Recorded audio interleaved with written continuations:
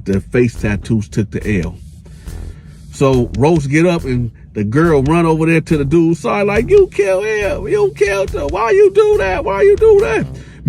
Man, dog, man, where's my money at? I'm not playing with you. I'm not playing with you. Now at this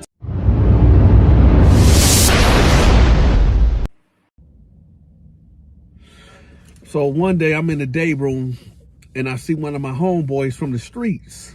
And I'm like, yo, Roach. He like, man, who is that? I said, Roach. He was like, Dante? I was like, yeah, what up, man? He like, oh, snap. So he got up from his table and shot up the stairs. And, you know, we greeted each other. What up, Roach, man? Man, how you been, man? What you doing in here? I'm like, man, you know, I'm holding down the 10-piece. He like, man, I got life. I'm like, what? Roach, you got life? He like, yeah, bro, I got life, man. I said, what you do? He was like, man, it's a long story, bro. We go over here and talk. I said, come on my cell, man.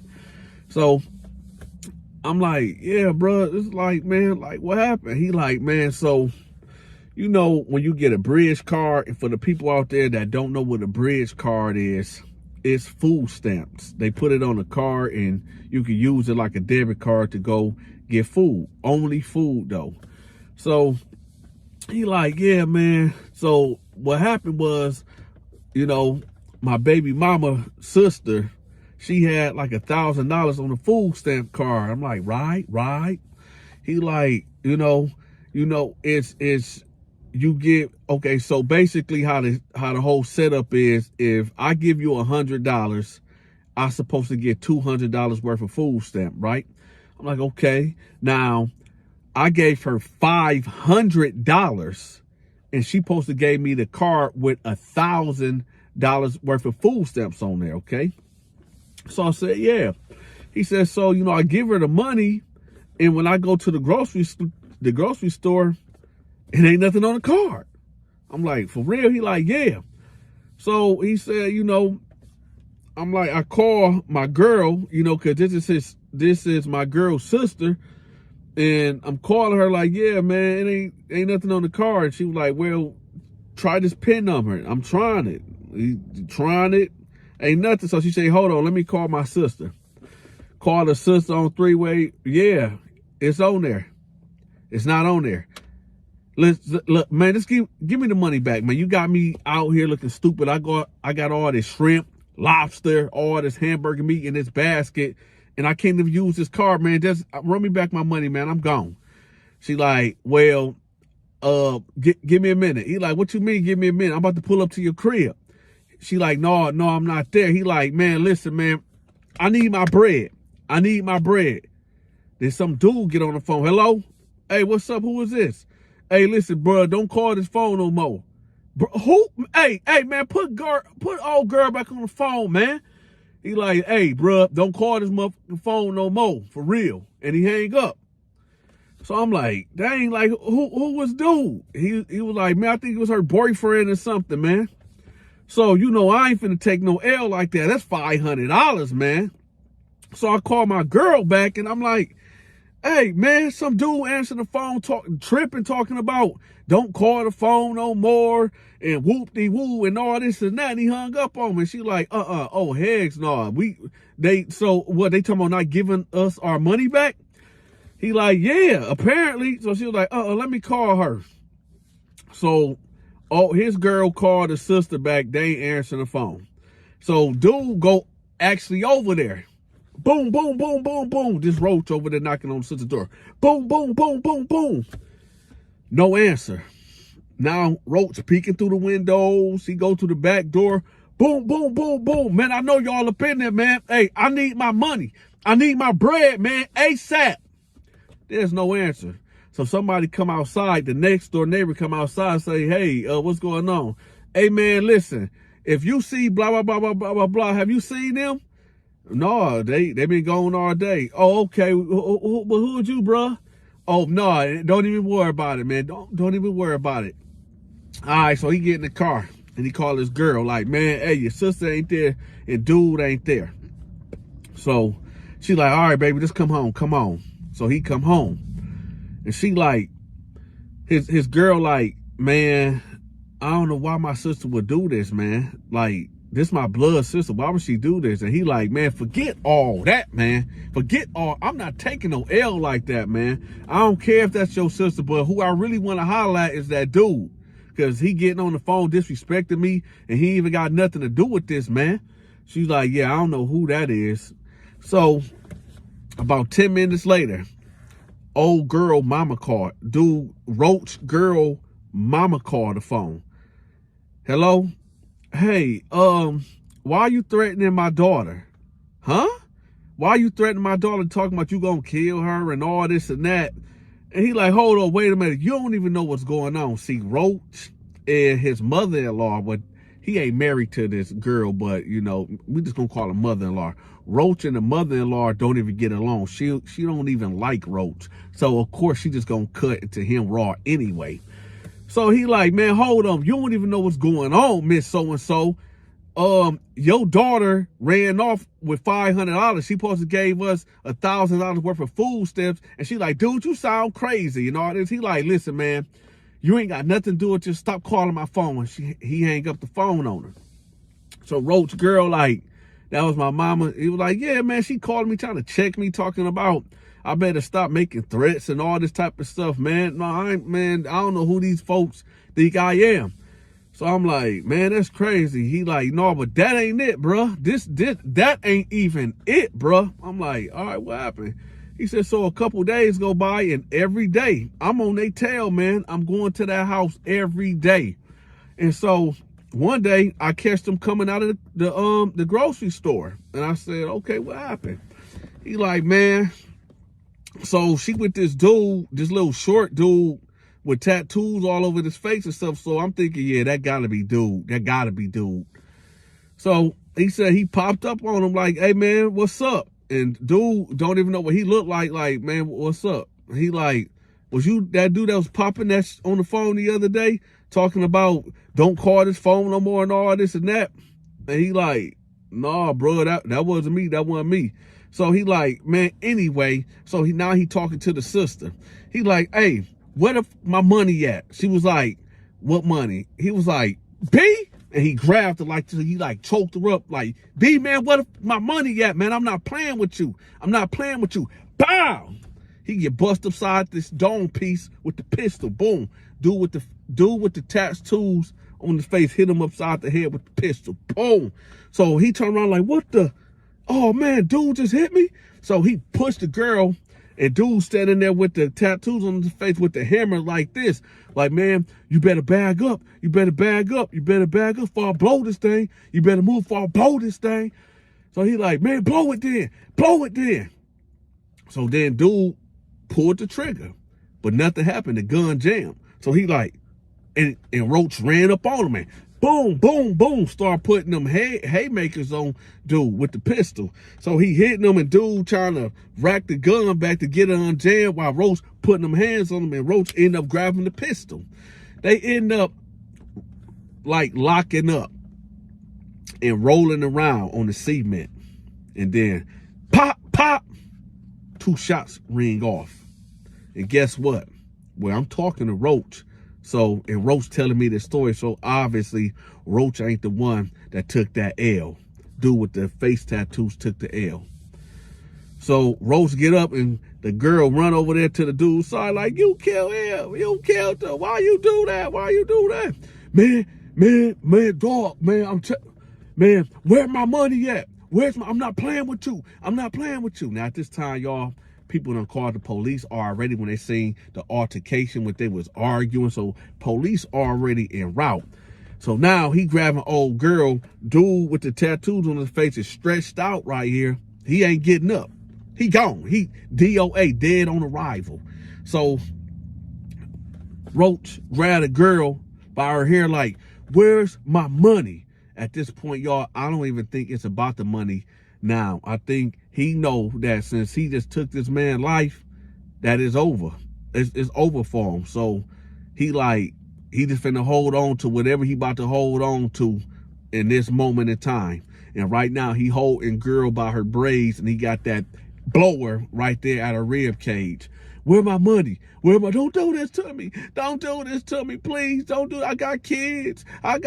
You with my sister. Don't do this to me. Man, I ain't trying to hit none of that. You ain't worry about that. When you took my bread, man, where my bread at? Man, please don't do this. Man, please don't. Pop, pop, pop, pop. Stretch the sister out right there. DOA. So I'm like, dang, so what happened after that? He like, man, I got up out of there. I was like, oh, okay. So he said he jumped in the car. Police end up going past him like this. He said he just driving. Next thing you know, they flicked him, turned around, and now they having a high-speed chase. So he said he driving, just doing 100 in maybe a 55 mile per hour lane. So he gone. So they say eventually, he tried to hit a right real hard at the last second, and the car flipped. Boom, boom, boom, boom, boom, boom, boom, boom, boom, boom, boom, boom. And he said, well, I'm here. I said, dang, that's a cold piece. He like, yeah. I said, so what they hit you with? I got natural life for them 2 bodies. I said, dang. I said, well, shoot, we here, bro. He like, yeah, man. I'm like, so what's up with your girlfriend? Did she hold you down? He was like, nah, man. She was real mad at, she was mad at me because I did that to her sister. And, she flipped on me. I said, whew, that's a cold game, man. Over a bridge card, though. He was like, yeah, bro. Now that I'm thinking about it, man, I had so much money in the street. $500, man. I threw my whole life away for $500. I said, well, shoot, I mean, that's crazy, bro. That's crazy. He was like, yeah, that is crazy, man. $500, man. I make that in, 3-4 days. I said, yeah, but he like, yeah, but it's the principle. Let me tell y'all something about Roach. Do y'all really believe in that, of what he said, that it's the principle behind it? Is the principle really worth you spending the rest of your life in prison? I just want to know. I just want to get the feel. I just want to ask, is standing on principle really worth you throwing your whole life away? And what I mean by that, to me, in the heat of the moment of things, we as men and women tend to, think irrationally. We do things right there in the heat of the moment, a heat of passion. And I think, and I could be wrong, that we need to really start practicing discipline and patience. Because it's like, you make one mistake, and that'll cost you your whole life. Now, I'm not saying that what old girl did was fine and dandy. No, I'm not saying that. Because she knew if there was no money on that bridge card, she should have never took dude money at all. Especially, this is your sister boyfriend. So how you really feel about your sister? Bringing all that drama, bringing all that heat, all that confusion. Some people would do anything for $1. So the way I look at it, well, number one, and I'm just saying, because I know it's hard. If I could buy some food stamps, I would. Because I know food is high to the mug. Like I told y'all the other day, I bought me a whole taco joint. The lettuce, the cheese, the shells, the hamburger meat, the sour cream, all of that came up to $70-something. So I get it. Trust me, I get it. But at the same time, it's like, yo, $500. $500. Let me know in the comment section where y'all from. Just type your area code. Right now, y'all, I'm in Detroit. The great 313. Shout out to everybody in Detroit. Put your area code in the comment section. Also, I got a new TV show that's coming out called Black Man. Y'all ain't gonna want to miss it. Matter of fact, I'm gonna show y'all a little snippet of it coming up. I'm out. Yeah, I'm just saying, man. Sir, listen.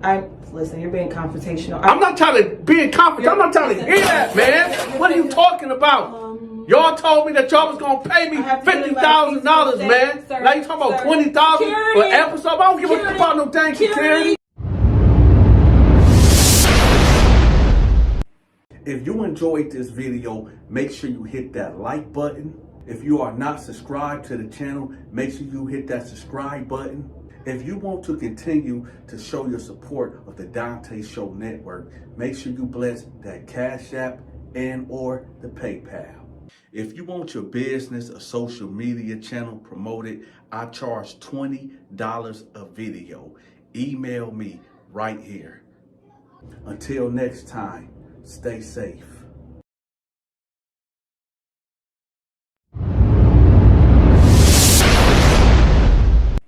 Now!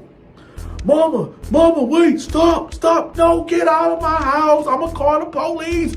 Get out. I told you not to bring no women to my house.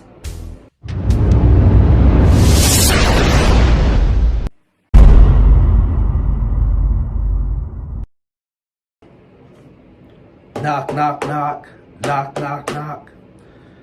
What is it? Hey, Ma, can I talk to you for a minute? Yeah, come in. Hey, Ma, I was wondering, can I have female company tonight? What? I said, can I have? No. Didn't I tell you when I allowed you to move back into my home that you cannot have female company? I know, Ma, but I just want, no, I don't want to hear that. I don't want to hear it. You take your butt to the hotel down the street if you want to have female companionship. I am a God-fearing Christian woman, and you will not be fornicating in my house. Mom, I just want to talk to her. We just going to be in the living room. We ain't going to be doing nothing. You heard what I said. If you want to continue to live in this house, you will not bring no woman into this house. Do you understand me? I said, do you understand me? Yes, Ma, I understand. Now close my door. So dude closed the door. The mama went back to watching Golden Girls. So he head downstairs. He thinking to himself like, man, I really want to bring this girl over. So I know y'all like, huh? Wait, Donta, what's going on? What's going on is you got this cat who I got in the thumbnail. Dude is in his 40s and his mama is pushing about 80 years old. But she still got her sense. This woman is a good, God-fearing Christian woman. And she have her values that she hold dear to. And one of them values is that no sex before marriage. And her son is trying to bring a girl to this house to fornicate. And mama ain't having it. So this is where we at. So he go downstairs and he go outside. Keep in mind, y'all, it's 9 o'clock at night. So he like, dang, I really want to mess with this chick. Oh, I forgot to tell y'all too. The chick that I'm talking about, who he trying to bring to mama house, is a prostitute. Yeah, a real prostitute. Call girl. So he like, man, I really want to bring her to the house, but okay, mama go to bed around 10 o'clock. So I can wait another hour, then I'm going to sneak her in the house and do what I do, and that's what it's going to be. So he's like, all right, that's what we're going to do. Yep, that's what I'm going to do. So he called the young lady and say, hey, do you think that you can come by maybe around 11 o'clock? She was like, okay, I guess I can fit you in my schedule. Yeah, 11 o'clock. Okay, here's the address, all right? He said, when you pull up, because I guess you have to catch an Uber or a taxi, something like that. He said, when you pull up, just pull up down the street and don't pull in the driveway. And she like, okay, is there a reason why? He like, yeah, because, you know, my mom, she older and, you know, she might start tripping if, you know, because the mama room is right there in the front of the house. So if the lights pull up, it's going to illuminate her room. So she like, okay, I guess so, I guess. So he like, okay, I'll see you there. We're going to fast forward to when she get there. So she pull up. She called him. He said, you outside? She like, yeah. So he creeped downstairs. He opened the door. He go outside. He walked down the driveway. He see the young lady. We gonna call her the young lady. So she like, okay, you ready? He like, all right, come on now. We gotta be quiet when we go in here. She like, why we gotta be quiet? He like, because my mother, she upstairs and she sleep. And, you know, I don't want to wake her up and disturb her because she's gonna start tripping. So she was like, okay, whatever. So she was like, wait, where's the money at? He was like, you know I'm good for it. She was like, no, I don't play games. You need to give me the money right now. He like, all right, here you go. So he give her the money. So she's like, okay, let's go. So they go in the house, they tiptoeing up the stairs. Now, his room is literally across from his mama, okay? My thing is this. If you're going to sneak around and play military mind games like that, just go to the basement. You know what I'm saying? Go to the basement. Go on the side of the house. Go in the garage. I guess anyway, so they tiptoe upstairs and they go to his bedroom. So now they land on the bed and they start doing what they do. Now, sweet old mama is right across the hall asleep. But then she wake up because she got an itch in her throat. She's thirsty. So she get up out the bed. When she opened her door to go downstairs to go to the kitchen and get some warm milk or some ice cold water, she heard a noise across the hall. And she like, what the heck going on? I know dang well. So she opened the door. What the heck is going on? Her son and the young lady, well, she's not young. She's like 25, 26. The call girl. They over there getting it on. The mama like, oh no, get out. Both of y'all get out of my house. Get out. I told you, do not bring no women to me. I am a God-fearing Christian woman. You get out of my house now. Mama, wait, stop. No, get out of my house. I'm going to call the police. Get out. I told you not to bring no women to my house. He like, mama, get out of here. The girl getting dressed. Like, I'm so sorry, ma'am. I'm so sorry. Get out. Get out of my house. Get out. Right? So, old girl getting dressed. She getting on the phone, calling the Uber, the taxi, whoever it is, to come back and get her. Get out of my house. He like, mama, stop tripping. Stop tripping. So she like, I'm telling you, y'all got 10 minutes to get out of my house. Get out of my house. Get out. So she go back to her bedroom and she like, oh, I can't believe this. So she pull her Bible out and start quoting scriptures and everything. So old girl go downstairs. He go downstairs with her. Mama upstairs with the rosemary, with the rosemary beads. You know, saying the Hail Mary. She praying all that, praising the Saint Michael, all that.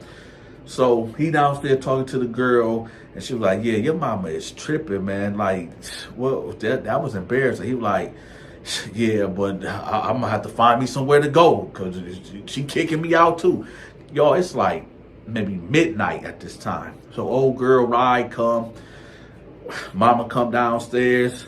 You got to go. You got to go. He like, mama, come on, man. Come on, I didn't do anything. You did. I told you don't be fornicating in my house. I told you not to fornicate in my house. I'm a God-fearing woman, right? So he like, mama, just stop, man. I'm sorry. I'm sorry. She said, no, you got to go. You got to go right now. Get out of my house. He was like, mama, I ain't going nowhere. She was like, you getting out of my house. I promise I'm going to call the police. So he was like, mama, I'm not going nowhere. I'm not. I'm a grown man. I'm a grown man. I ain't going nowhere. She like, don't you talk back to me. Don't talk back to me. You getting out of my house. I'm not going nowhere. So she said, oh, you ain't? I'm calling the police. So she grabbed the phone, right? She got the house phone. 9, he grabbed the, he go, 9, he grabbed the phone. She like, don't you snatch from me. I want you out my house. He like, mama, I'm telling you right now, I'm a grown man and I'm tired of this. I know I done failed on some hard times. But you ain't gonna treat me like no child. I invited you into my house. You my son. I allowed you to come live with me. You was not going to tell me what I'm going to do in my house. I do not tolerate disrespect, and I don't tolerate fornication. And you done did both of them, so you got to get out of my... Now, when she said, now you got to get out of my... I don't know if dude blanked out. I don't know if dude just felt like... I don't know, but before we go on with this story, I want y'all to listen to the 911 call, and we gonna get right back to the story. 911, where is your emergency? My mother's dead, and I strangled her. How do you know she is deceased? Well, I'm hoping she is, Why did you do that? because she kept telling me that I'm mentally insane. Okay. And I'm not getting a pulse, and she's not flogging a mirror. Okay, hold on one second, honey. And she's 81 years old. 81? Okay, honey. Is there any weapons in the house? No. Where is she at, honey? She's on the bed. Are you sure she doesn't have a pulse? I've tried, but I'm not a medical expert. Okay, are you opening the garage? Yeah. Where are you going? I'm just standing out in the front yard. What is your name, honey? Elizabeth Ramirez, and I am her caregiver. Okay, that's not your mom, or that is your mom? She is my mom. What's going on there? My mother may be dead. Okay, somebody else has already called us about this. What happened? It was me that called. Okay, well, what happened there? I killed her. Okay, what do you mean? What, is she Strangled her. breathing? Is she breathing? I don't think so. Okay, well, you need to... So he ended up grabbing his mama. Mama don't weigh nothing but maybe 98 pounds. He ended up grabbing his mama under her arms, lifting her up, and rushed her upstairs, like muscled her upstairs to her bedroom, pushed her hard on the bed, and said, look, I'm tired of this. I'm tired of this. I'm a grown man. I'm tired of you running my life. She said, don't hurt me. He said, I'm not going to hurt you, but you ain't going to keep telling me what I can and what I can't do. I'm tired of this. That's why Dad left you. Keep in mind, y'all, dude about 40 years old. That's why Dad left you. You the one made him leave the house. You always nagging. Listen, this is a grown 40-year-old man act like a 5-year-old child. She like, what the heck is he talking about? At this point, y'all, mama is terrified. So she on the bed. And she like, just don't hurt me. Don't hurt me. He like, no, I'm just sick of this. I'm sick of this. I'm so sick of this. Due to YouTube laws and regulations, I can't get real descriptive. But I'm just going to, well, y'all seen the thumbnail. Y'all seen how the bedroom look. Now, while mama basically was pleading for her life, he done put hands on her so bad that she can't really move, but she's still alive. He go downstairs and go get one of them Michael Myers. You know how Michael Myers get down? The big butcher. Y'all know what I'm talking about. He go back upstairs. And right before he was about to do it, the inside of him clicked and said, what are you doing? You can't do this to your mama. What are you doing? So he dropped the, and he said, Mama, I'm sorry. I'm sorry. She said, just call the police. I need an ambulance. I would say somebody broke into the house. At this point, y'all, mama was bleeding out the nose, out the mouth. Mama was black and blue. He like, man, I can't go to jail. I can't. No, I can't go to jail. Now, as he's spazzing out, his hands is like this, and it's going somewhere right here. you know, on mama.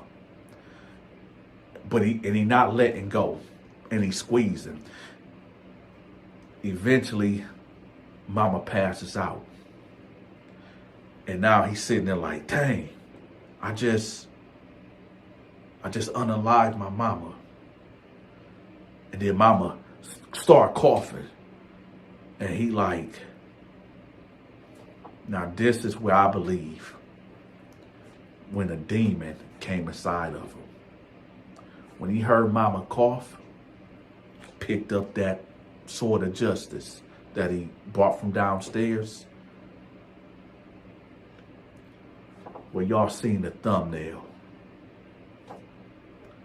I want to talk to y'all right quick. In this world, the first murderer was Cain. Cain killed Abel. That was his brother. We hear stories all the time where family members take out other family members.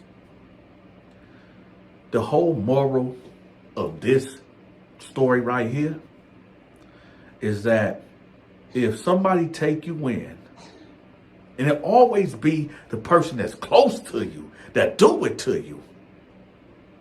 If somebody take you in while you down on your luck, you should always show some type of gratitude and appreciation to that person. They seen that you were struggling, and they heart, and they good heart, and they good soul reached out to you, or you reached out to them. They could have told you no. This was her son that was doing bad in the streets, and she allowed her 40-year-old son to come move back in with mama. And her only rule was, do not bring no women to my house. I am a God-fearing Christian woman. And all I ask is that for my son not to bring no strange women into my house and fornicate. Go down the road to the hotel. That's my only rule. That's my only rule. Just go down the street. You're 40 years old, man. You should have at least $49, $59 to do what you're going to do with this escort. But nah, you just couldn't do that. You wanted to be slick. And you fornicating, oh, they say in the Holy Scriptures that the wages of sin is death. Death. The wages of sin is death. And well, do want to fornicate with an escort? He already started that sin cycle. And that sin cycle led to his mother being deleted by her son, her baby boy, that she allowed to come back to live with her because he was on hard times. And this is how he repaid her. This is the Donta Show Network. I'm going to say that again. This is the Donta Show Network. If y'all enjoyed this story, I need for y'all to do me a favor and share this video. Because there might be a family member out there that's doing bad, that's living on bad terms right now. And the big heart that you got, yeah, you right there that's listening to me. The big heart that you got, you might put a hand out there and say, yo, you can stay in the basement. Here's a spare room. But here's the rules of my house, of my domain that I'm opening up for you. You might, and I'm not saying all family is like this, but you might want to keep an eye, a close eye on that family member. Because, well, if you enjoyed this video, make sure you hit that like button. If you are not subscribed to the channel, make sure you hit that subscribe button. If you want to continue to show your support of the Donta Show Network, make sure you bless that Cash App and or the PayPal. If you want your business or social media channel promoted, I charge $20 a video. Email me right here. Until next time, stay safe.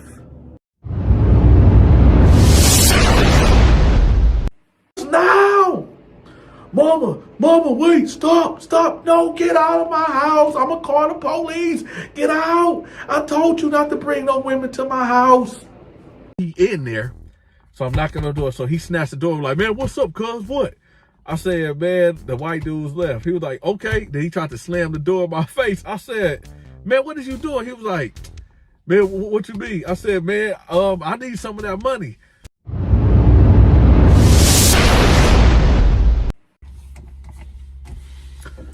I've been to California one time, and I was only there for 2 days. I couldn't get out of California fast enough. Now, before we get to California, I gotta let y'all know a quick history. So, I was in Atlanta first, then I met these girls at the Greyhound station. And these girls was telling me, like, yeah, they work for this company that was selling shampoo. And they go to different states and cities selling this product, and they make a lot of money off commissions. So me being 19, you know, I ain't out here doing nothing but chasing women anyway. So I'm like, you know what, that'll be cool. So they said, well, we leave in a week. So they said, you know, basically they was recruiters for this company. So I went back to the hood. I let Al know. I told a couple of my cousins that was in the neighborhood. They weren't going for it, but some of my other cousins that actually stayed in Atlanta, they was like, yeah, that sounds dope. We gonna go with you. So it was me, Tarty, Al, Gene, and that's it. Yeah, me, Tarty, Al, and Gene. So we end up first going to was it Utah first? Yeah, Utah. Shout out to Utah. Let me tell y'all something about Utah. Salt Lake City, Utah. Man, despite that being a Mormon state, and I don't got nothing against Mormons at all, but when I was out there, y'all, that was so peaceful.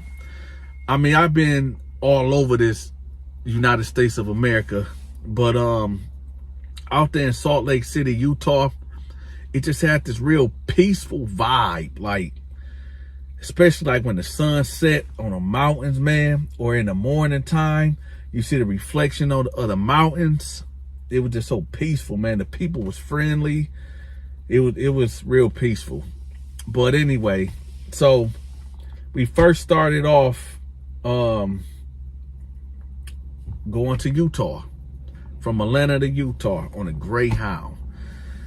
Now, for y'all that don't know my cousin Gene at that time was maybe 29 or 28 years old. Gene been out of juvenile lockup, the county prison.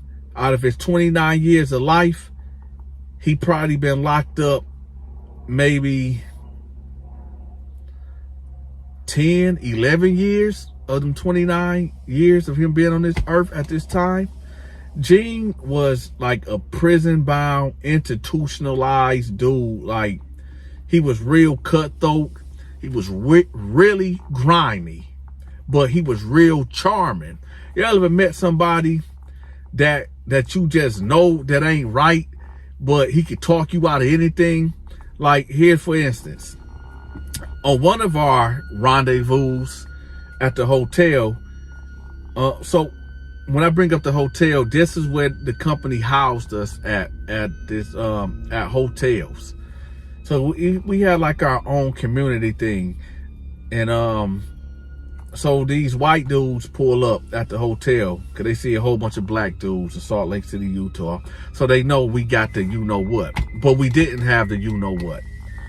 So they pull up, and it's 3 white dudes. One of them get out the car. He say, hey, do y'all got some, And me and Al look at each other like, man, this is a lick. So I was like, yeah, we got some, knowing that we didn't have any. And we was like, give me the money, how much y'all got? And they like, well, we got $100. So I was like, all right, give me the money, I'll be back. He was like, no, you might run off. I said, ain't nobody gonna run off of your money, man. Man, he gonna stay here with y'all. So he gave me the money. And he was like, man, come on, man. I just wanna, can I follow you? I said, no, man. I said, you know what, never mind, forget it, man. Here, your money back. So then he was like, man, listen, I'm sorry, bro. You know, I don't know you like that, but you know, it ain't that I don't trust you, but you know, this is $100. I said, all right, man, whatever. I said, all right, I'll be back. I'll go get somebody. So I went to go get Gene, because I knew Gene can easily talk him out of it. So I go get Gene. I'm like, yo, Gene, I got these white dudes downstairs. They try to cop some, you know what? He like, all right, here I come. So Gene come down there with that slick talk, that prison talk. He go over there and he like, now Gene is a big dude. Gene is like 6'2", maybe 285, all muscle. That's big dude. So Gene come over there throwing his sides around, you know, he out there with his shirt off, talking about, yeah, man, hey, so y'all looking for some, you know what? All right, I got it, but check this out. I don't know y'all white boys like that. So y'all give me the money. And he dang near took the money from, like, give me the money, like took the money, because the dude had the money right here. Give me the money and I'm going to go back and I'm going to go get y'all stuff. And, you know, he, like I said, Gene is really like an intimidating type of dude. So they like, okay. So Gene just dipped off and went back to his room. So about 3 minutes go by and Al, he just leave, and I'm sitting there with the 3 white dudes, and they like, man, is your boy coming back? I was like, man, let me go check on him right quick. And then the white guy that originally tried to follow me was like, well, I'm gonna go with you. I said, man, hey, watch out, man. Stay right here, man. So he was like, all right, man. So I ended up going up the stairs and I ended up going to my room.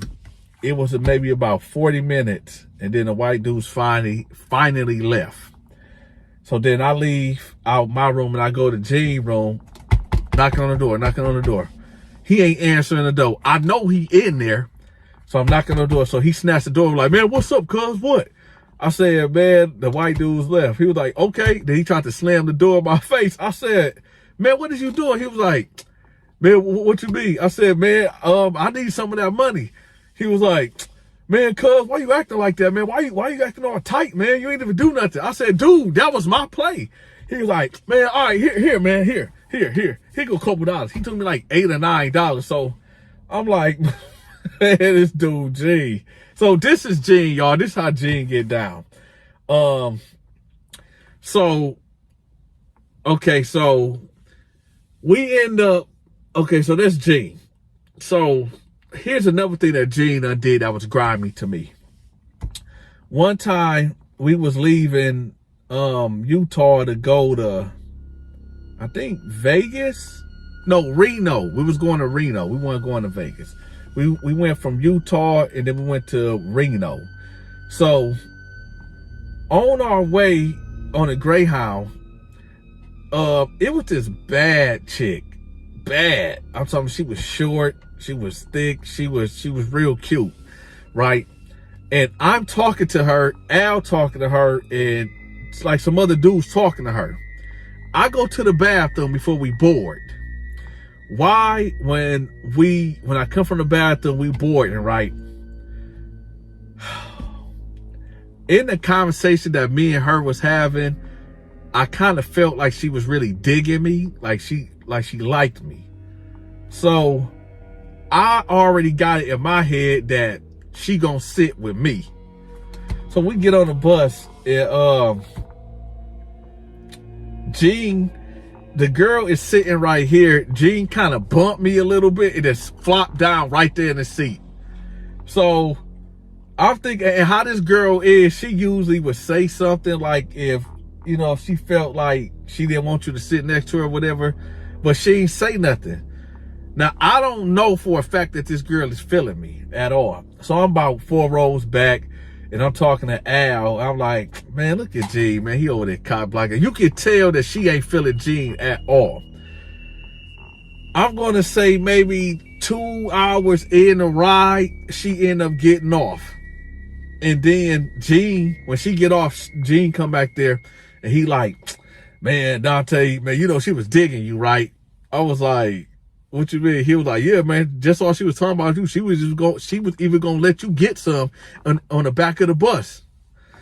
I was like, why you just didn't tell me that? Shoot, 'cause I was trying to get me some, shoot. But she wasn't even feeling me, bro. She wasn't even feeling me. This what type of dude Gene is. He is a major cop blocker, but at the same time, I don't know, man. And I hate to say it, but Gene was my favorite cousin too, man. Gene was the type of dude, you know, when you hear that saying, somebody that you love to hate. Gene was one of them type of dude. You love him, but he just be doing some just bogus stuff, man. So that was another incident with Gene. Now, when we got to California, y'all remember Tar T? I told y'all, this is what this whole story is about. It's not about Gene, it's about Tar T. Do y'all remember I told y'all how Tar T was a Crip in Atlanta? And, well, when we got to Cali, I think it was called Pinoco, or y'all got to let me know in the comment section what city I'm talking about. All I know is of what I could see, we could see LAX, the airport. I know we could see LAX. So wherever LAX is at, that's where we was at. But we was in this ran down hotel. Now, when we first got there, me and Al walked to the Burger King to get something to eat. This is when I knew that California was different. Now, like I said, y'all, I done grew up in Detroit. I done grew up in Flint. I done been in all type of altercations, man. I've been in an altercation where in Atlanta, we pulled up to boarding homes. These projects is now tore down. And as soon as we got up in there, man, so many dudes rushed this Suburban that we was in with guns out. Like, man, who y'all know up in here? Who y'all know up in here? Thank God my uncle stayed out there and they knew him and he was real respected. So, I mean, I've been in all type of crazy situations. So, when I got to this Burger King, y'all, you know, I seen the shorty. She was right there and I went over there and I started talking to her. Now, even though, you know, I'm in Burger King, I'm always peeping my scene, peeping my surroundings. First, I see like 5 black big dudes, but they was teenagers. But I didn't know they was teenagers at this time because they was like just so big. And it was 5 white dudes and white tees like outside of the Burger King. And then it was like 15 of them that came out of nowhere. And they just all out there. And I noticed that they looking at me and Al and this chick. So I'm like, man, what the heck? I don't know if these dudes gangbangers. I don't know if this chick one of they girls. I don't know nothing. So then it was about 20, 25 of them, all white tees. Then like 4 of them came in and like 2 of them stood next to me while I was waiting on my food. And like 2 of them was by the door. And then one of the dudes was like, hey, where you from? And I was like, I'm from Michigan. And he was like, you bang? I was like, no, I don't bang. And he was like, oh, okay. Y'all over there staying at the hotel over there, right? And I'm thinking to myself, like, how you know that we staying over there at the hotel? I was like, yeah. He was like, oh, yeah. We already knew when y'all came in on the Greyhound. We already was on y'all. And I'm like, oh, okay, like, what's going on? He was like, oh, we just trying to make sure y'all ain't no enemies or nothing. And they was like, y'all good though. Now, at this time, y'all, I did not know that these dudes was Bloods. Didn't know these dudes was Bloods. And this is how crazy California is. In that area that we was in, it was like on one block, literally. Well, I'll tell y'all. So when we leaving out, all these dudes in white tees, and you see dudes in red tees coming through. It's like so many dudes, like 30, 40 dudes. And it's just me and Al. So we walking, and they like walking behind us. Like, but they ain't saying nothing to us. They ain't saying nothing to us. So we just walking, and they like, somehow they just end up beside us, and then now we enclosed, like they trapped us in. And they're like, man, y'all from the hotel and all this and that. They like, man, y'all know some Crips, and y'all out here with the Crips and all this and that. And we like, no, man, we ain't from here. Now, I ain't gonna lie, y'all. I was not scared, because I mean, I've been in situations where it was 2 versus 10. I've been in situations where I had to fight like 3 or 4 dudes, even though I didn't win them fights, but I never hit the ground. So I'm always down to, to get down, but it was so many of these dudes. And like the craziest thing, like the majority of these dudes was all like 6 foot, all like they was like a football team or something. It was so many like built big dudes, man. So they pressing us, like really pressing us, like up on us, and pocket tapping. I'm not gonna lie, y'all. See, this is one of them things, and y'all just got to keep it real, man. Thank God a lot of y'all never have to be or ever been in any situation like this. But what can you do when you got 30, 40 dudes surrounding you? And I'm pretty sure somebody had the hammer on them. And as they pressing me and pressing Al, it's like they talking to us like, man, where y'all from? And doing like this, like trying to see that we got a jury on, and cats tapping your pockets, and I'm like doing like this, and dude like, man, don't do nothing. So as all this stuff going on, I guess they OG said something. He said something real loud, and it's like they all like walked off. And I'm like, man, so me and Al just hurry up and beeline straight to the hotel. Now, remember I said, like, California is kind of weird, man, where you have Bloods right here, and then you have Crips right here, and like another gang right here, like block from block from block. I guess in our area where we was at was the Crips area. This is where this story takes a really crazy turn. Now, I don't know the politics of California dealing with Crips from out of town, but Tar T was all blued up. He was suited and booted. I guess he felt like, since he was a Crip from Atlanta, that he was just going to be embraced in open arms by the Crips in Cali. Wrong. So we get now how this hotel was set up. It was like you got the bottom row, and then you got a top row, but all the doors is like to the rooms is like boom. There was no inside doors. Like you could access everybody. You could kick in somebody's door and be in a room. So you had the top and you had the bottom row. Tar T was at the top. All I know is it's about 6 or 7 dudes in white tees, obviously Crips, and like 4 dudes that was really blued out, that was Crips. And I hear Tar T, he at the top with G, like, man, I don't care about none of that, man. I'm from the 8-town, man. Y'all gonna respect my crippin'. I'll get down with any of y'all, man. Man, I don't care about that, man. Y'all gonna respect my crippin'. So you got this big Crip Tar dude down here now. Tar T, I told y'all, he like 7'11", 7 foot. But there's a dude that's down there that's equal his size and height. And he like, man, I ain't trying to hear none of that, man. I ain't trying to hear none of that. Now, Tar T, when he seen me, y'all, and this is no cap, because I know I got a lot of haters in the comment section. Donta back in the day was in real top tier shape. Okay. Y'all can't tell from now because, you know, I done got older. I done got fatter. You know, I've been not working out. But back then, Donta was boom, boom, right? So, Tar T, when he zeroed in on me, he like, yeah, my boy Donta here.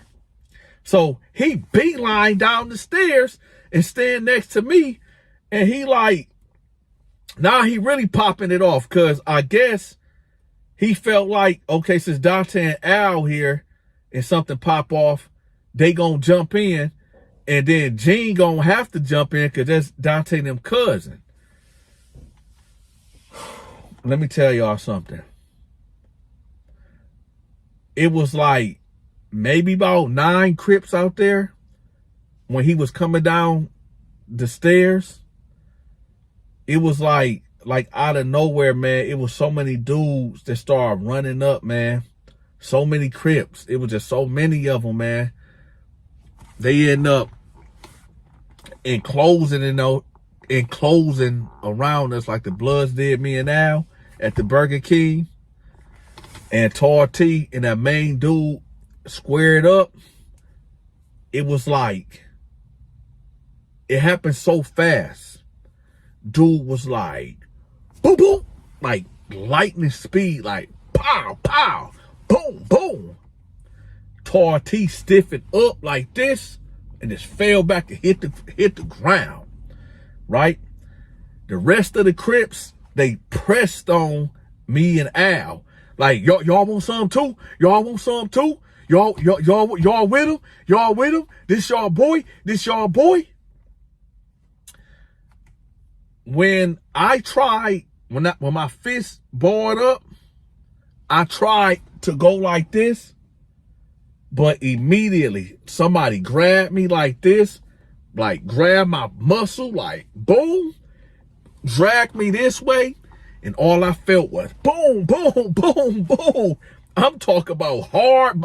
Listen, I was trying to fight back, but it was too many people, man. You talking about punching hard bodies, like, and here's the tripped out thing, y'all. These was not grown men. These was teenagers. These dudes was teenagers. All I know is I'm getting packed out. I don't even know what's going on with Al. Tar T right here knocked out. Al dragged over there by the garbage can getting whooped out. I'm over here trying to fight back. I'm punching hard bodies. My punches ain't even affecting these cats. I'm getting punched on. It got to a point, y'all, where I just had to cover up like I didn't hit the floor, but I had to cover up like this, and I had to get up out of there. Long story short, y'all, we had to go. The Crips pressed us out of that hotel, and we had to go. So that was day 1 of being in California. Day 2, we was on that Greyhound back to Atlanta. Now, I know some of y'all in the comment section, y'all can't wait. Y'all cannot wait. Y'all love when Donta take an L. But, I mean, at that point, what can you do when you got about 30 fists coming at you? So, this was the time that when Donta took an L in California and Tar T got knocked out and Al got dragged over there by the garbage can and got whipped out. But the better question is, where was Gene at? If you enjoyed this video, make sure you hit that like button. If you are not subscribed to the channel, make sure you hit that subscribe button. If you want to continue to show your support of the Donta Show Network, make sure you bless that Cash App and or the PayPal. If you want your business or social media channel promoted, I charge $20 a video. Email me right here. Until next time, stay safe. Too much. Y'all play too much. I knew y'all was gonna do this. See, this is the reason why I don't like telling these stories, because y'all want me to be gay so bad, man. Why you always doing that, man?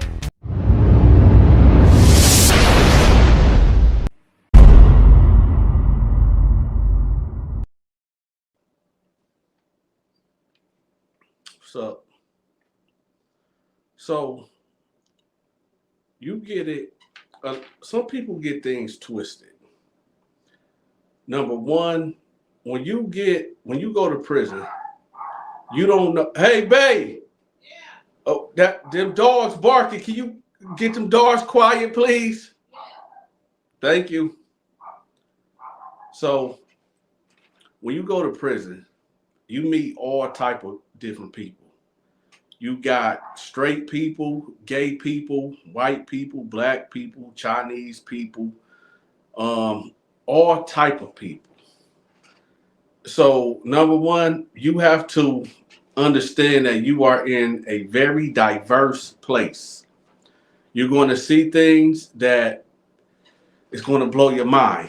You're going to see things that you're going to lose a lot of sleep over. Okay. In my first week of being locked up, I did not go to sleep at all. Yeah, I took power naps or cat naps, but I just couldn't sleep due to anxiety, me hearing certain things. Wait, can y'all hear me in the comment section? Type 1 if y'all can hear me in the comment section. I'm trying to make sure this feedback on this mic is right. Y'all can hear me in the comment section? I need for y'all to type 1 in the comment section if y'all can hear me. Okay, good. We here. So, like I said, the first week that I was there, I didn't go to sleep at all. I took power naps, I took cat naps, but I just could not sleep at all. My anxiety was out the roof.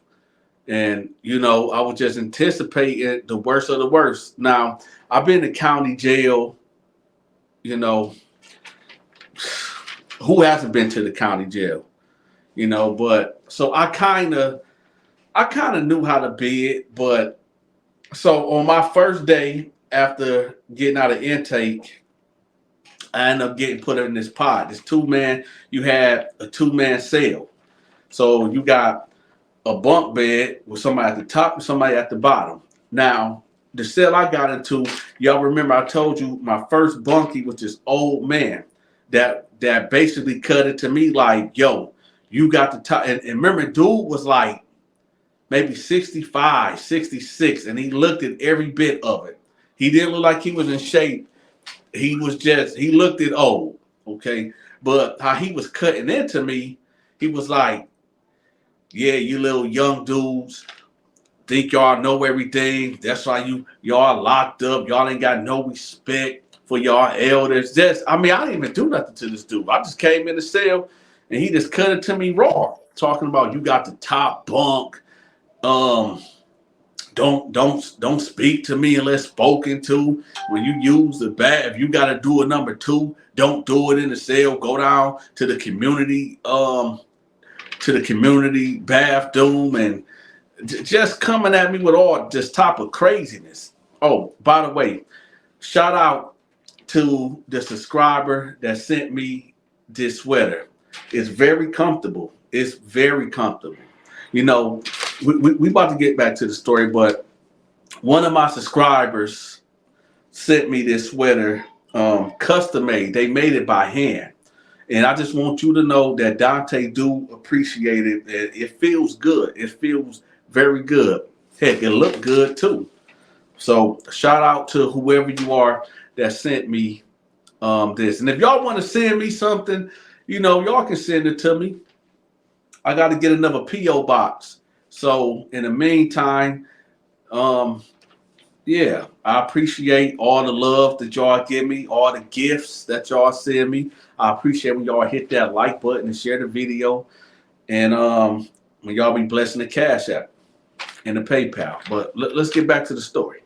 So now you get it where, he cutting into me and he just, he basically lightweight checking me. And I'm like, yo, man, I can't be in the cell with this dude, man. There's no way that I'm about to start my 10-year bid in a cell with this dude. There's no way. I might have to kill this dude.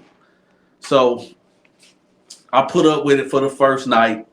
I put up with it for the second night. But the third night, he come talking about, hey man, this ain't gonna work. This ain't gonna. And keep in mind, y'all, I'm not saying nothing to this man. I'm not disrespecting him. I'm doing everything that he asked me to do. And I'm like, he down there grumbling, talking about, oh, this ain't gonna work. I can't be dealing with no young dude in my cell and all this and that, right? And one of the y'all, shout out to me and Jay, y'all. We got a new member that just joined the Donta Show Network. I need everybody to put an M in the comment section. Stop playing military mind games, y'all. We need to shout out our members. So put an M in the comment section to represent me and Jay, which is our new member. What's up, Lisa? So it's like, so I'm like, hey man, what's up with you? He like, man, don't say nothing to me. Don't say nothing to me. I'm tired of you little young dudes. I was like, hey, listen, I don't know who did something to you or what happened to you, but I ain't the one. He like, what you mean you ain't the one? I said, like I said, I'm not the one. I've been taking your for these last couple of days, man, trying to, be respectful, but dog, you gonna make me do something to you. So he hopped out of his bed and was like, what you gonna do? What you gonna do? What you gonna do to me? And now at this point, he getting loud. He was actually like, man, what the F you gonna do? What the F you gonna do, man? Do something to me then. I'm tired of you little young out here, man. Do something then. So I'm like, I said, because he threw me off, y'all, because he hopped about that bed like he really was about to do something to me. Like he really thought he was just going to pull. And at that time, y'all, I was in the best shape of my life. I was pushing, 230? About 230. I was swole back then. So I don't know, was this a PC move? I don't know. Like I said, you don't know who you getting in the cell with. You don't know what they've been going through before you got in there, right? You don't know if they been trying to get out the pod and use their excuse to go on lockdown. You just never know. So how he came at me, I'm thinking like, man, like, dude is like, why dude barking on me like that? So I'm like, now at this time, y'all, he like calling me a B also. He like, yeah, B, do something, B. I said, hey, check this out. Now I'm gonna tell y'all something. This is even goes for the streets. You can call me out my name, call me all that. But it's that word when you call me a B, like my homeboys, right? They joke around with that B word. They know they can't call me a B. Like my last homeboy was like, man, B, stop playing. And I was like, yo, don't say that. He was like, say what? And they say it so casually. Like, it's just, y'all know what I mean? Y'all, in the comment section, do y'all got people like that be calling you out your name and you like, yo, you play with somebody else like that. I don't play like that. So that's just one thing I just hate to hear. But, even though that's a trigger for me, I'm grown now. I'm way older. I just got to turn the other cheek. I'd rather be out here talking to y'all than explaining to dudes in the bullpen why I'm finna do 30 days or 90 days for assault because somebody called me a B. But, so I'm like, hey, check this out, man. You got one more time to call me a B. And he was like, what you gonna do? And I was like, call me a B one more time. He was like, you know what? I got something for you. So he stepped out the cell and he was like, yeah, B, do something, B. Now, at the time, y'all, I'm fresh in prison. This is my third day. I don't know that what he's doing right now is trying to get the attention of the guards. In my head, I'm thinking, yo, dude trying to front on me. Dude is out here putting on And now I know I got to do something to this dude because everybody, I'm assuming, is listening and watching. And to me, it's like, yo, if you don't do something to him, if you don't check this in front of everybody, other people going to feel like they can do this to you. So I hop out the rack and then I'm approaching him. He like, what's up? What's up? I'm looking at this dude. I know for a fact that I would destroy this dude. I will put this dude, I will break bones on this dude, right? So as I'm approaching him, it's like every step that I'm taking, other stuff started going in my head. Like, Donta, if you hit this man, you already know you can beat him. There's no question about that. You know you can beat him. But if you hit this man and he die from you knocking him out, what do you think is going to happen? You ain't never going home, Donta. You got 10 years. You got 10 years. If you go out there and hit this man and he die, you ain't never going home. But at the same time, I'm thinking to myself like, man, forget that. This dude, he calling me out. He calling me bees, all type of stuff. You got other cats now. Like, man, what's going on up there, OG? OG, talking to him. He like, man, this nigga up in here talking all this, man. I'm about to do this, son. I'm about to do this to him. I'm about to do this and that. So now remember, y'all, we on the second tier. And there's no bars right here. So I can rush this dude and flip him over the tier. And bye-bye he go. Right? So this all I'm thinking. So now he getting louder and louder. And like I said, y'all, I didn't know at the time this is what you call a PC move of checking in, going to the hole. Because if you arguing and getting loud and trying to fight in front of the guards, because the guards already got the attention. They already know what's going on. They see this old man cussing me out, right? And now that I step out the cell and hit the tier, now he bagging off to the left. Now I'm fully out there, so the guards see what's going on. So I'm like, what's up? What's up? And so it get real quiet. It get real quiet in the pie. It's like 30 people in there, and everybody out looking straight up there. Now I see the guards, 2 guards come out the bubble, and they about to make their way to us. Now at this time, he spit at me. He go, but y'all know me, y'all. I dodged it like the Matrix. So I dodged that thing. And I said, mother, you trying to spit on me? So I like lunged at him like full cock mode, no homo. Full cock mode, just like this. And this dude grabbed me like, don't do that. Don't do that. And it threw me off because when I heard, don't do that, I thought it was a female guard, like an older female guard because of the voice. But I'm like, because when I cocked this way and I got grabbed this way, said, don't do that. My instincts was to come with that left and chin check whoever just grabbed me, right? So when I look, guess who it is? It's the gay guy, Nelson. Now, everybody that been watching my videos, maybe about 2 months ago, I did a story time about the gay guy, Nelson. If y'all don't remember about the gay guy, Nelson, let me give y'all a quick backstory about the gay guy, Nelson. So, a big encounter that I had with gay guy Nelson, we're going to get back to this story. One of the encounters that I had with Nelson is when I was at a different prison. And when he came through there, in prison, you got the shower room. Okay, you got a shower room. It's like a 6-man stall. You got 6 shower heads. 1, 2, 3, 4, 5, 6. It's just common courtesy and just have some, I guess, composure and dignity about yourself when you go into the shower. When you go to the shower, be fully clothed, okay? Nelson decides to, because he's on the 3rd tier. Nelson comes down the tier and he's not wearing nothing. This dude ain't wearing nothing but his towel. All right. He got his towel and he got his shower shoes and his personal hygiene to go take the shower.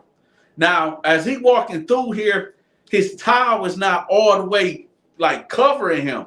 And listen, and I know I'm about to get a lot of flack because y'all like to play military mind games. I already know what I'm about to say. They're like, oh, and all this and that. But listen, Nelson, as he walking through here, he got like this thong on. It's like he died of, I don't know how I don't know. I don't know how he did this, but he had like, he cut up his drawers, his state penitentiary drawers, and made it like a thong type of thing. So when he did that, you know, this dude is like walking in front of everybody, and dude's like hollering at him like, yo, dog, man, go upstairs, man. What is you doing? Man, go put some clothes on, man. And he just steady walking like we are in his world. You know what I'm saying? See, Donald Givens, I told you, I knew y'all was going to try to play these games. It wasn't that I was looking at him. It was like, I'm over here at the table, right? He come down the stairs. I didn't even notice him at first until dudes got to hollering and screaming on him like, man, go take your upstairs, man. Man, hey, cut that out, man. You know better. And he ain't said nothing. Like I said, we living in Nelson world. So Nelson go to the shower and dude's just wilding out, just barking on him like, man, dude is just dog. So Nelson, you know, man, Alan Walker, y'all play too much.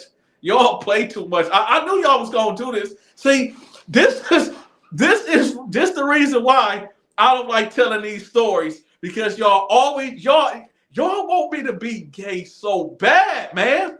Why you always doing that, man?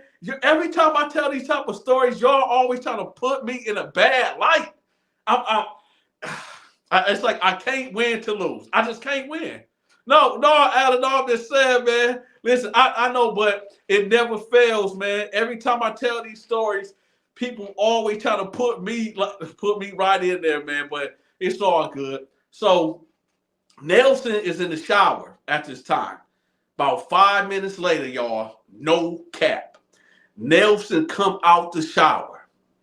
He got that same thong on, but he ain't got his towel or nothing covering up. And as he walking out, everybody like, yo, dog, man, stop that booze, man. Stop playing, man. Put some clothes on. And he like, yeah, I'm the baddest B up in here. I'm the baddest B. So y'all know, like, when the gay guys be like voguing and then they stop and then they turn around and they do a drop. Well, that's what Nelson did, and he did the splits. Like, dude did the splits and he got the bouncing. When he got to doing that, everybody just went, the whole pod just erupted. The whole pod just erupted. It just got, I know, Alan, the whole pod erupted and it was just pandemonium and mayhem. Okay. So that's Nelson. If y'all want to check that video out, go check it out. I got a couple of videos about Nelson. Just go check him out. So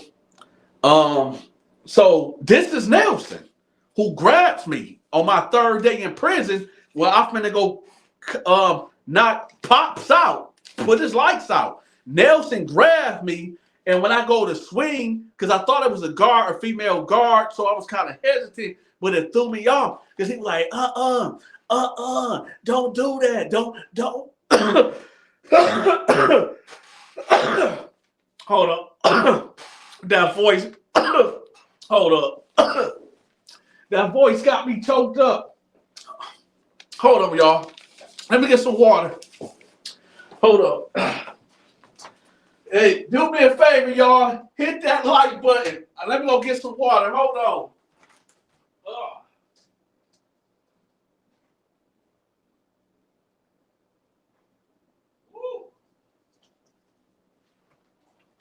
Hey. So, oh man, I got to choking up crazy. Look, y'all, when I be doing the voices, my voice, my throat was dried in the mud. Hold on. Oh, all right. Hey, how many likes we got? We got 81 people in the building. We better have at least 80 likes or we gonna have a problem. We gonna have a problem. All right. So so uh so he grabbed me like he grabbed me off the muscle right here and he like I can't do the voice all the way, y'all. I can't be over here choking. He like don't hit him. Don't hit him. So when he do that, I gate back. I'm like, man, don't touch me. He like, just don't do it. Don't do it. Right? So I'm like, bro, I'm feeling your stories because I've been there in the state prison. Okay, what's up, Tremaine? So he like, don't do it. Don't do it. So I'm like, what the heck? So I'm like, so dude bagging off, and about this time the guards to hit our tier. What's going on? What's going on? He like, man, now he wilding out now, y'all.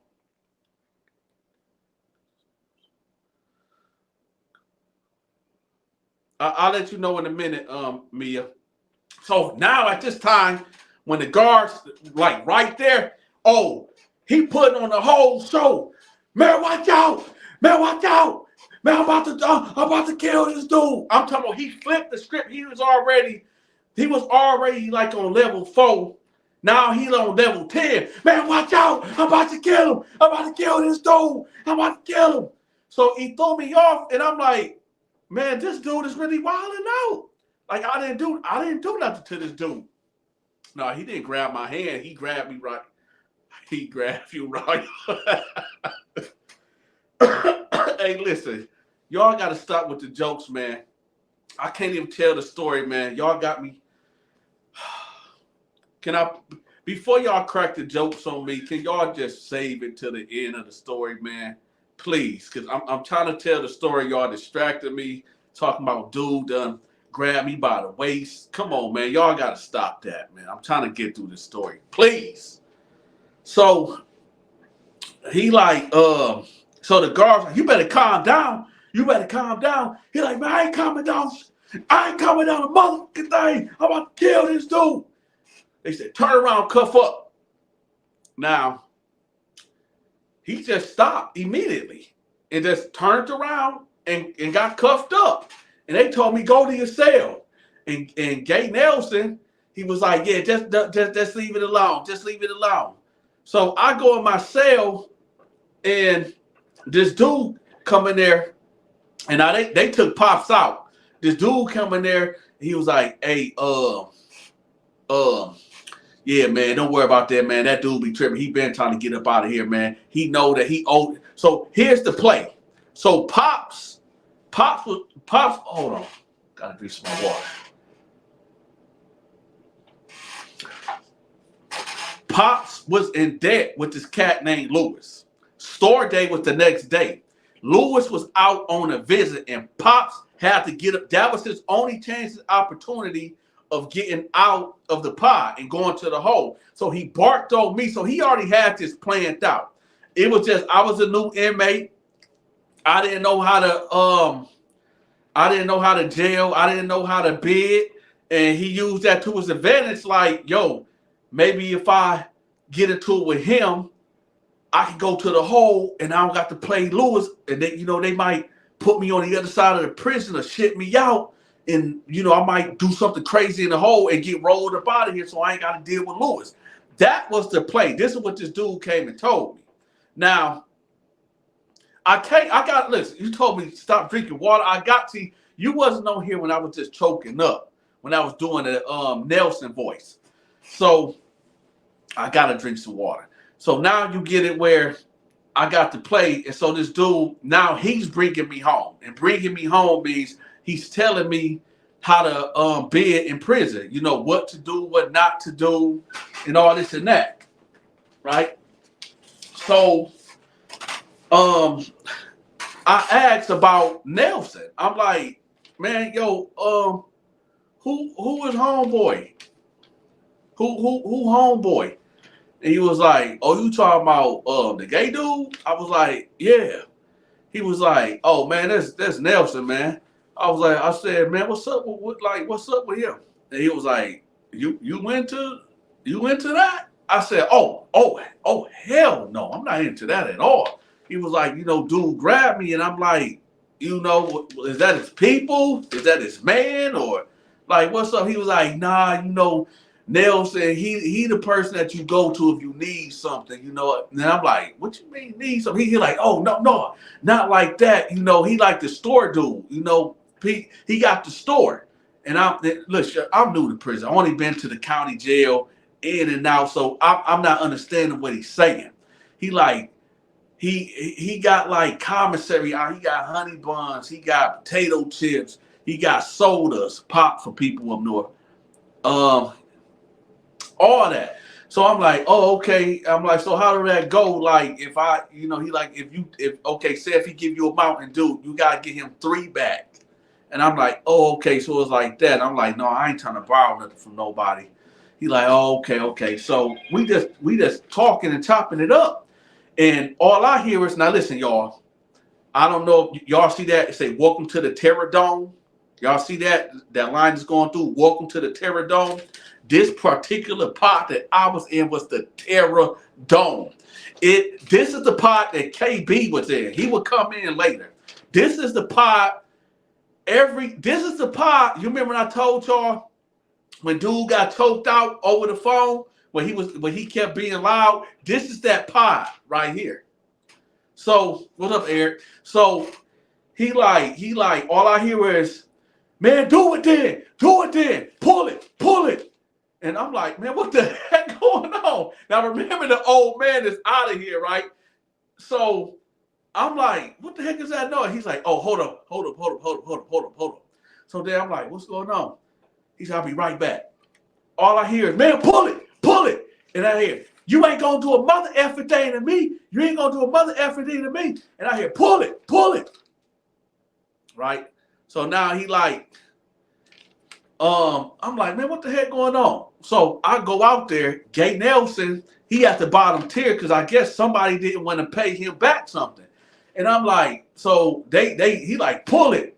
So Gay Nelson is gripping. Now, if you ever see somebody in prison and they got their hand like in they pants and they look like they holding something, 9 times out of 10, what's up, Lucky Boy? 9 times out of 10, they not holding what you think they holding. What's up, fams?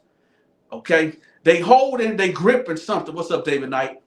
So Nelson is holding, and I guess he clutching. Y'all stop playing with the homo jokes, man. He clutching supposedly the sword of justice, and that's the blade for you new people that don't know what the SOJ is. So he clutching. And I guess the whole situation is Nelson approached him about some commissary that he owed Nelson.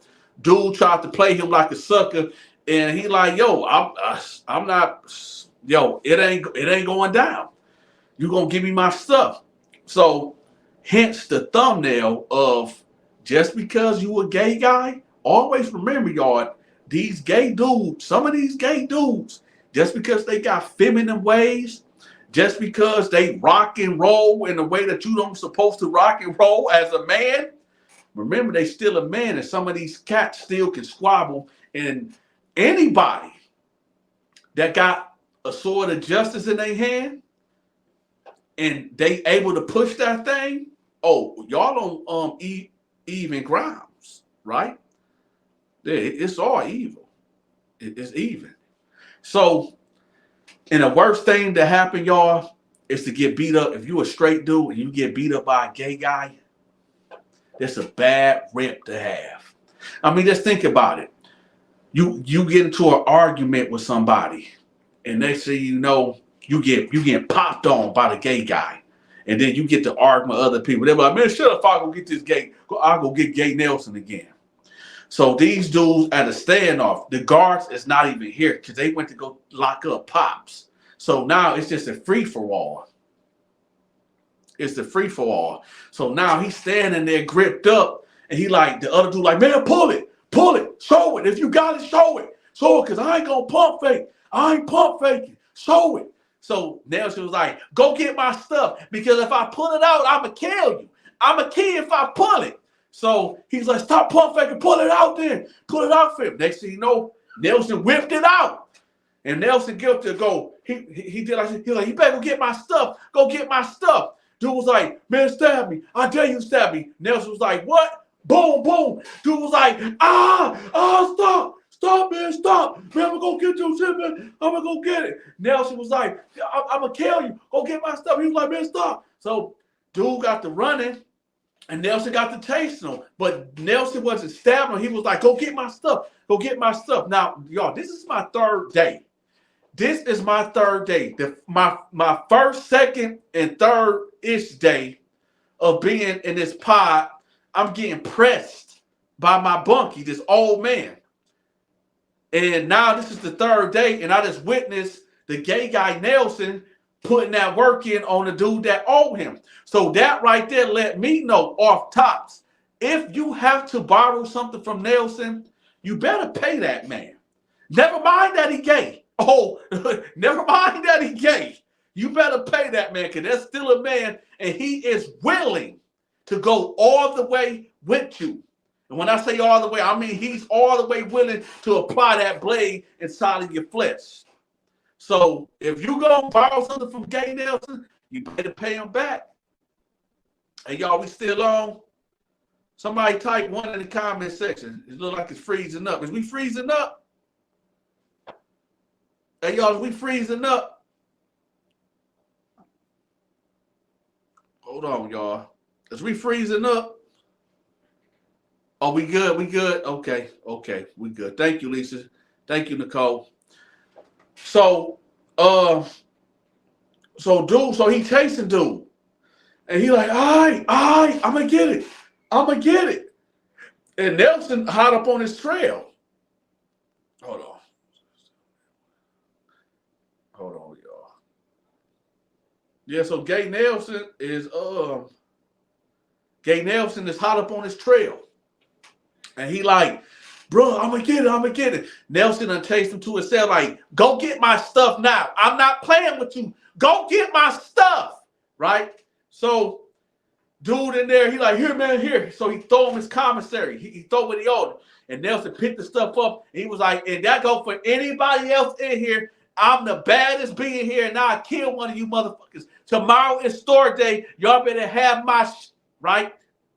That's how Gay Nelson was giving it up. Hold on, y'all. I gotta get some more water.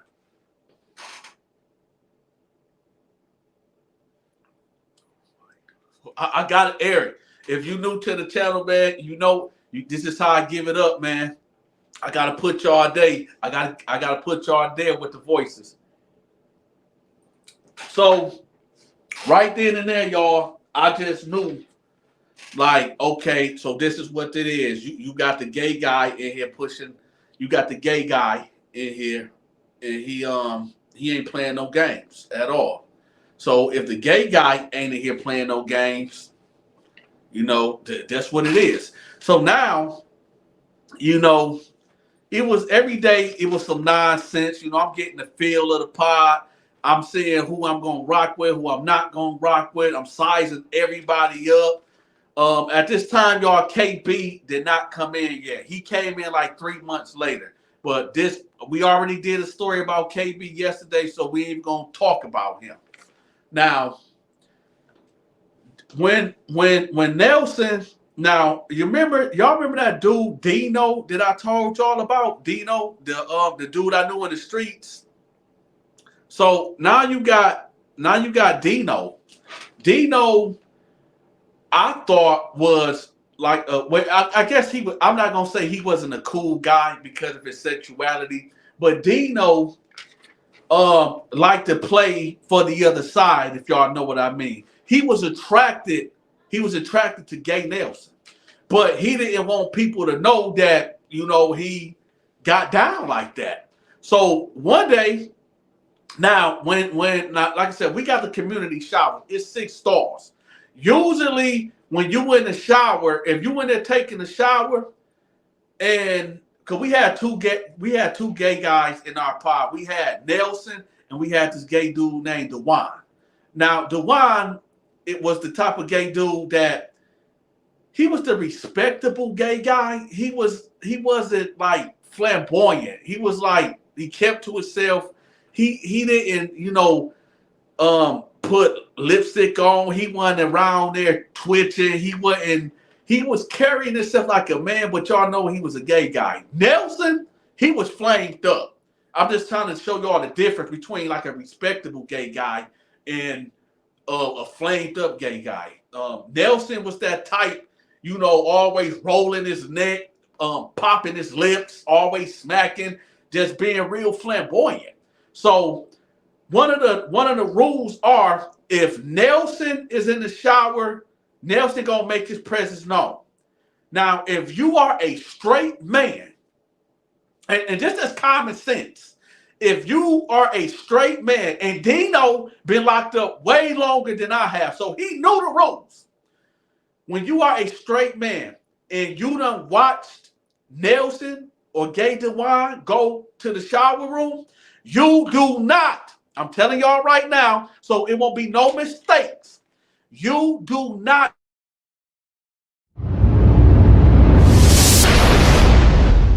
If you enjoyed this video, make sure you hit that like button. If you are not subscribed to the channel, make sure you hit that subscribe button. If you want to continue to show your support of the Donta Show Network, make sure you bless that Cash App and or the PayPal. If you want your business or social media channel promoted, I charge $20 a video. Email me right here. Until next time, stay safe.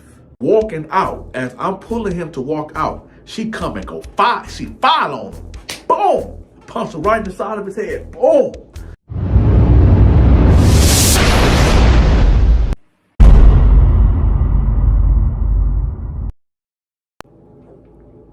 So my homeboy called me Ace.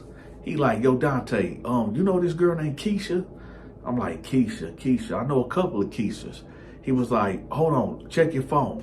So I look at my phone. I'm like, yeah, I know her. He was like, man, what's up with her? I'm like, I mean, she cool. I mean, why? What's up? He was like, man, I'm at the strip club and she up here.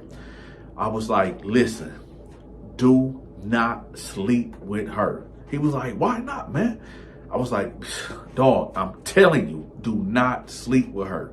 He was like, man, but she's so bad, man. She bad. Here she go. Hey, you know my boy Donta?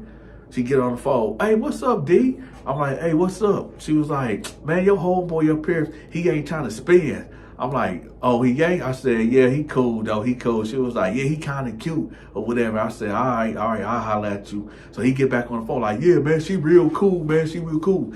But Donta, man, tell me the truth, man. Why shouldn't I do it? You messed with her before? Is that why you said that? I'm like, dog, listen to me.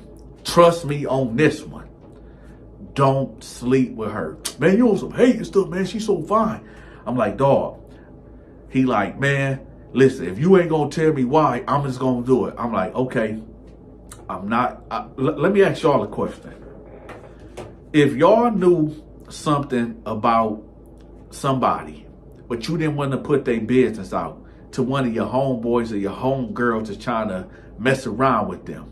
Now, I'm not the type of person that put people business out there.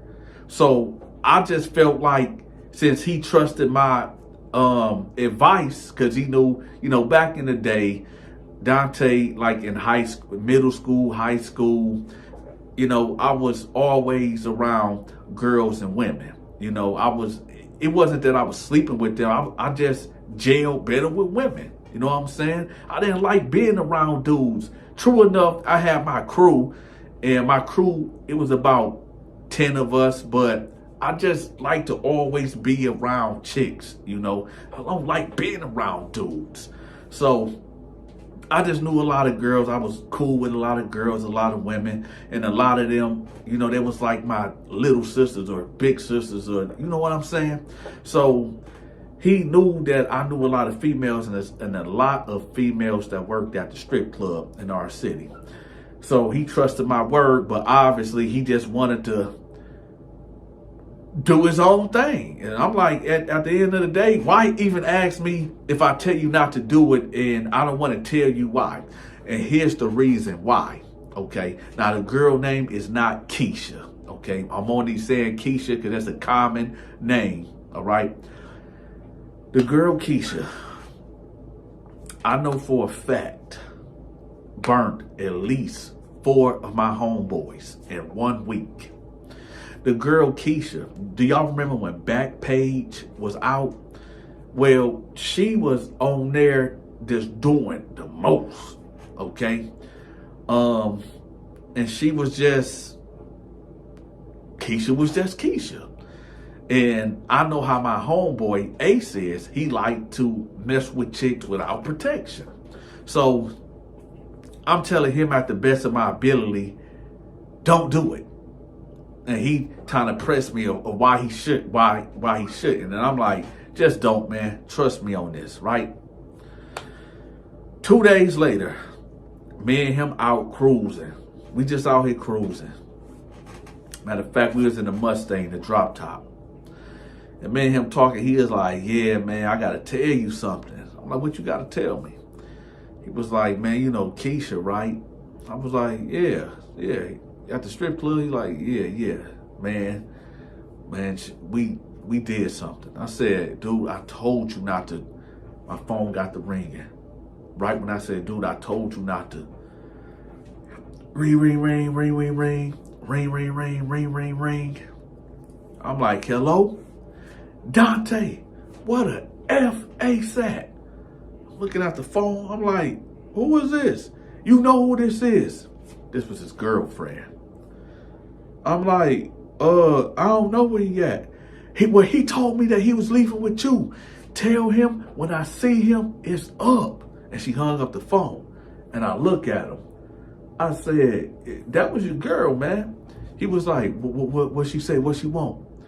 I said, what did you do with Keisha? Man, when she gave me some head. I said, dog, I told you not to mess with her. He was like, man, what my girl say? What she want? I said, she said it's up when she see you. Then she called back. Ring, ring, ring, ring, ring, ring. He like, don't answer the phone. Don't answer the phone. I said, if I don't answer the phone, she gonna know that you with me, right? He like, all right, just answer the phone, but I'm not with you.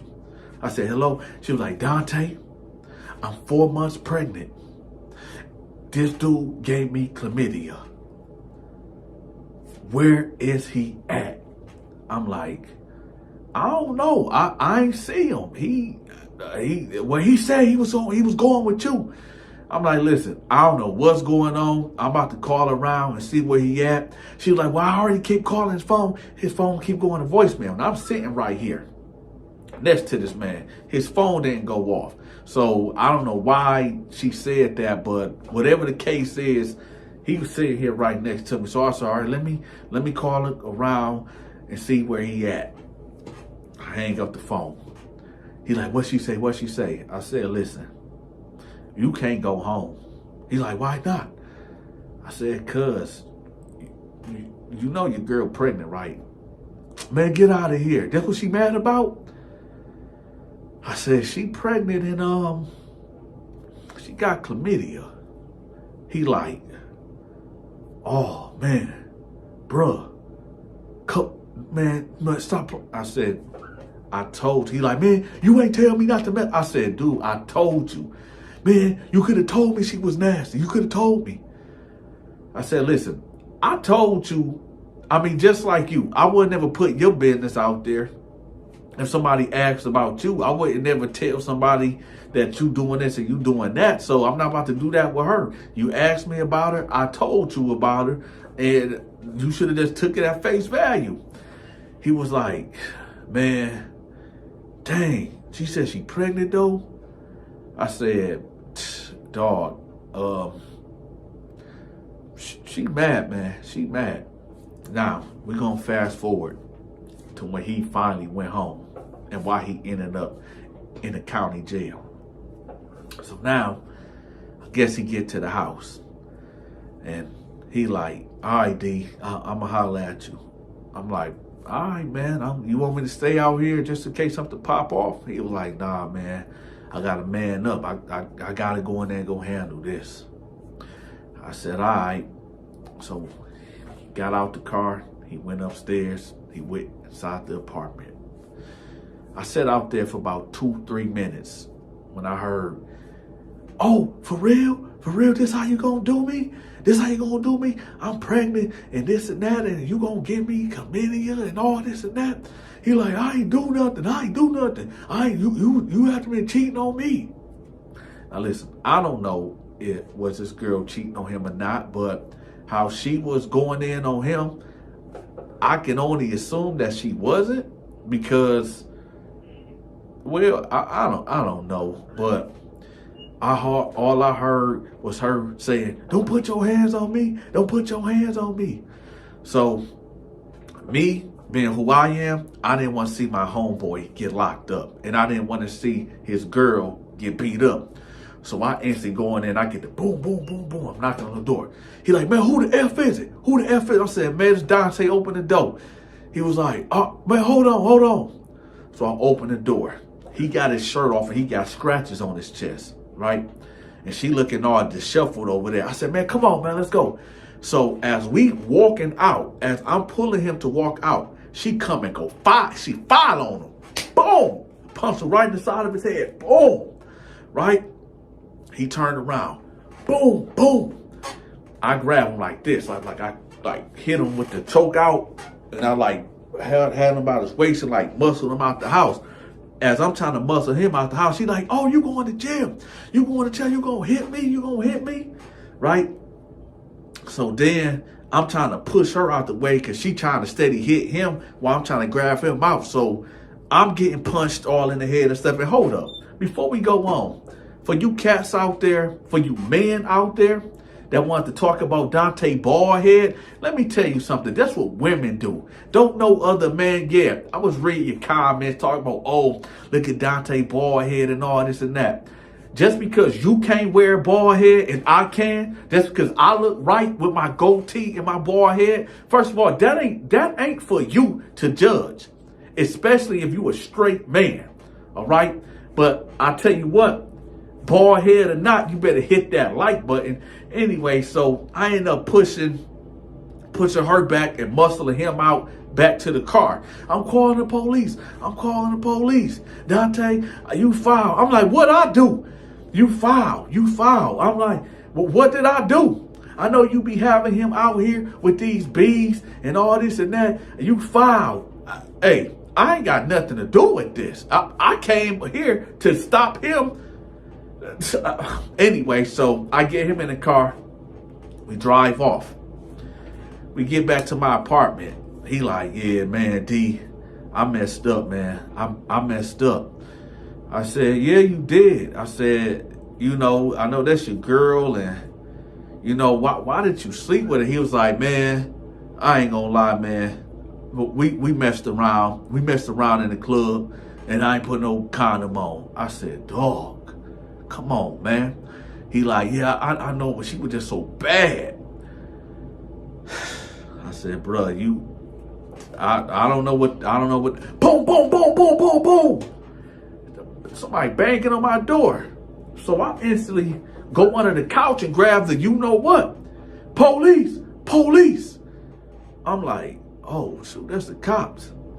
So I put the hammer back under the couch and I'm looking and I see her in the hallway with the cops. It's 2 cops.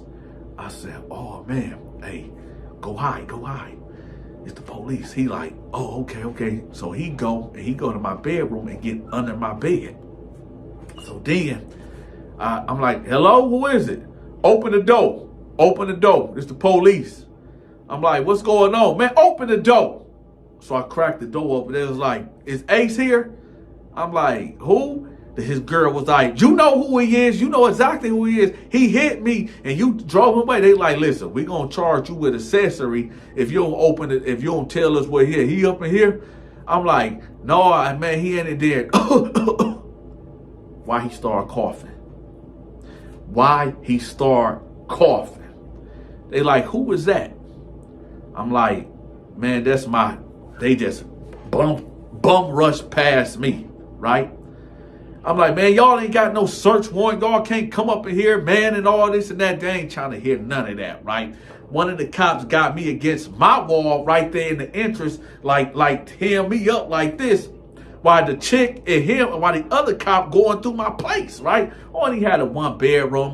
When you first come in, you got a closet right here. You got the living room right here. You got the so-called dining room right here. Then wrap around there's the kitchen, but come right back to the hallway. You go down, there's the bathroom, and my bedroom is right here to the left. So all I hear is, yeah, come on, let's go. Let's go. Let me see your hands. Let me see your hands. Let me tell y'all something. Let's rewind. Number one, when you try to look out for your homeboy or homegirl, for you women that be covering for your homegirls, sometimes you just gotta let them be. And what I mean, here I go trying to be an accessory after the fact of covering for my homeboy. I didn't want him to get locked up for domestic violence, so I go and get him out of the place. His girl called the police and sent him to my place. And now they're in my place and he in the back coughing under the bed. So not only he get locked up, but I get locked up too. So, you know, I only had to do 2 days, I did 2 days in the bullpen. He actually got out before me because the jail was too packed. He got out that day. I had to stay in the bullpen for 2 days.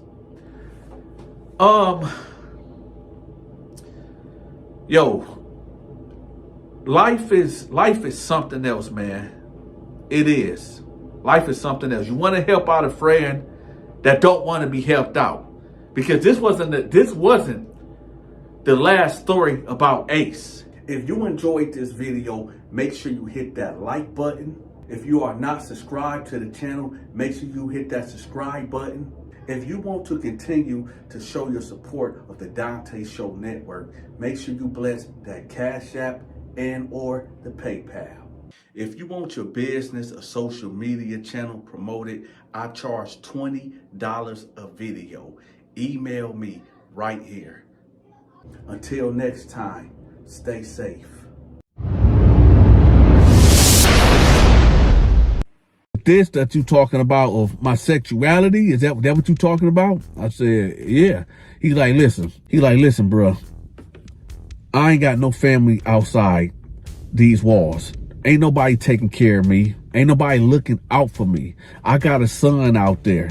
He 5 years old. Ain't nobody helping my baby mama. Ain't nobody in my family is looking out for him. Ain't nobody writing me. I've been writing people. Ain't nobody reaching back out to me. Ain't nobody looking out for my kid.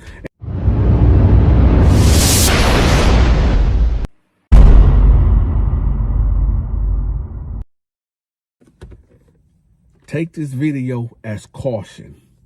If you got a teenager living in your house and he's a young male, even a female, but right now we talking about the young males.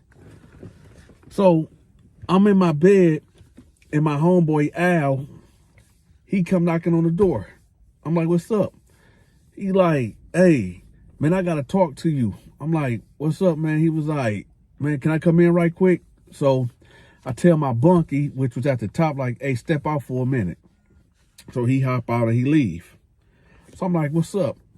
He was like, man, I think I seen dude from the streets. I'm like, what dude? He like, you know who I'm talking about. I'm like, you talking about? He like, yeah. I'm like, all right, what's up? He like, nah, man, he ain't on nothing, but I'm not sure if it's him though. I'm like, man, Al, what's up? Is it him or not? Y'all wonder like, Donta, who the heck is y'all? Who you talking about? I'm going to say this dude name is Q. This is not his real name. But in the streets of Flint, Michigan, Donta had one enemy. One enemy. Every time me and this dude seen each other, we have to get out. We always fighting. And as we got older, it came to gunplay. So every time me and this dude seeing each other, it was on sight. And my homeboy Al come telling me that he think he see dude on the other side of the yard.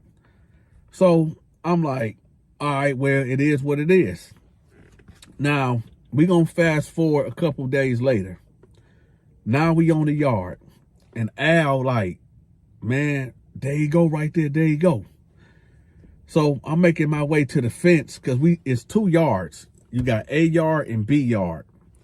So I make my way to the fence and I'm looking and I'm like, nah, that ain't him. That can't be him.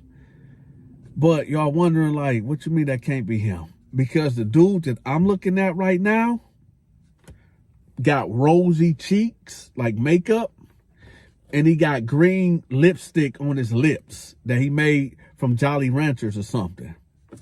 You said, well, Dante, that's not unusual to see on the yard, you know, because they are, you know, alternative living type of people that's there. So I'm like, Al, this dude you talking about? I don't think that's Q. He like, no, I think that's Q, man. So I was like, Q. And he turns around and looked. And I said, oh, that is Q. So Q make his way over there to the fence. And he was like, oh, what's up, Dante? Let me give y'all some brief history right quick. Q, even though me and him was beefed out in the streets, Q was not a punk. Q was not a pushover. Q always was willing to throw these. And as he got older, Q was known to bang bang. So when Q addressed me at the fence and he looking like he's been twisted and tainted, it threw me off. And he like, oh, what's up, Dante? Man, I ain't seen you in a long time, bruh. I ain't seen you in a long time. I have mixed feelings because usually it's on sight when I see Q. But right now, I'm confused. I'm like, what the heck happened? So I'm like, yeah, what's up, man? He like, man, shoot, man, I've been in this joint for 8 years. Man, I ain't seen you in a long time, bro. How you been doing? I'm looking at him like, how you been doing?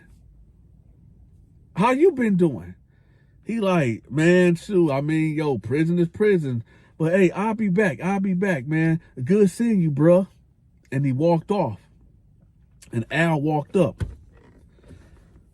I'm like, Al, was that? He said, yeah, I told you.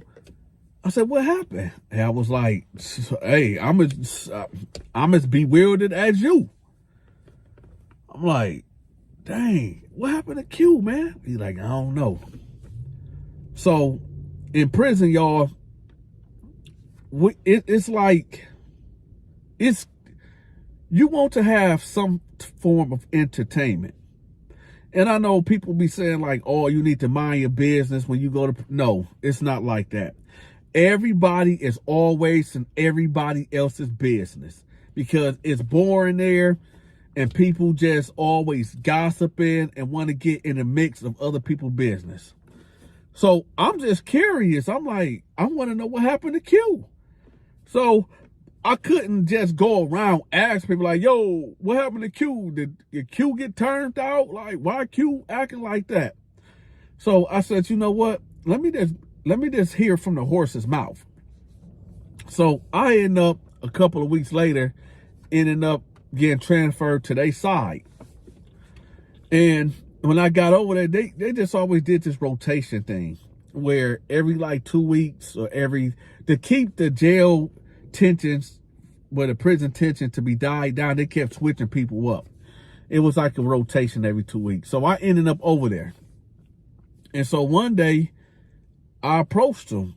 I like, hey Q, let me talk to you right quick. We was on the yard at this time. He like, what's up? Now at this time, y'all, he wasn't flamed up. When I say flamed up, I'm sorry about that. When I say he wasn't flamed up, I mean he wasn't, y'all know the type that had a shirt rolled up in a knot and showing a belly button and just be twitching and looking all crazy. He wasn't like that, but he had some black eyeliner around his eye. So you can tell he still was, you know. So I asked him, I said, hey, bro, you know, me and you had problems out there in the streets. You know, every time we seen each other, you know, it was always some crazy stuff. So we ain't on that no more, right? He like, nah, bro, man, we was kids when that happened, man. We was kids. I was like, all right, I was just trying to make sure, because, you know, I'm over here now and you over here. And something else I got to ask you. He like, what's up? I'm like, what's up with you? He like, what you mean, what's up with me? I'm like, I mean, I seen you the other day and he like, oh, man, on the real, man, I'm going to be real with you, bro. Let's step over here right quick. I said, all right, we go over here. He like, listen, bro, I ain't got no family outside these walls. Ain't nobody taking care of me. Ain't nobody looking out for me. I got a son out there. He 5 years old. Ain't nobody helping my baby mama. Ain't nobody in my family is looking out for him. Ain't nobody writing me. I've been writing people. Ain't nobody reaching back out to me. Ain't nobody looking out for my kid. Ain't nobody looking out for me, man. And I'm here, dude. I got a natural life. I'm never going home. I said, dang, that's messed up. He like, yeah, but here's the thing. All them dudes that I was helping and riding for and putting in work for, all them dudes abandoned me. Matter of fact, 2 of these dudes been sleeping with my baby mama. But it's all good. It's all good. Out of sight, out of mind. It's all good. But, you know, with this that you talking about of my sexuality, is that what you talking about? I said, yeah. He's like, listen, I ain't never going home. This just my life. This is how I'm programming, and that's just it. And either people gonna deal with me or they not gonna deal with me. But ain't nobody gonna disrespect me though. I mean that. Ain't nobody gonna disrespect me. I choose who I wanna be with, and that's just it. I mean, if y'all gonna accept me or y'all not gonna accept me. And I'm like, hey, you know, do what you do, bro. That's all on you, bro. We good. I just want to make sure me and you as 2 individuals don't got no issues. He like, nah, bro. Well, nah, we good, man. Like I said, we was teenagers when all that stuff was happening. We good, bro. Trust me, we good. So I'm like, all right. Now let me tell y'all something about this dude Q. Because I know y'all wondering, like, did he get turned out or no? I mean, he pretty much said that, you know, nobody is looking out for him. He got natural life. He ain't never going home. So he just this is how he programming. This is how he rocking out. So I'm like, all right. Now, I know a lot of guys out here in the world that never even been to the county jail. And it's so easy to pick up a gun and, you know, bust it on your enemies. But I don't think y'all understand the blowback or the repercussions of what comes with that. Y'all really don't understand that once that bullet leaves that chamber and enter a man and he loses his life and you get caught, understand that you are going to prison. Stop watching all these movies. Stop listening to these rappers. You're going to prison. In prison, if you one of these type of dudes that like sleeping with different women every day, every night, your sex drive don't go nowhere. It don't go nowhere. When you realize that you ain't never going home, you might fight it every once in a while to say, you know, I ain't going to indulge. I'm not going to do it. But because you have no discipline, and a lot of you cats have no discipline at all, because you lack discipline, you going to give in to these dudes that's living an alternative lifestyle. And, you know, like Q told me, I ain't never going home. Ain't nobody in this world care about me. So I'm just going to do me. And the way he right, But at the same time, it's like, right is wrong and wrong is right. Welcome to Sodom and Gomorrah. You said, what, Dante, what's Sodom and Gomorrah? In the Bible, it speaks about 3 angels that came to warn Lot about God going to destroy Sodom and Gomorrah because their wickedness have reached the top of heaven. It reached into heaven. They wickedness, they bad deeds, the evil alternative lifestyle living that they was living, done reached up into the heavens. And God said, they got to go. I got to purge the earth of Sodom and Gomorrah. For those that don't know about Sodom and Gomorrah, here's the story.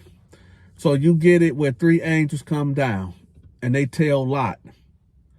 They say, Lot, God said that you need to take you and your family and get out of here. And do not turn around and look at what's going on behind you. Okay? And he say, well, angels, if there's 1,000 people here, can you please let God know not to destroy it? They say, if there's 1,000 people here, then we won't destroy it. But there's not 1,000. There's not 1,000 righteous people here. He said, okay, I'm sorry, but if there's 100 people that's here that's righteous, could you please save it? And they answered, there's not 100 people here that's righteous. Then he say, please be patient with your servant. If there is 100 righteous men or women here, could you please spare the city? He said, if there are 100 righteous men and women here, then I spare, but it's none. He said, please, just one last thing. This is the last thing I ask. If there is only 10 righteous men and women here, could you please spare the city? And he replied, there's not even 10 people.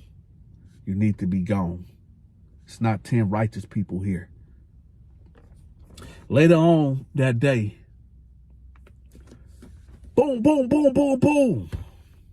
The people of Sodom, the Sodomites, hence the name in anyway. But the Sodomites banging on the door. Hey, man, where them dudes at them 3 dudes that we seen come to your house earlier? Where them dudes out? Bring them dudes out. Lot like, listen, y'all cannot do this. Y'all cannot do this wicked act. Matter of fact, here are my 2 virgin daughters. Have them. The Sodomites was like, nah, we don't want your daughters, man. We want them men. Bring them men out here so we can do what we want to do to them. Think about how wicked that is. Think about that. Wherever city, matter of fact, drop your city in the comment section, okay? I want to see something. Drop your city in the comment section. Imagine that you from Detroit and you go visit New York. And at nighttime, you at your homeboy house, a homegirl house, and all the men of New York come out talking about, yeah, come outside, man. We want to do nasty things to you, man. Come on outside. Do you know how terrible and wicked that is? How crazy that is? You know what I'm saying? Just think about that. The level of wickedness that is. So these Sodomites got the banging on the door and tried to rush the door. And then the angel grabbed Lot out of the way and made the cats blind, made the Sodomites blind. So they was trying to find the door, but they couldn't find the door to the house. So eventually they left. The point of me telling this story is to let y'all know about the wickedness of this world. That when you decide to live an alternative lifestyle, you need to really look deep inside of yourself and get to the real bottom line.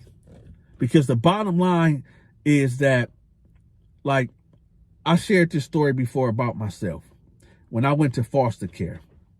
I'm not going to give y'all the whole spiel. I done said in other videos. But when I was in foster care at the age of 5 or 6 years old, it was an 18-year-old girl that violated me. Me being 5 or 6 years old, I didn't know what intimacy was at all.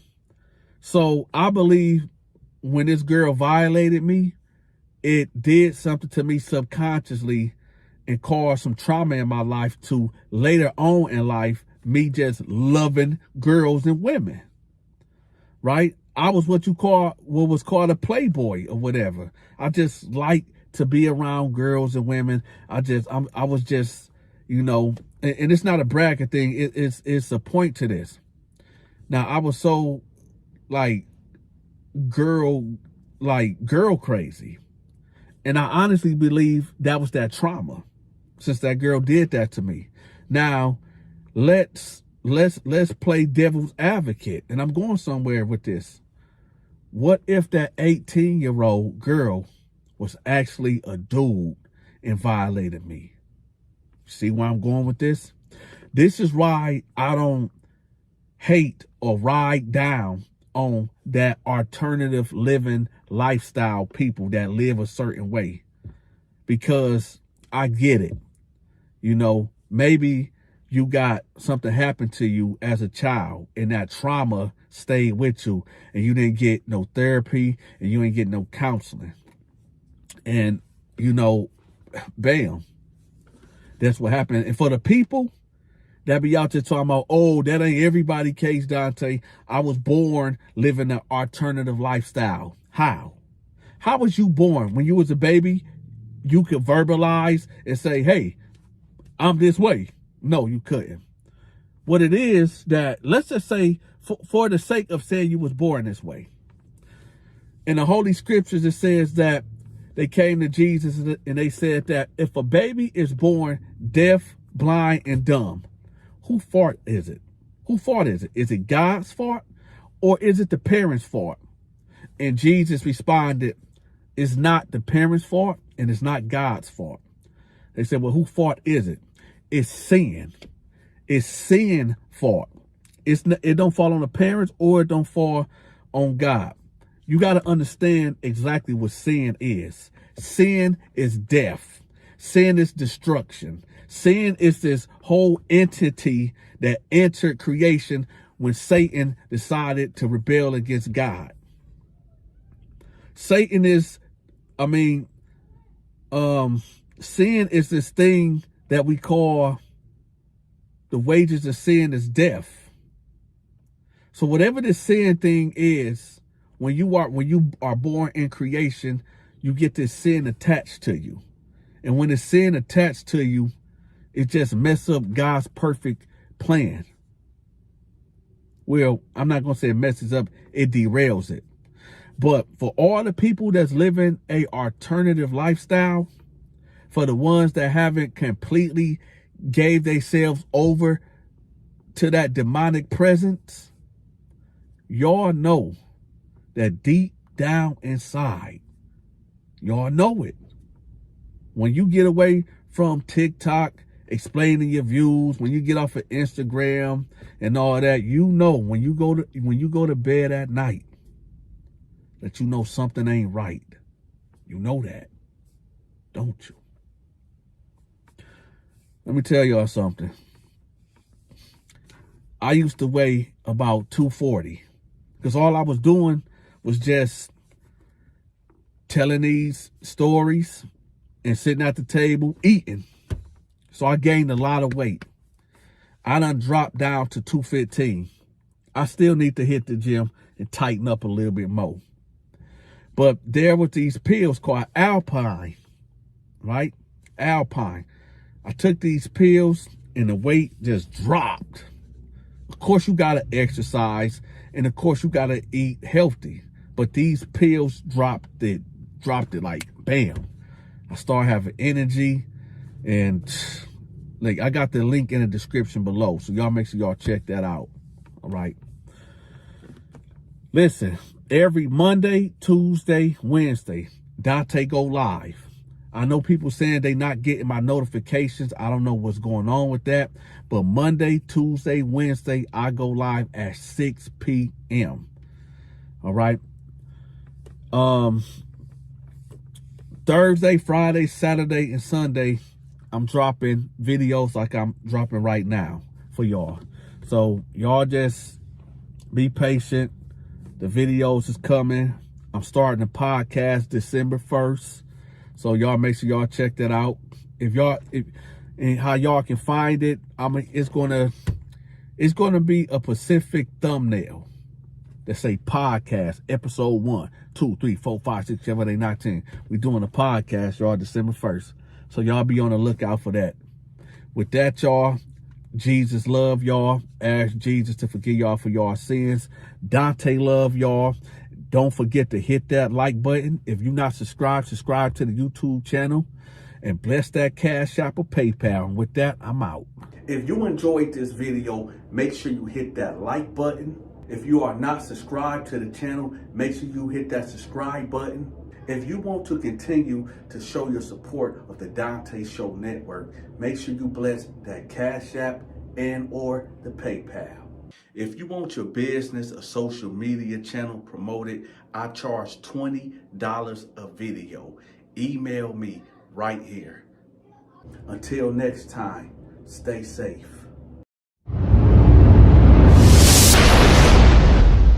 So now he in there beating him. Boom, boom, boom. Now he wigging out. You killed my granddaddy. You killed my granddaddy. Bow, bow, bow. This beating the mother. It breaks off this dude.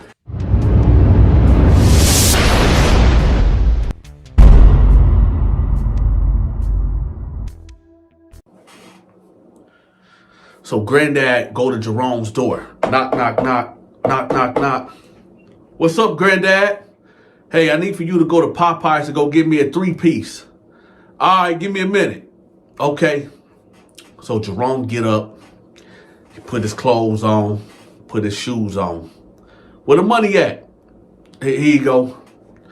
Hey, this is only enough for you. Can I get something? Well, I'm kind of strapped. I'm kind of strapped, man. Man, all right, well, let me get a couple cigarettes. All right, cool. So granddad get him a couple of Newports, and Jerome head out the door. He go to Popeyes. Hey, let me get let's see. Let me get a number 4 with red beans and rice and mashed potatoes. Spicy original, spicy. All right. What you had to drink? Let me get a lemonade with light ice too. All right, cool. So he get the food. As he walking back to the house, he busts the box open and he get him a wing and he get to eating it. Throw it down. And he like, you know what? That chicken was real good. Man, forget this. So he get back in the box and grab a thigh. Eat the thigh. Now there's just a breast left. That's cool because the breast is kind of big anyway. So he put that back and he closed up the box and he head to the house. He put the chicken and the drink on top of the table. Granddad come in there like, hey, Jerome, where's the chicken? Oh, it's on the table. It's on the table. So granddad go to the table and he busts the box open and he like, hold up. He said, hey, Jerome, where's my chicken at? He like, I ate it.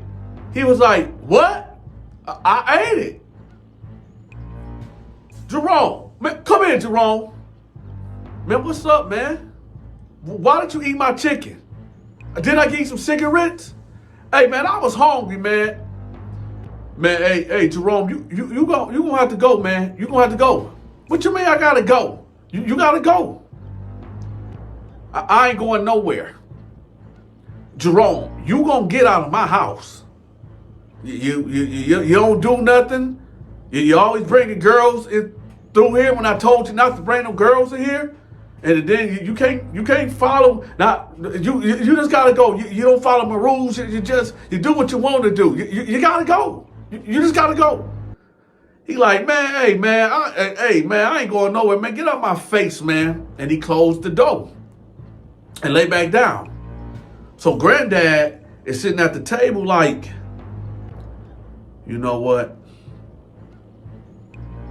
Jerome mama was a dope fiend. And, you know, I've been trying to keep that boy out the streets. You know, I buy him sneakers. I buy his clothes. You know, with my Social Security check. I just ask him to just keep the house clean. And don't have no girls in this house that don't smoke in the house. That's the only thing I ask him to do. And then I send him to Popeyes to get me some chicken.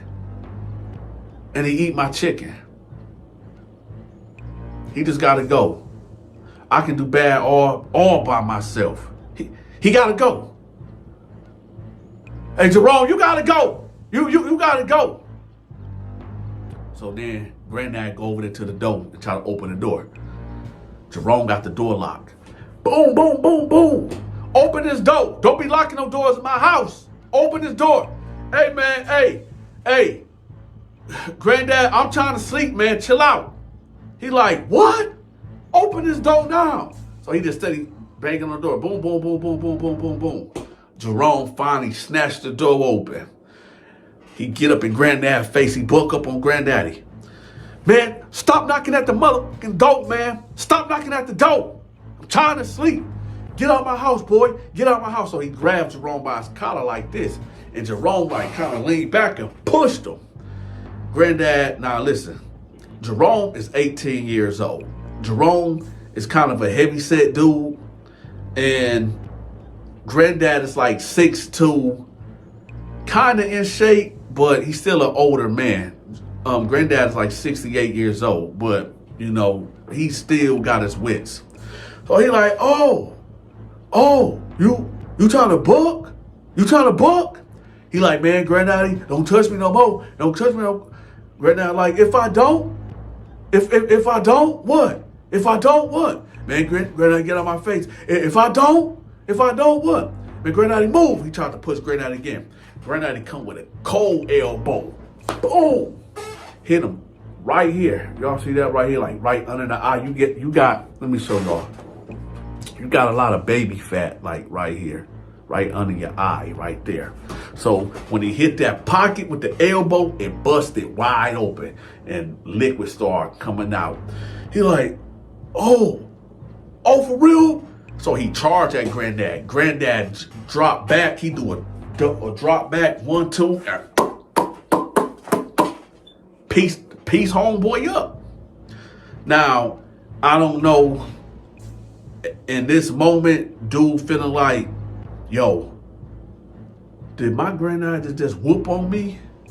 Did I just get whooped on by this old man? Oh, no, and over some chicken? And he trying to put me? Nah, I ain't going out like that. I ain't going out that way like that. So he run back to the bedroom. And he go under his bed. And granddad still in his fight. He says like, come on. Jerome come out there with a 38. Boom, boom, boom, boom. Granddad got hit up 4 times. He fall out. Hit the floor. Jerome walk up. I told you don't mess with me. He stand over granddad like this. He has some type of evil look in his eye. I don't know, did something snap in Jerome's head? Maybe he was thinking about like all this over some dang chicken, some Popeyes chicken. But for some reason, y'all, as he's standing over granddad, the gun go off again. He struck granddad right here. He dropped the gun, realizing what he just did. The magnitude of the destruction that he just took his granddaddy out. So he run up out the house and he running. He hear the police coming because they heard them shots. The neighbors heard that shot. And they called the police. So he running, he ducking, he hiding. We gonna skip to the juicy part. This was the backstory. Now we in prison. Oh yeah, they gave him natural life without the possibility of parole. Over some Popeye's chicken. Now, let's get to prison. So, he in there with his bunk, with his bunkie. His bunkie is this dude that we call Sergeant.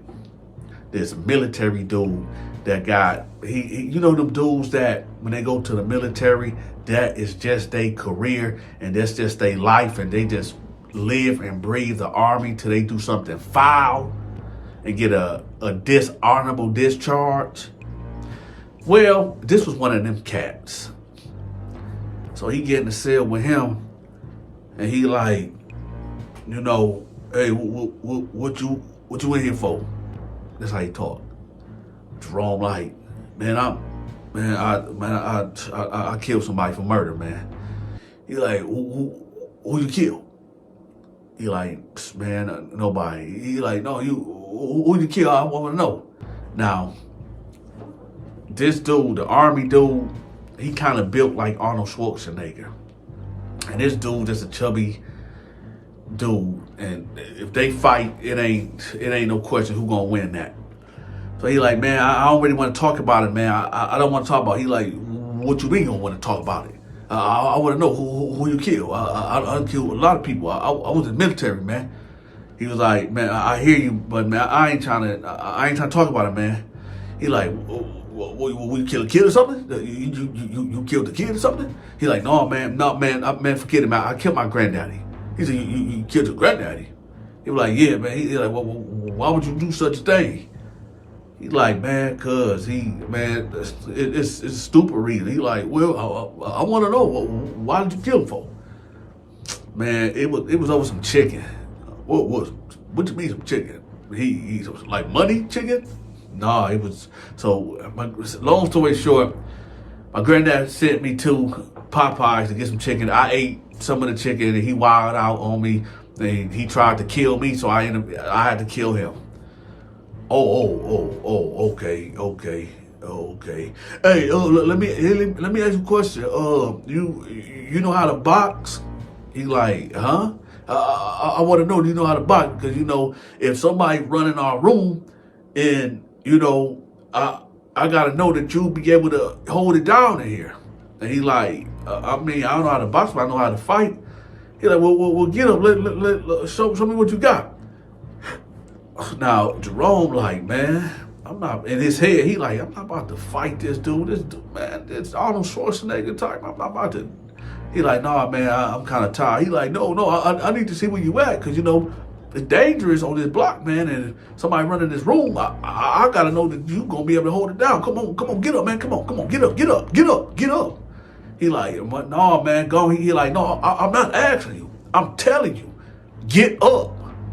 So he like, man, come on, bro. No, man. So he like, oh, you ain't gonna get up? So he got up, grabbed Jerome off the top rack, threw him down on the floor. Oh, he like, OG, why you do that? Well, I told you to get up. Come on, let's go. Come on, some of your fight stands. Oh man, come on, I'm hurt. Hey, let me tell you something. When you got 4-5 dudes come up in here and they want to do something to you, they ain't gonna try to hear that, man. You got to get up. This penitentiary, man. It's penitentiary. Oh man, come on, man. Don't come on, man. No, you want to get up. So he grabbed him and he like, come on, just show me his fight stance. Come on. He like, all right, OG, come on. He like, come on. So he like, show me a jab. Throw a jab. He like, what's a jab? He like, this is a jab. Boom. He like, busts him right in the nose. Oh, man. Oh, come on, OG. He like, no, you got to know this how we do it up here. Boom, boom, boom, boom. Right, to piece Jerome up. He like, oh, come on, OG, stop hitting me. Now, what y'all don't know is that this army dude, incoincidentally, the only person that he had a lifeline to was his granddaddy out on the outside, and he died 3 years ago. He was writing him. He would visit him whenever he could. He was sending him money, but he sadly ended up passing away. So when he told him that he killed his granddaddy, that did something to this man. You cats out there that's committing crimes and thinking that, oh, it's just gonna be over when you get locked up. No, there's men in there that done lost their mama, their daddy, their grandparents, kids. And if you did something to somebody in your family member that they was close to outside in the real world, that they had a family member that they was close to, they might look at you as the reason why they person passed away. It's twisted like that in prison. You don't even know his granddaddy, but somehow, some way, he made the correlation that you is responsible for his granddaddy's death. And he justified in that way. So now he in there beating him. Boom, boom, boom. Now he wigging out. You killed my granddaddy. You killed my granddaddy. Bow, bow, bow. Just beating the mother. It breaks off this dude. Boom, boom. I'm talking about kneeing him in the face. I'm talking about he stretched him out.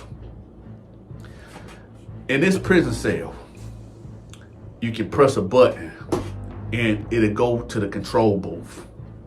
Dude was trying to hit that button. He tried to. Oh, he tried to. But every time he had trying to get over there, dude would grab him, throw him back, and he done punched him to sleep, y'all. Picked him up, put him in his bunk. Now, I know what y'all thinking.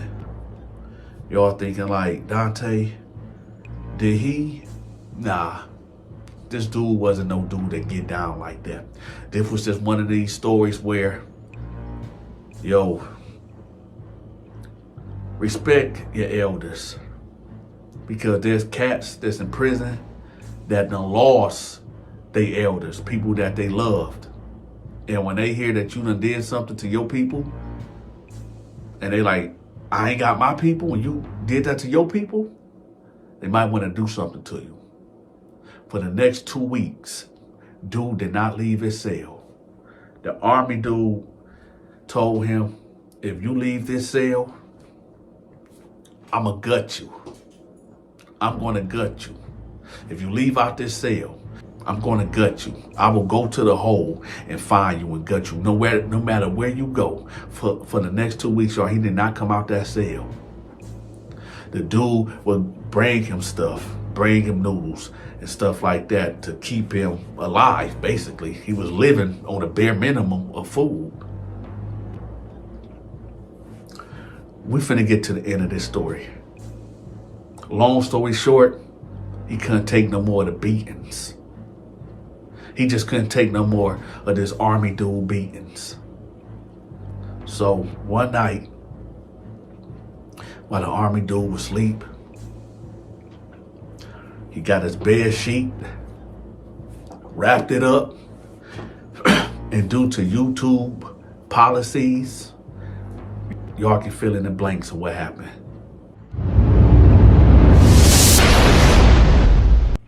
If you enjoyed this video, make sure you hit that like button. If you are not subscribed to the channel, make sure you hit that subscribe button. If you want to continue to show your support of the Donta Show Network, make sure you bless that Cash App and or the PayPal. If you want your business or social media channel promoted, I charge $20 a video. Email me right here. Until next time, stay safe.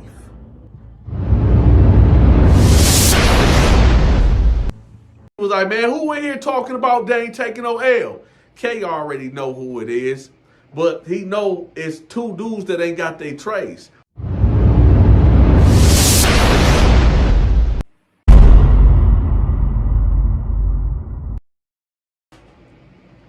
How to handle a prison bully. This story takes place in Columbus, Ohio, in Jackson Pike. Everybody from Columbus, Ohio, y'all know what I'm talking about, the workhouse. Now, we all know when it's time to get our trays, we gotta line up. Now, what you do is you get in line at the door. the guard and the trustee come in with a cart of trays. So you line up, and this line can stretch from the door all the way to the where everybody sleep at in the back. Now, the rules are they calculate how many people that's in that pod, okay, in that area. And so if it's 50 people in there, they come in there with 50 trays, or they might maybe have to give a little leeway, 55 trays, 3 extra trays. So what a bully would do, he'd get up there, get his tray, and hurry up and jump back in line and get another tray. Now, if the guards and the trustee got a tray for each person, like 1-to-1, somebody ain't eating. Somebody ain't gonna get no tray. So when it comes to that, well, I'm gonna tell y'all a quick story. So here it go. It's dinner time. Matter of fact, it's the worst time ever for somebody to be stealing somebody else's tray. Why? Because it's burger and fry day. You like, nah, I tell you, why y'all tripping? Let me tell you something. While locked up, they give you the worst of the worst food. But every once in a while, they give you burger and fries. I'm just thinking of, anyway. So this will be the worst day to get your tray stolen. Now, you got this dude named K. K was the bully type dude. However, K knew who to pull this stuff on and who not to pull this stuff on. So everybody lining up, everybody is excited because it's burger and fry day. Now, there's some cats that owe their trays to other people, but we'll get into that in another story. Now, so we all in line. K ended up getting his tray. He set it down over here, mug everybody like y'all better not touch it, and he jumped back in line. When he get back in line, the guard hand him another tray, because the guards, they don't really care. They just trying to get this food out and get up out of there. So K get another tray, and he set that right there, and then he get back in line. Now at this time, when he get back in line, it's maybe 5 more people left. K done took 3 trays. Well, no, he done took 2 extra trays. Now there's 2 men at the end of this line that don't get no tray. So when they get up there, the trustee and the guard about to roll out, and they're like, yo, I didn't get no tray.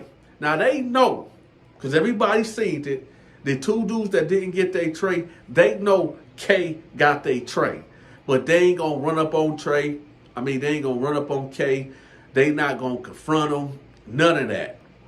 Because they know K throw these. And they know that he hit hard too. And they know that he a real violent dude. And, some cats in there would not be willing to take it to a level that he is willing to take it to, okay?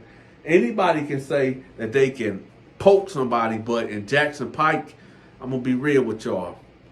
The only time, like the beds, okay, so in Jackson Pike, you got bunk beds. And it's really kind of hard to get you a sword of justice, make one. The only time that you can get a sword of justice in any type of form or shape, they give you sporks. They give you this cup that you get your milk around. Hey, people in Ohio, people in Columbus that been to Jackson Pike, what time do they come around with that powdered milk? Is it around 4 o'clock in the morning or 5 o'clock in the morning? Let me know in the comment section. But they give you this plastic cup, this hard plastic cup, and they give you this spork. Now, what I would have done is file that spork down, the handle part, and get you a sword of justice. But that tape wasn't that way. It was violent, but it wasn't extremely violent where everybody had to stay strapped. Usually we just handle it with these. So they like, yo, man, hey, we need our trays, man. We ain't got our trays. The guard look in there, he look around. He like, yo, stop playing, man. If anybody got their trays, man, give it up, because we ain't giving out no more trays. We already did a head count of 50 people. We delivered 50 trays. So, hey, go handle that. And they closed the door. Now everybody looking at them, and some people over here looking at Kay like, what y'all gonna do about it? So they like, man. So Kay like, yeah, man, whatever. So Kay, he dip off to the back. You know, dudes owe him. He trading fries. He trading burgers. He getting burgers. He getting fries. You know, it's a trade-off system right now. So dudes, like, one of the dudes like, man, I ain't taking no L, man. I ain't taking no L, man. Who got that extra tray? Who got an extra tray? He know exactly who got the extra tray. Kay like, hey man, you saying something about me? You saying something about me? Now look, dude is over here in the day room. Kay is all the way in the back here. Man, you said something about me? Huh? You said something about a tray? Somebody said something about a tray? Dude was like, man, oh, I forgot to tell y'all, it's quiet. It's quiet now. It's a dialogue going in back and forth between Kay and this dude. He like, yo, you got something to say to me, man? He like, man, I'm just saying, man, somebody got my tray, and I'm hungry, and I ain't taking no L. And Kay like, what you mean you ain't taking no L? He like, man, like I said, man, I'm not taking no L, man. I'm just saying.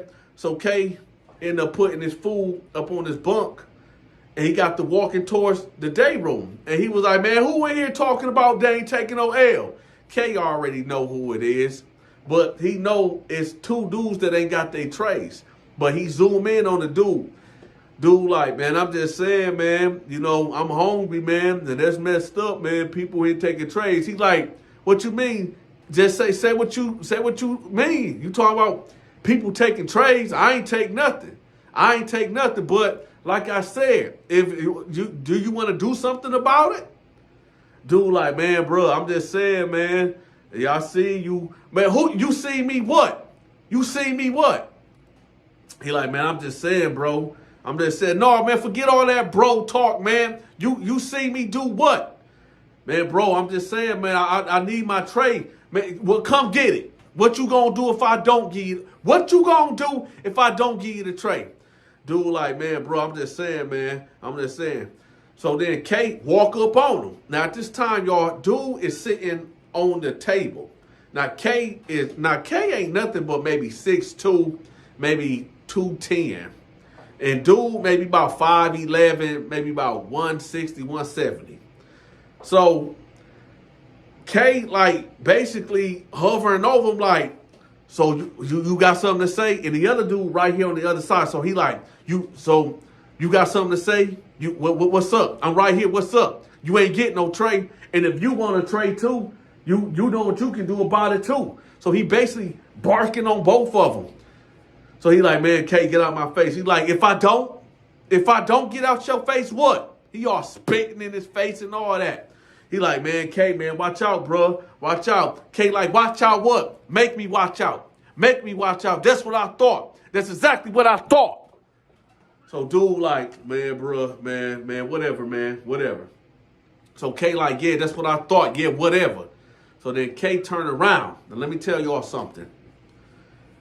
It don't matter if you a big dude, if you a small dude, if you a cocky dude, if you an athletic dude, if you a dude that can throw hands. The number one rule when it comes to altercations, never, and when I say never, I mean absolutely never turn your back on your opposition. And Kay was going to soon realize this. So when Kay turned his back like this and attempted to walk off, dude picked up somebody else's tray that was empty and was like, boom! Kay was like, bam! He was like, oh man, what the? Nah, we're gonna put a pause right there. Kay is one of them type of dudes like Michael Myers or Jason, or even Kane from wrestling. If you knock your enemy down or they stumble, don't stop hitting them. Keep hitting him, man. What are you doing? He hit K this one time, and K getting a little dizzy, like, man, what the heck just happened? If it was me, oh, Donta going all the way out. I'm crashing out. I'm donkey cornering him. Boom, boom, boom, boom.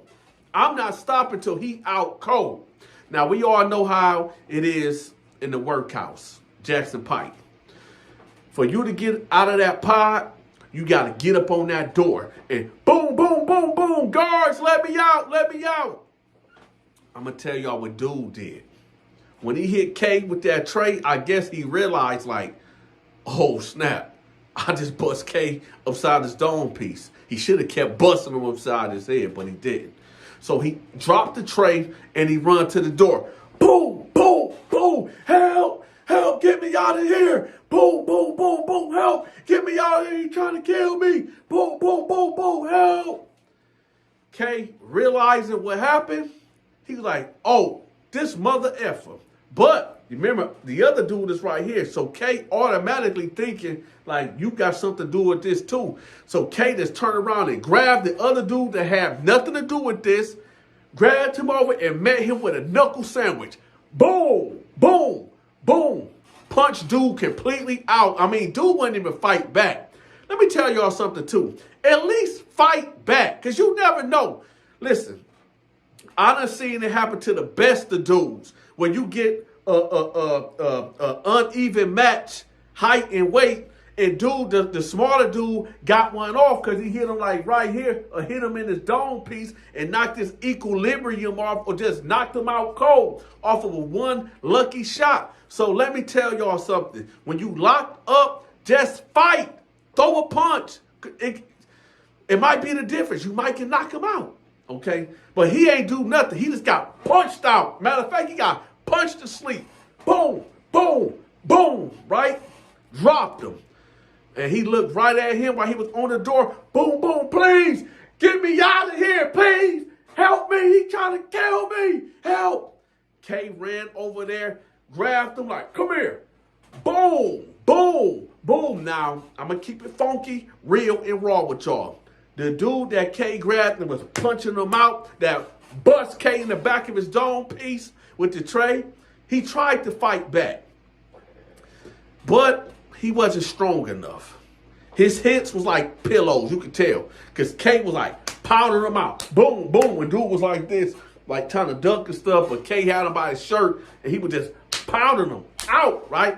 So then, I don't know what K did either. It was like he hit him with a cold two-piece. Like, it was like a uppercut. And then he came down with an elbow like, boom. Dude just flopped. Hit the floor. At this time, y'all, the CEO done came to the door and looked in and see victim number 1 and victim number 2 right here. So when he did that, everybody bag up, bag up, bag up. So everybody bagging up, because you know everybody, they love entertainment. They love to see a fight. So everybody bagging up. And he like, you, let's go. Now, K like, man, I ain't going no motherfucking where. I ain't going nowhere. And K went back to his bunk and got to eating.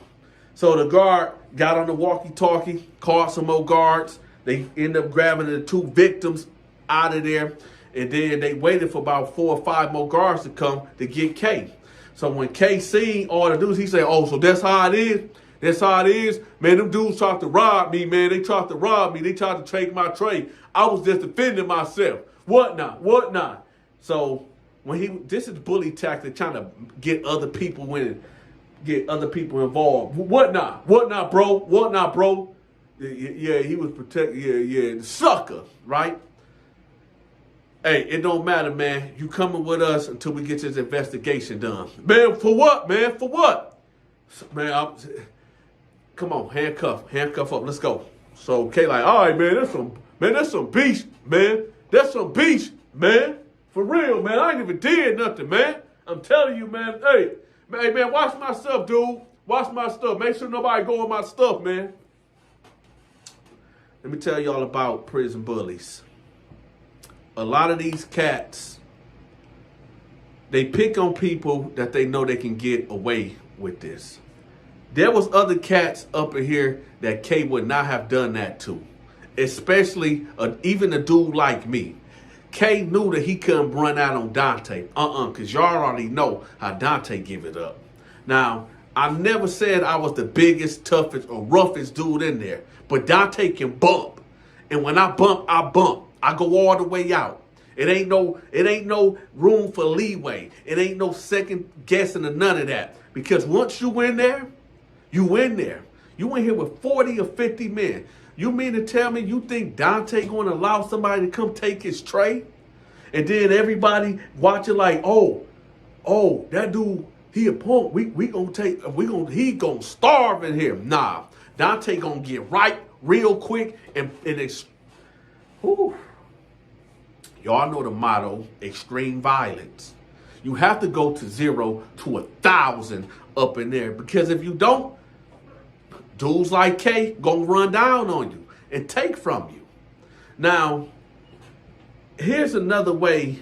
Like if you new to prison and you see a bully dude like K, if you see him punking other dudes, it's one of them things where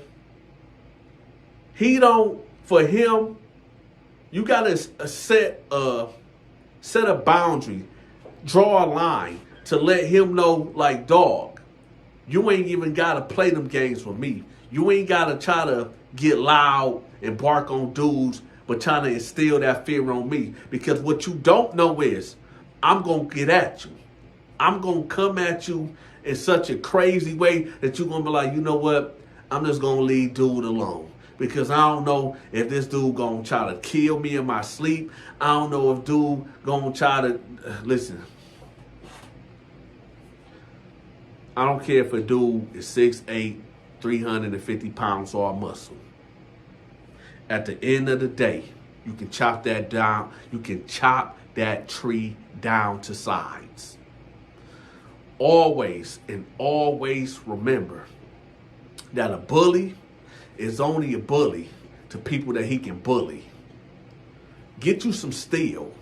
Get you something that will even the odds. Because believe it or not, y'all, dudes don't want to get poked. Don't nobody want to get poked in prison or in jail. People want to do this, but I guarantee you 9 times out of 10, if one of them cats that got their trays tooken, sharpened they spork, maybe K would have thought a little different. Maybe K would have felt like, you know what? Nah, I ain't even gonna pull that. Now, let me get one of these dudes a tray or work something out. Because don't nobody want to get stabbed. Don't nobody want to get poked. Y'all know what I mean. I know y'all thinking like, Donta, what is that right there? Oh, that right there? Oh, for my members, the people that have joined the page, the Donta Show Network, y'all already know what that is all about. Them stories are coming out January 1st. So y'all see that right there?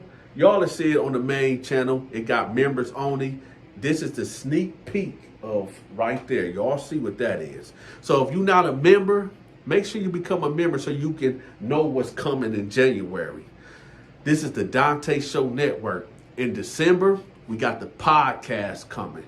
Don't worry, we got the prison stories, the skits, and all that still coming. But in December, we add the podcast. And remember, y'all, every Monday, Tuesday, and Wednesday, Donta go live at 6 p.m. But I got that special content dropping in December. And it's right there. That's all I'm going to say. Also, I charge $20 to promote your business or your social media platforms. Email me. My email is in the description below.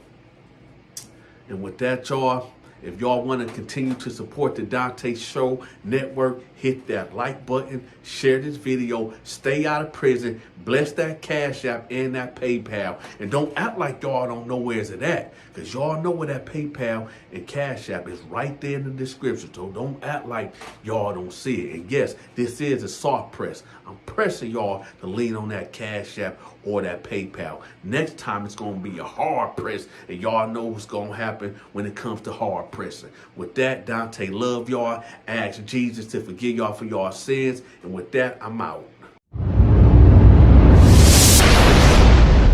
Gonna keep talking to me like that, and why you disrespecting our grandma? Man, I ain't trying to hear none of that. I ain't trying to hear none of that, bro. Why the F you use all the hot sauce, bro? Why you do all that?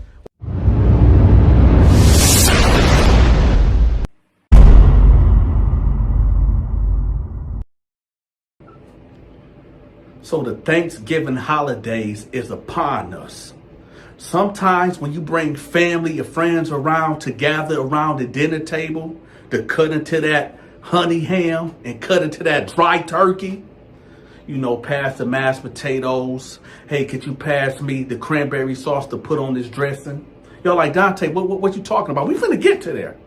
And the last item that you need is to put that Frank's red hot sauce on your food to give it that taste.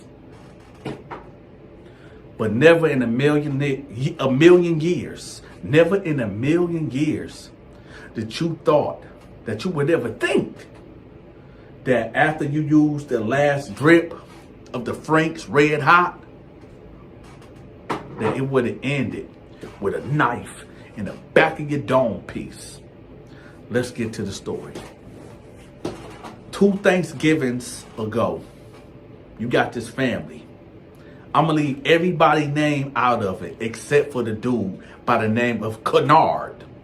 Kennard is our guest movie star in this story. Kennard come from a troubling background. Kennard just could not get it right. Kennard was the type of cat that you would want to call the black sheep of the family. Nobody wanted Kennard around because every time Kennard came around, something always ended up missing because Kennard always was stealing. Kennard always would be confrontational, so nobody would invite him to the birthday parties. He couldn't come around. Well, he could come around, but nobody would invite him. He would just have to show up. Y'all know the type that you just can't. Every time he come to a family event, it's always something. It's always something. He get into it with at least 2 or 3 people in the family. Y'all know who I'm talking about. Because y'all got a couple of them people. Y'all got some Kennards in y'all family. So, it's Thanksgiving. Everybody in the house chilling. You know, you got the uncles in the living room watching the football game. You got the spades game going on over there. The cards, all that. You know, you got the kids in the living room playing a video game. Everything good. You got the aunties, grandma, everybody in the kitchen doing what they do. The house smelling good. It's on point. Kennard comes in. It's like the whole atmosphere changes when Kennard comes through. So everybody looking out. Oh, hey, Kennard. Hey, what's going on? What's going on, auntie? Oh, hey, what's up, unc? That's Kennard. Every time, like I said, when Kennard come around, women, hide your purses. Get your cell phone off the charger.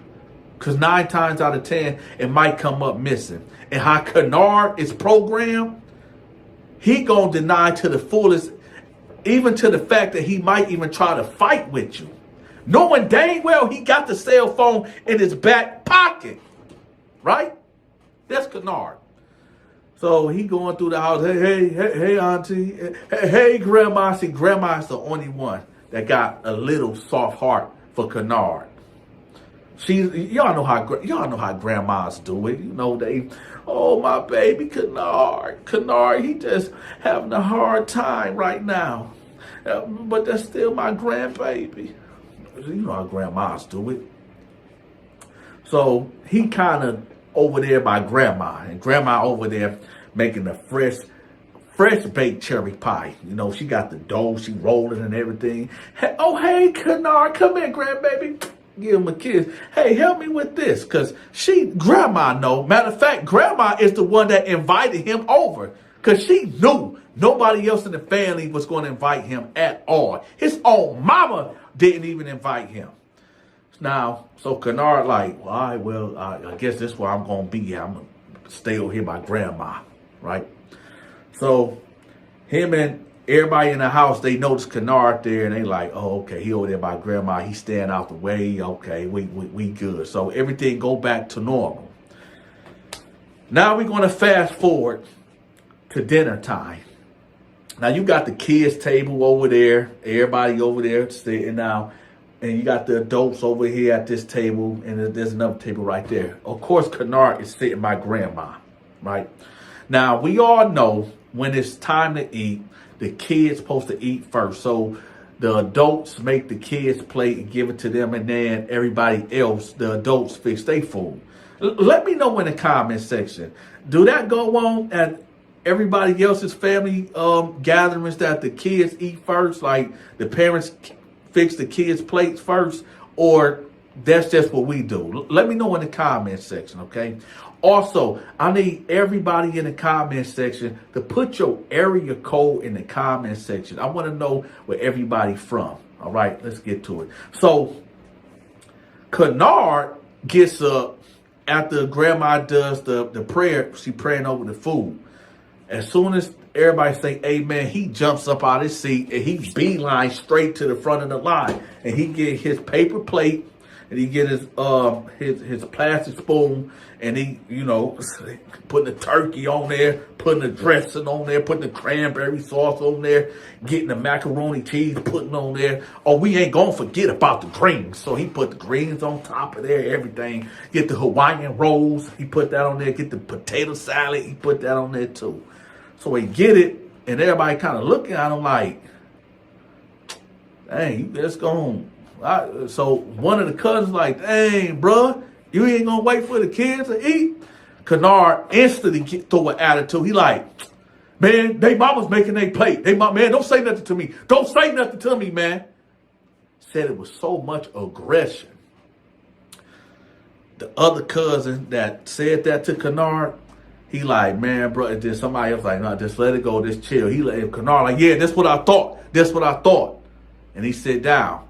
So grandma like, please, y'all, just don't do this. Don't do this. He like, Kennard like, man, grandma, I ain't saying nothing, man. I'm just gonna eat my food. Grandma like, please, in the name of Jesus, don't do this. So Kennard like, all right, grandma, I'm good, grandma, I'm good. So Kennard's eating his food with the shifty eyes, just looking at everybody, just mean mugging, mad dogging everybody while he eating his food. Everybody sitting down, right? And y'all know about the Frank's Red Hot. So he like, Kennard, one of the uncles like, hey, Kennard, can I get some of the red hot sauce? Kennard look at him. He look at the hot sauce. It's not that much left in there at all. And he like, all right, here you go. So he give him the hot sauce. Firing it up, putting it on everything, right? The cousin that Kennard had words with, because Kennard went up there and made his plate, he like, dang, cuz, you ain't gonna wait for... He ended up getting the hot sauce next. And he used it all up. Kennard like, hey, let me get the hot sauce. Cousin like, he go, cuzzo. He get it to him. He like, dog, why the F you use all the hot sauce? Now he cussed. I ain't cussing. Because, you know, YouTube, right? So he like, why the F you use all the hot sauce? He said the F word, y'all. It's kids in here, grandma right here. Why the F you use all the hot sauce? Everybody like, excuse me? Like, he like, man, like I said, man, why the F you... Kennard didn't bring the hot sauce. He ain't paid for nothing. And this is the reason why Kennard never get invited to know. He got a temper. He crazy. So dude was like, hey, you ain't gonna keep talking to me like that. And why you disrespecting our grandma? Man, I ain't trying to hear none of that. Bro. Why the F you use all the hot sauce, bro? Why you do all that? Why you use all the hot sauce, man? He like, dog, you tripping over some hot sauce, man? So other people chiming in. He like, man, yo, man, man, y'all better stop talking to me, man. Y'all better stop talking to me, bro. Stop talking to me. I wish I could tell y'all that this story is all cap. I wish I could tell y'all that. But I need for y'all to listen to the 911 call of what Kennard done did. And then we're going to get back to the story. Now, Kennard gets up, go around the table where his cousin is sitting at. He like, so you just gonna really use up all the hot sauce? He like, man, cuz, get out my face. Kennard like, he pull out a, you know what? Everybody like, yo, Kennard, chill. Kennard, chill. Chill, Kennard. Yo, put that down, Kennard, man. We family. Kennard like, that's fuming. The cousin sitting down looking at him like, you gonna do that to me, cuz? You gonna really do that to me, cuz? Kennard was like, man, like I said, man, why you pumping himself up? Well, why you use all the hot sauce, man? Why you use all the hot sauce? Cousin was like, man, I ain't even try, man, just move, man, move around. So the cousin turned this way. Kennard, well, that thing that he pulled out, it wasn't a hammer. It was a sword of justice, a SOJ. Y'all know what that is. He pulled that out. Soon Cuz turned around. He pow, pow, pow. Poke Cuz up. Boom, boom, boom. Hit him 3 times right here by his rib. And then he landed in the back of his dome piece. Boom. Everybody got to screaming. Everybody got to hollering. The cousin was trying to run. I'm going to let y'all know right now, Cuz did not make it. Kennard took his own cousin's life on Thanksgiving. Why? Over a bottle of Frank's Red Hot. Since 1920, y'all. Kennard ended up receiving 44 years in the penitentiary for taking out his cousin over some hot sauce. In prison, they sell these for 5 cents on commissary. Well, when I was locked up, it was 5 cents. They might be 10 cents now or maybe 15 cents. I'm not sure. Now, Kennard can get all the hot sauce that he wants. It might not be that Frank's Red Hot, but he getting all the hot sauce that he wants. Do y'all remember I told y'all a story about this dude named KB? Y'all remember that? How KB was this bully type prison dude that always would throw his weight around, always just running down on dudes, just taking stuff from them and dared you to say something back to him. I want y'all to look out for that video because I'm going to tell y'all a prison story about how when KB ran down on me over hot sauce, over some 5 cent hot sauce. I got ran down on by KB over some hot sauce. And it wasn't even his hot sauce, it was my hot sauce. But I'm gonna tell y'all that story. So y'all look forward for that.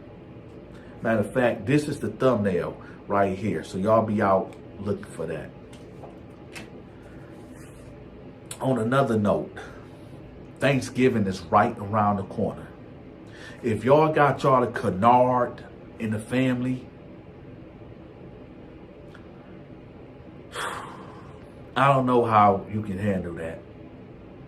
Because cats like Kennard, it's like, I don't know, man. I don't know. It's like people, your family members, I don't know, but I guess you got to pray for family, right? I'm out. If you enjoyed this video, make sure you hit that like button. If you are not subscribed to the channel, make sure you hit that subscribe button. If you want to continue to show your support of the Donta Show Network, make sure you bless that Cash App and or the PayPal. If you want your business or social media channel promoted, I charge $20 a video. Email me right here. Until next time, stay safe.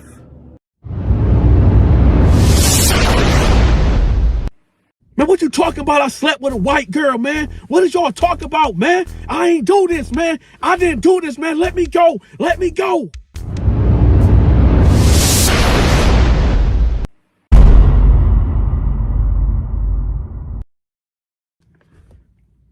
I have to give a disclaimer before I start this video.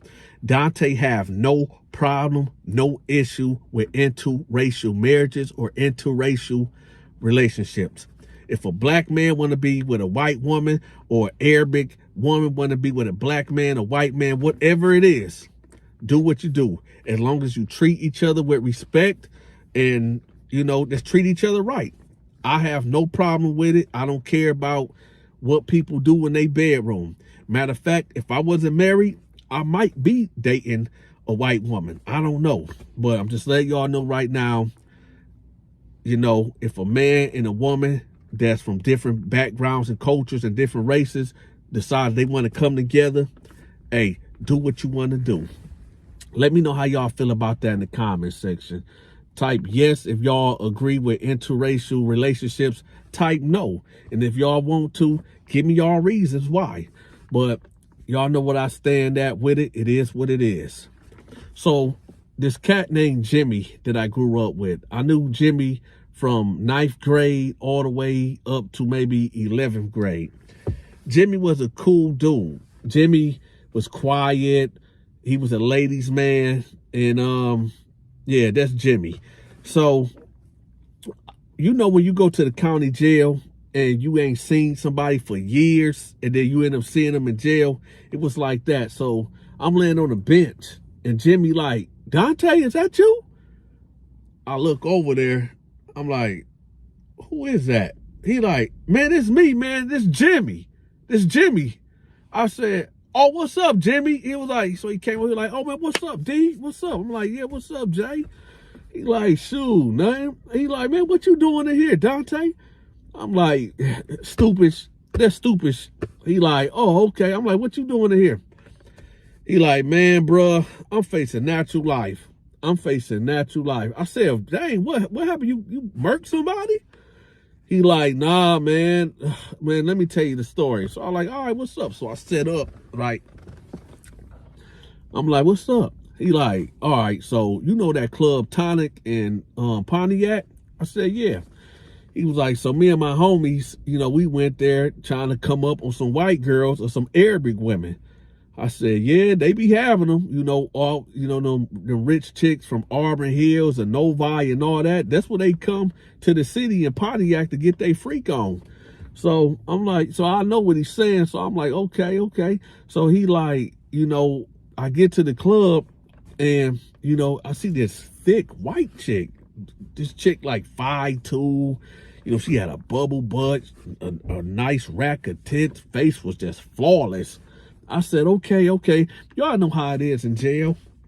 When you get these street stories with dudes describing these girls, everybody paying attention. I'm like, okay. So he like, yeah, so I see her and I roll up on her. I said, okay, bet. He like, so I walked up on her and I was like, hey, my name Jimmy and I think you cute. You want to dance? So he said that she looked him up and down and was like, yeah, I guess. So they got to the dance floor and they got to shaking and baking on the dance floor. So he said, you know, he like got her from the back, like holding her from the back, you know, groping her and, you know, kissing on her neck and stuff and whispering sweet nothings to her. So he like, you know, what you doing after here? You know, did you come with your girls or, you know, what we doing? She like, oh, I did come with my girls, but I can go with you. So he like, all right, bet. So he like, you know what, man, forget this. Shoot, I came to, this is what he telling me. He ain't telling her this. He like, man, forget this. I came here to get me one of these white chicks, and I got me one. So there's no reason for me to be. And I'm gonna keep it real with y'all.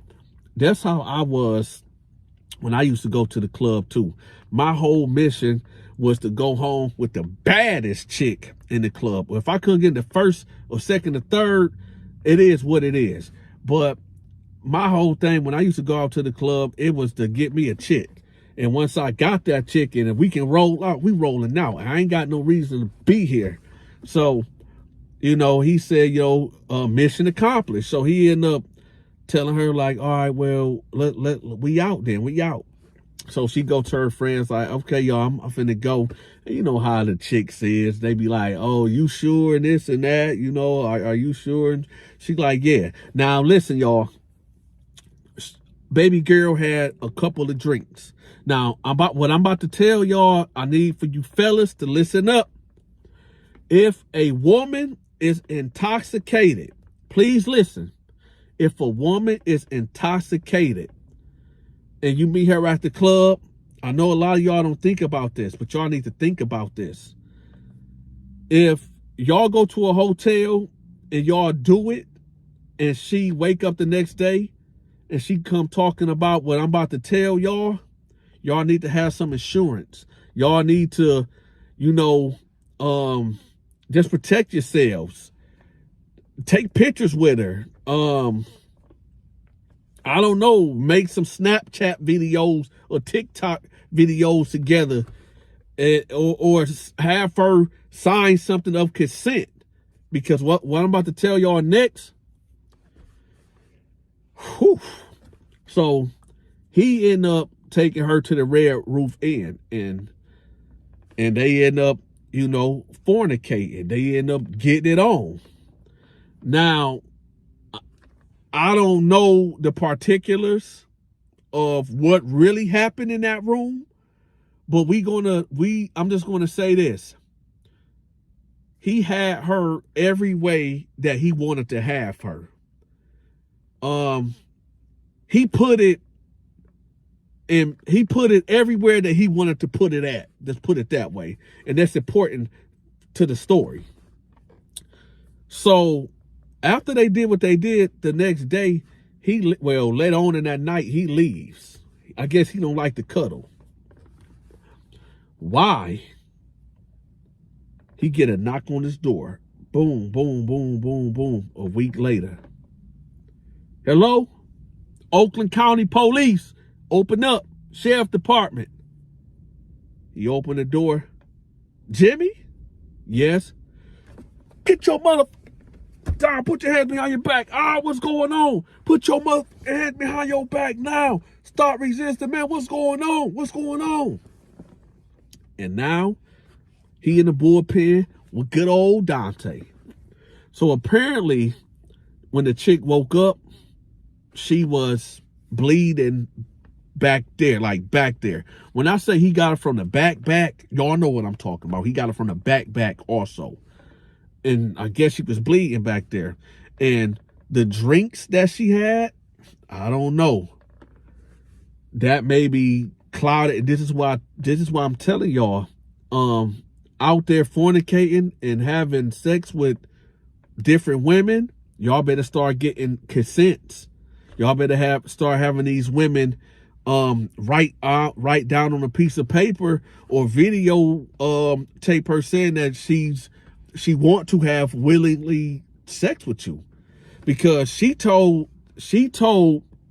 the police that he violated her. Y'all know what I mean. It start with the letter R. So y'all know what I mean. I just can't say it on YouTube.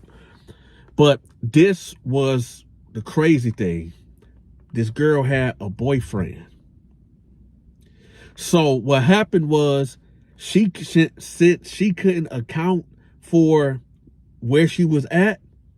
She told her boyfriend that was sitting at home waiting on her that some black dude kidnapped her, and that's when she woke up at the hotel. Now dude is facing natural life without the possibility of parole. Jimmy is still locked up right now, y'all. He wanted me to tell y'all this story. Now, I don't know Jimmy as like, like I knew my homie Al. Al is my road dog. That's my dude. I know what Al is capable of and what he ain't capable of. And Al ain't got to take nothing from no woman. Okay. Jimmy, I can't say that. I can't vouch for Jimmy. So I'm not going to sit up here and say justice for Jimmy, because if he did violate her, then you know what I'm saying? But if he didn't violate her, then this is a cold game. So these are the facts. Jimmy met the chick. They went to a hotel and they did it. She has a boyfriend. But this is what he's telling me, alluding to this, that she tried to cover up her infidelity to her boyfriend and say she got violated by him. Now, this could be an easy, classic case of, the white girl screaming a R word because she done got caught up with her husband or her boyfriend. That could be the case. Or it can be the special victim unit type of situation where Jimmy is a whole demon out here. In my opinion, I don't know. Because if the woman is a victim, she needs justice. And I don't want to sound biased or impartial. So if he's innocent, cold game. It's a cold game. So after he telling me the story, he like, yeah, bro, man, I'm here now. And I'm like, man, bro, I don't need to, violate no woman. I gets mine. I gets me. I don't know. She told me I can do all these things to her. She said that, I got sodomy charges and all this. And I'm like, yeah, that's pretty wild, man. Yeah. Now, this was, how long I've been free? 10, 20, for 10 years. This was 10 years ago, y'all. And I'm gonna let y'all know now. Jimmy, well, you know what? I got in contact with Jimmy not too long ago. And he supposed to be calling me on a jail call. And he gonna let y'all know what's the status of his case. So, yeah, that'll be coming soon. Also, for you cats out there that like to go clubbing and be dealing with these women, y'all got to protect yourselves. Y'all got to protect yourselves, because you don't want to end up in a situation like Jimmy facing natural life because you done got horny and you want to mess around with a chick and she done flipped the script on you because she got a boyfriend. If that's the case, if that is the case, that she actually has a boyfriend or a husband and trying to, cover herself and basically cry wolf on you. But protect yourselves, man. Stop being so goddamn horny. Haven't y'all noticed something? Haven't y'all noticed something like every man that has some type of status get brought down by some sexual allegations? Like Bill Cosby putting stuff in women's drinks. Mike Tyson being accused of, taking advantage of a woman, and he ended up going to prison. Kobe Bryant, the woman said that he did something to her. Y'all remember that? R. Kelly. It always seems like the downfall of a man is that thing between his legs doing something to a woman. Have y'all noticed that? So I guess listening to this cautionary tale right now, men, be careful. Be careful who you lay down with. Because the person that you think that you about to, well, the person that you think that you about to have a good time with, and you about to get one off on, that might be the reason why you behind bars. Somebody said something real crazy to me on one of my YouTube shorts. Y'all know when I did part 1, how to survive prison, part 2, all the way to, I think, part 16. Somebody said, stay out of prison, dipshit. Don't commit crimes. Let me tell you something. Did you know there's innocent people that's in prison? What if Jimmy is innocent? Some people, and I said some, very small. Most people that's in prison or in jail supposed to be in jail or prison because they criminals and they done violated the law. But there are innocent people that are locked up, and everybody that's locked up is not no criminal. So for whoever you are that wrote that comment to me, it is what it is. Y'all check this out. I charge $20 to promote your business or your social media channel, a video. Email me. It's in the description. Also, y'all, I'm managing people YouTube channels, meaning I can get you monetized and all that. Email me. I charge $200 a month for me to manage your YouTube channel.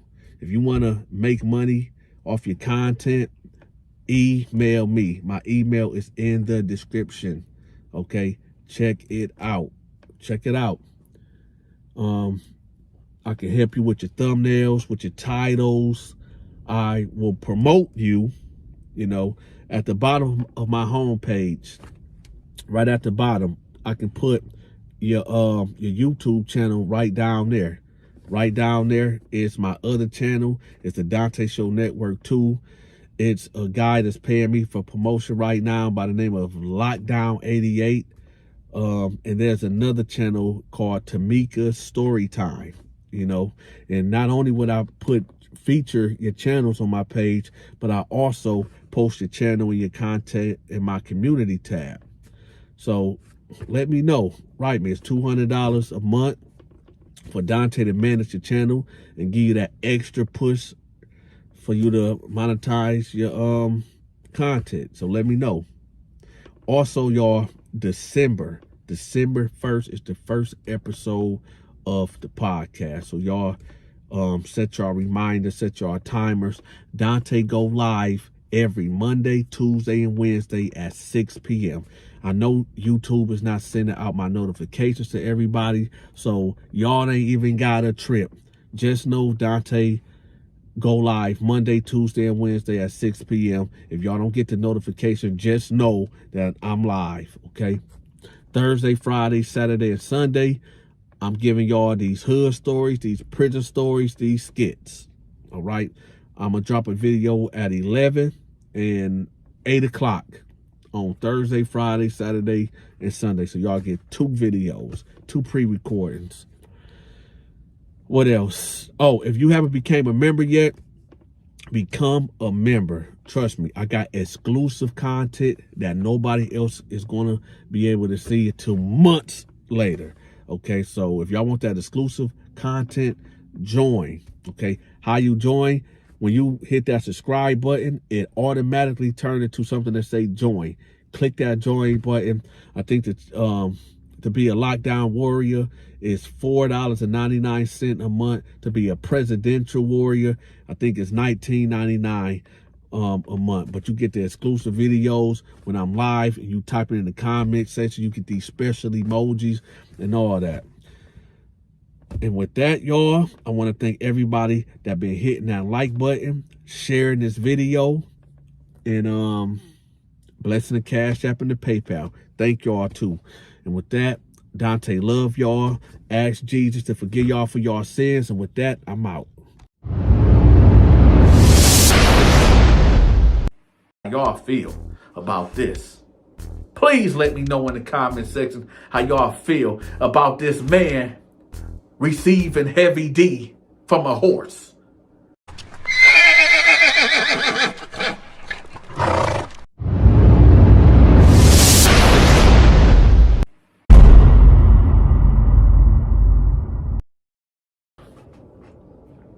I don't know what's going on with you cats in Alabama, but y'all got some explaining to do. Now, I don't go out seeking these things. I get a whole bunch of emails of people emailing me these crazy stories. What's going on in Alabama? First, I hear about all the nonsense and craziness and military mind games that's going on in these prisons. But then I get this story about this cat got caught with a horse. Now, I know what y'all thinking. I know what y'all thinking. We in 2023, what's right is wrong and what's wrong is right. And these cats out here pushing this love is love. I guess it's a fair question for me to ask. Can a man love a horse the way he love a woman? I'm just asking. I'm just asking. I come from the era of the 90s, the 2000s, where it was man for woman, not man for animal. My wife told me the other day when she was at church, she said that the pastor was talking about that in Europe, they got brothels, animal brothels, and they trying to bring that crap here to the United States of America. Let's get to this Alabama Yoni, okay? So apparently, dude's supposed to be taking his wife out to Applebee's. On an hour of them going to Applebee's, oh, I forgot to tell y'all, dude is a middle-class cat. They stay on a farm and they got horses, okay? His main job is to babysit horses. You know, like when people go on vacation, you know, they'll watch the horses for like a week or two. You know, he got a couple stables and he just watch horses. Keep that in mind. So he got this horse that's on their land that he's babysitting. Well, for some reason, when it's time to go to Applebee's to get that 2 for $20 or that 2 for $20.99, he decides to tell his wife, like, you know what, go ahead without me. Go ahead without me. I'm not feeling too well. Out of the blue. So the wife like, okay, that's kind of weird. Let me tell y'all, let me give y'all a little backstory of this story. The wife kind of under the impression that he's cheating.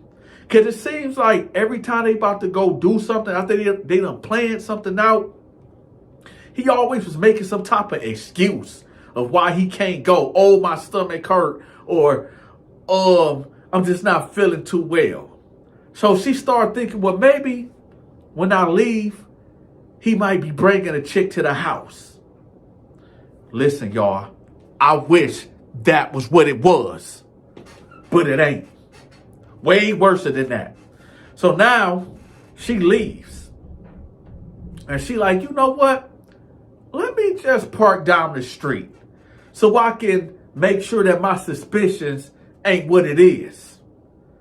So she go down the street, she turn around, she cut the lights off, and she waits, and she waits. She like, ain't nobody pulling up. Maybe I'm tripping. Maybe I'm tripping. Or maybe I'm not tripping. Maybe the chick came in from around the back or on the side of the house or something. So she pulled back in the driveway with the lights off. It's around 7 o'clock. The sun is setting, y'all. This is in the fall time. Y'all know when they get dark at night around 6:30. But it's 7 o'clock, so you have to cut the headlights off. So when she pull up, she get out the car. She tiptoe on the porch, put the keys in the door. She walk in. She look in the living room. He ain't there. She go in the family room. He ain't there. She go to the basement. He ain't there. So she go upstairs to their bedroom. She open the door. He ain't in there. So she like, man, where the heck is my husband at? He said he wasn't feeling good. Where's my husband at? So she get on her cell phone and she like, ring, ring, ring, ring, ring, ring, ring, ring, ring. He answered the phone all out of breath. She like, husband, where you at? He like, oh, I'm in the bedroom. I'm in the bed. I'm under the covers. Him not knowing she's right there in the bedroom that he claimed that he in. So she looking right at the bed like, this dude ain't here. What the? She said, oh, okay. I was just calling to see what type of drink you wanted. He like, oh, just give me a lemonade with light ice. She said, okay, baby, I'll see you soon. So she hang up the phone. So instant red flag. She like, what the heck is going on? My husband ain't in the house. I didn't see him leave. Let me go check the stables. So she leave out the house. As she walking to the stables, she hear a noise. When she hear the noise, it kind of sound familiar to when her and her husband be intimate, but she hear this noise from the husband. So she like, this mother effer is messing around with a woman out here in a horse stable. He think I'm stupid. Remember, y'all, she just called dude upstairs in a bedroom. So she get to walking and getting closer to the stables. She bust the door open. And let me tell y'all what she see. She see her man. Her man. I don't really want to give y'all the description of the description that I was given. I didn't even want to tell y'all this story. But y'all got to understand that there's some wicked, nasty people. And I could be wrong. Maybe it's just me. Because we are in 2023, right? We are in the time where the freaks come out at night. We are in a time where, like I said, right is wrong and wrong is right. And the people that usually can think straight and understand things that what you deem unlawful is unlawful, then we are the ones being persecuted. We are the ones that's wrong. When there's a natural order, listen, when God, the creator, made male and female for them to come together and procreate and produce a man child or a woman child, and everything that he set, right? Everything is for a season. Everything is for a time. There's a natural order of things. Now, we're not going to get into all the politics, okay? Because that's a deep rabbit hole that I don't even want to go down. But I'll tell you this.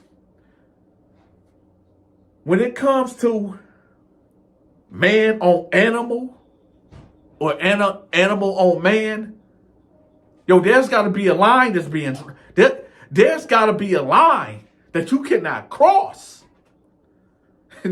Listen, in the Bible, it said King Nebuchadnezzar, right? God took his mind and gave him a mind of an animal.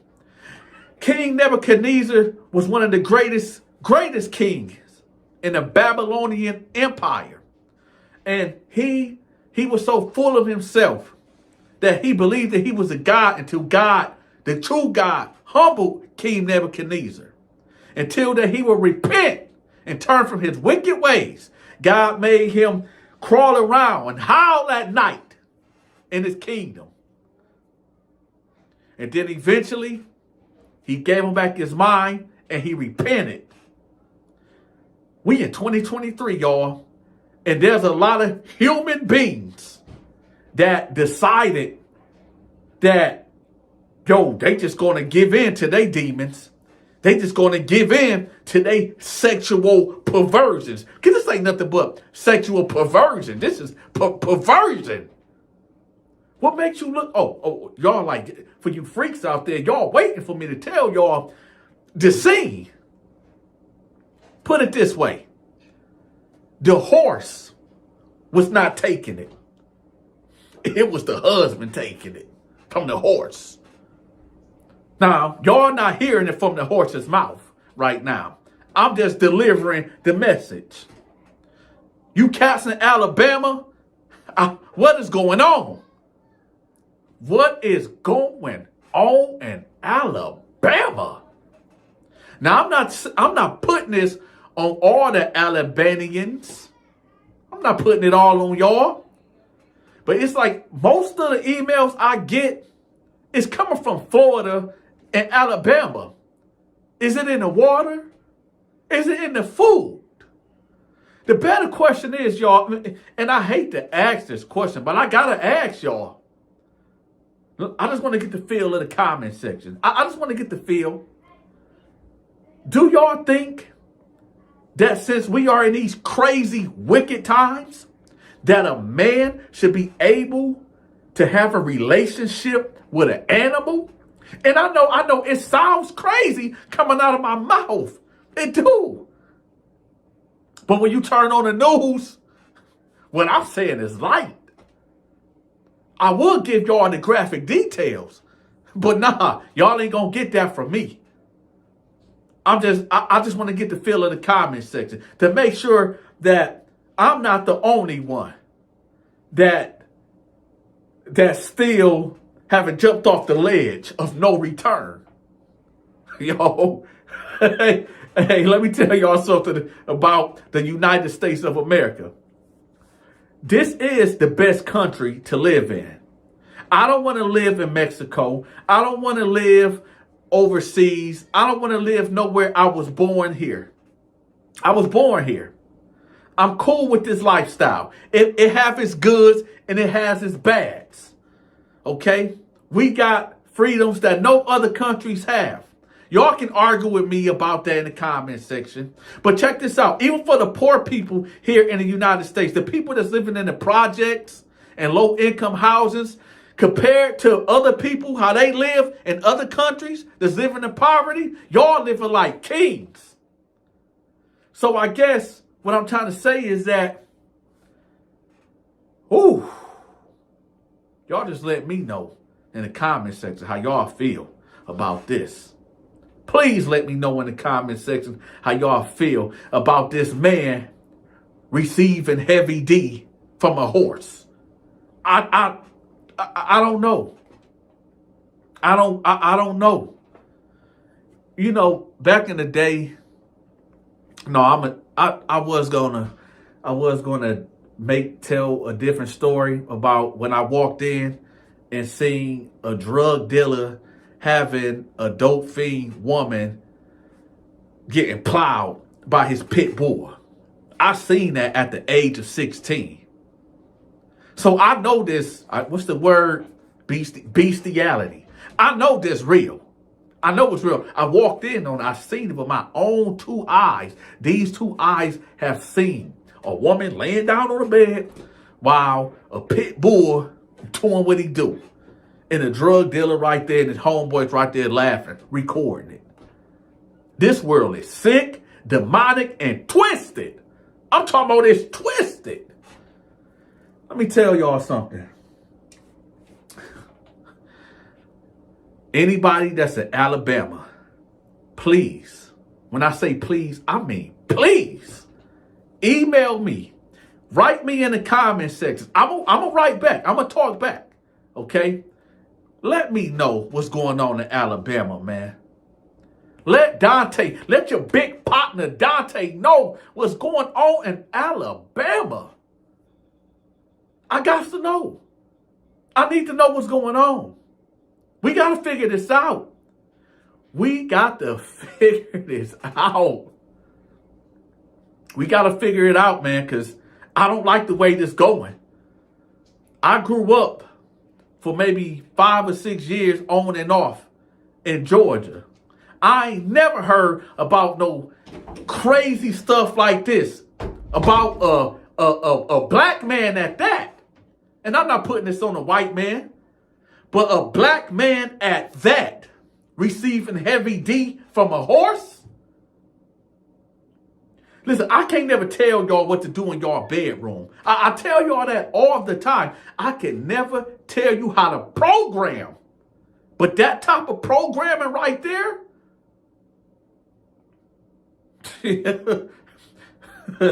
hey, check this out, y'all. I'm about to start a new channel where y'all see my acting skills in full effect. On my main page, when you go all the way to the bottom, where it got other channels, I'm gonna have it pinned up there. We already got like 191 subscribers on that channel, just waiting for me to drop a video. Y'all make sure y'all subscribe to that YouTube channel too. It's not the Donta Show Network. It's gonna have well, I'll give y'all some more updates on it, but it's already up right there. It's a picture with me in the background.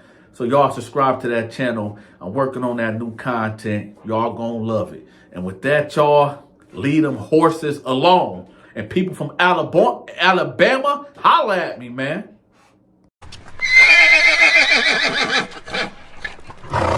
If you enjoyed this video, make sure you hit that like button. If you are not subscribed to the channel, make sure you hit that subscribe button. If you want to continue to show your support of the Donta Show Network, make sure you bless that Cash App and or the PayPal. If you want your business or social media channel promoted, I charge $20 a video. Email me right here. Until next time, stay safe. With the sheeps is outside in the barn. No sheep supposed to be down here in the basement. Oh shit! Oh shit! It's right there in the corner. It's like a treadmill thing, but it's a box right there, and right there is something cut out.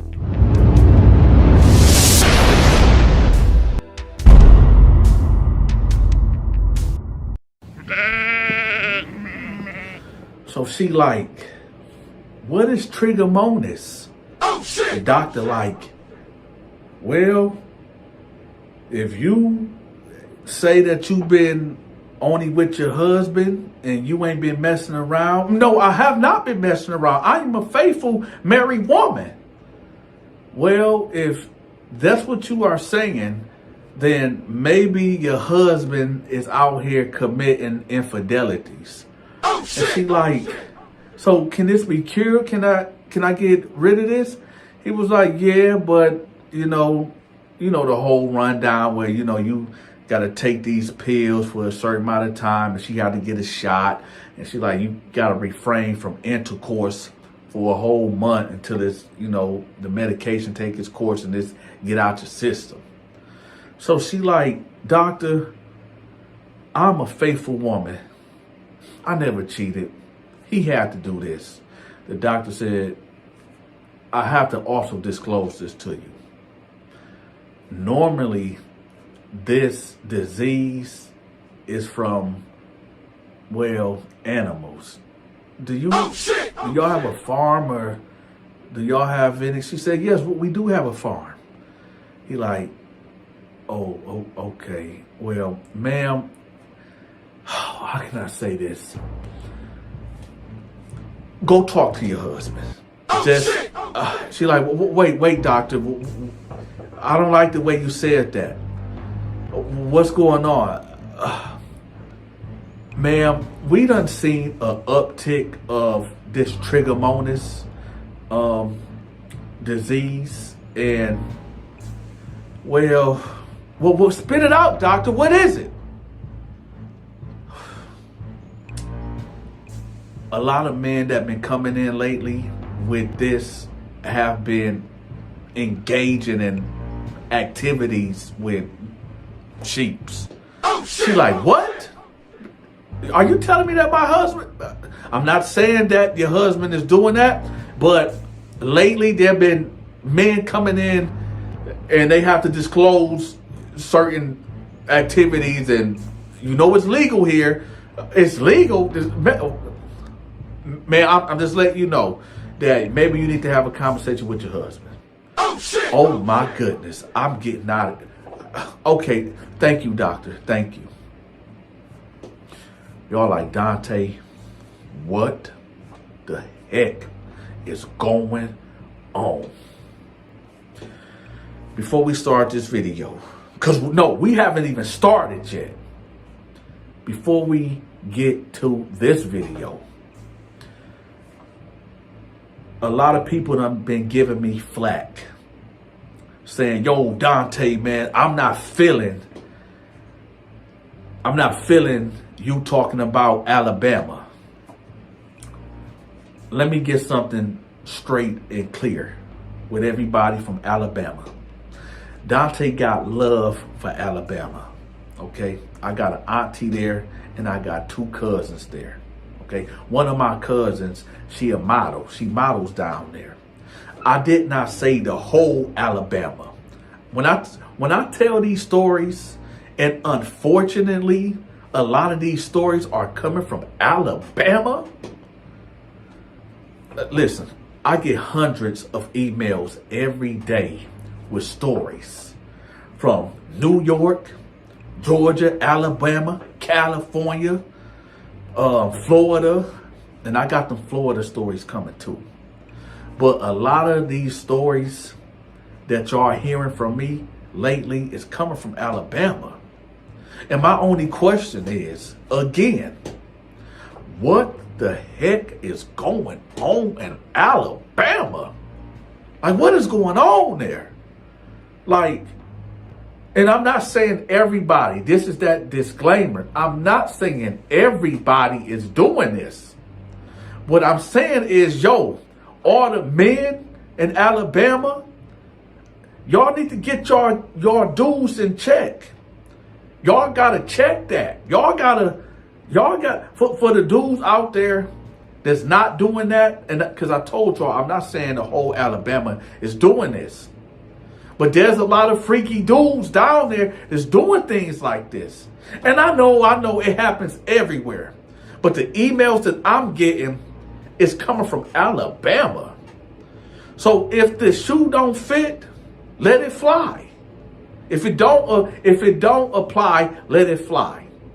But like I said, all the real dudes in Alabama, y'all got to put these dudes in check. Y'all got to stand up and figure out, y'all got to put your people in check.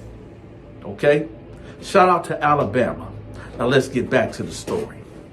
Now, she get in the car. She like, I know my husband is not doing this. I know he ain't. Matter of fact, I can't even wait till I get home. She get on the phone. Ring, ring, ring. Ring, ring, ring. No answer. Ring, ring, ring. Hey, you reach blah, blah, blah, blah, blah. Please leave a message at the voicemail. Blah, blah, blah. Call me back. Click. He called. Hey, baby, what's going on? Don't baby me. Are you sheeps? Huh? Man, what are you talking about? I said, is you sheeps? Man, listen, I don't know what you talking about. Listen, I just came from the clinic and I got trichomonas. Would you ain't get it from me? I'm going to be home, man. I'm pulling up. I'm pulling up. Where are you at? I'm at the grocery store, baby. I'm at the grocery store. She pull up. She go inside the house. Baby girl is fuming. She's sitting at the table waiting for him to come home. He eventually pulls up. She can't even wait for him to come through the door. As soon as she heard his door close, she got up, ran outside. Got the punching on him. Boom, boom, boom. You gave me trigger Moses. You cheating on me. He like, baby, no. Baby, I'm not cheating on you. I promise to God I ain't cheating on you. Yes, you is. You cheating on me. Right? Y'all do me a favor. Y'all already know what time it is. I need for y'all to hit that like button. If y'all feeling this video, hit that like button, man. So he grabbed her like, baby, I'm not cheating on you. I don't know what's going on. I don't know what this trichomoniasis, what is. The doctor told me the only way you can get trichomoniasis if you out here messing with animals. What is going on? Baby, I don't know what you're talking about. I'm not doing nothing. I promise, baby, I ain't doing nothing.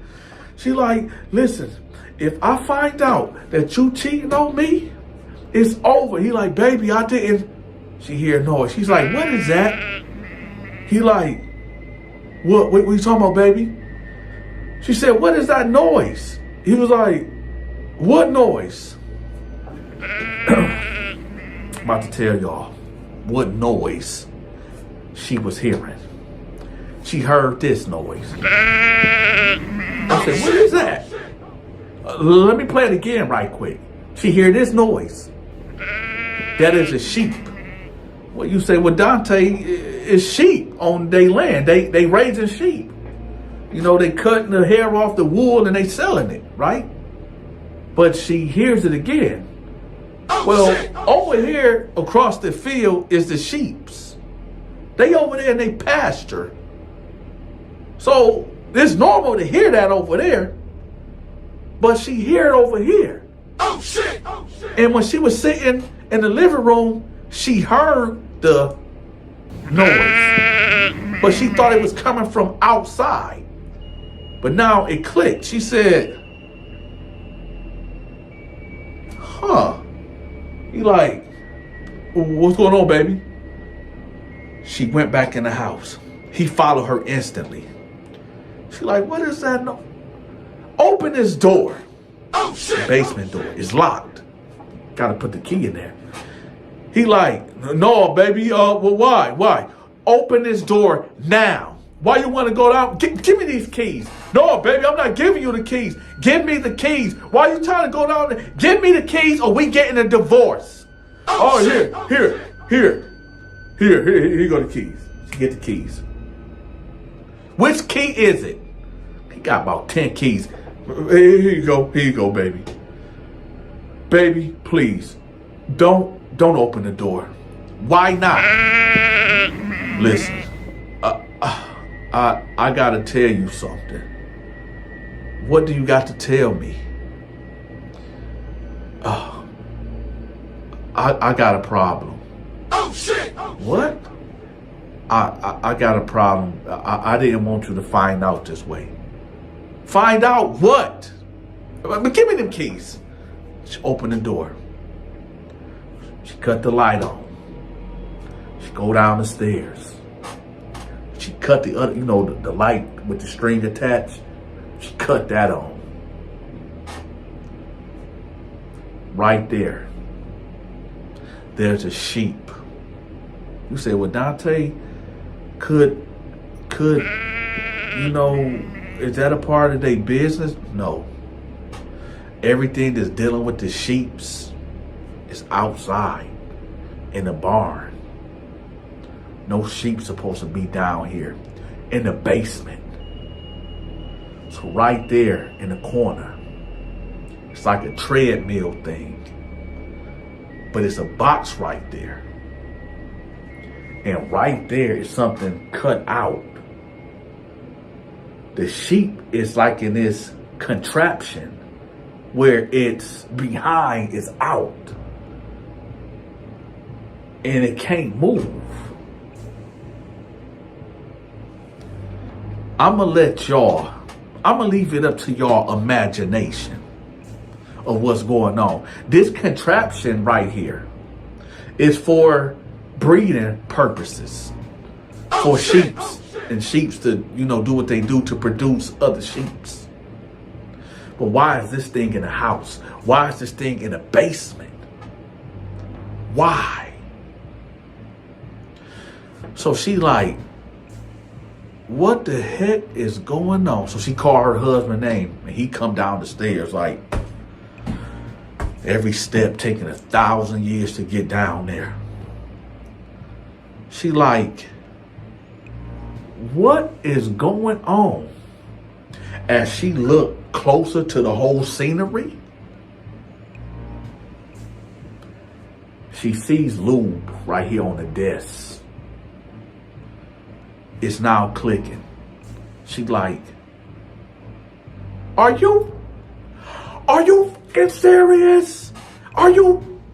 And this is why I got, baby, I'm sorry. I'm sorry, baby. Oh no. Oh, it's over. It's over, baby. I'm sorry. I'm sorry, baby. I'm sorry. She go upstairs. And he just sitting downstairs on the step with his hands right on his head like this, sitting on the stairs. She get on the phone. 911, emergency. Oh, I need y'all to come get him. Come get him. What's going on? Oh, he in here doing so and so with this animal. Come get him. Ma'am, calm down. We have somebody en route. Police show up. He's still downstairs with his hands like this. The wife busts out the door. Oh, my husband here in the basement. Oh, I got this. I went to the hospital. The doctor told me I got this because my husband, he's downstairs right now. He's messing with the farm animals. So the cop like, wait, what? He downstairs on the stairs. The cop go in the house. He right there. Sir, can you come upstairs? Here I come. What's going on, sir? Man, I messed up, man. Just take me to jail. Just take me to jail. Take him to jail. Take him to jail.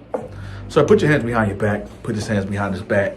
He's sobbing at this. Baby, I'm sorry. I'm sorry. I don't know what's wrong with me. I don't know what's wrong with me, baby. They take him to the police station. He confessed to everything. And he get charged with bestiality, abusing animal.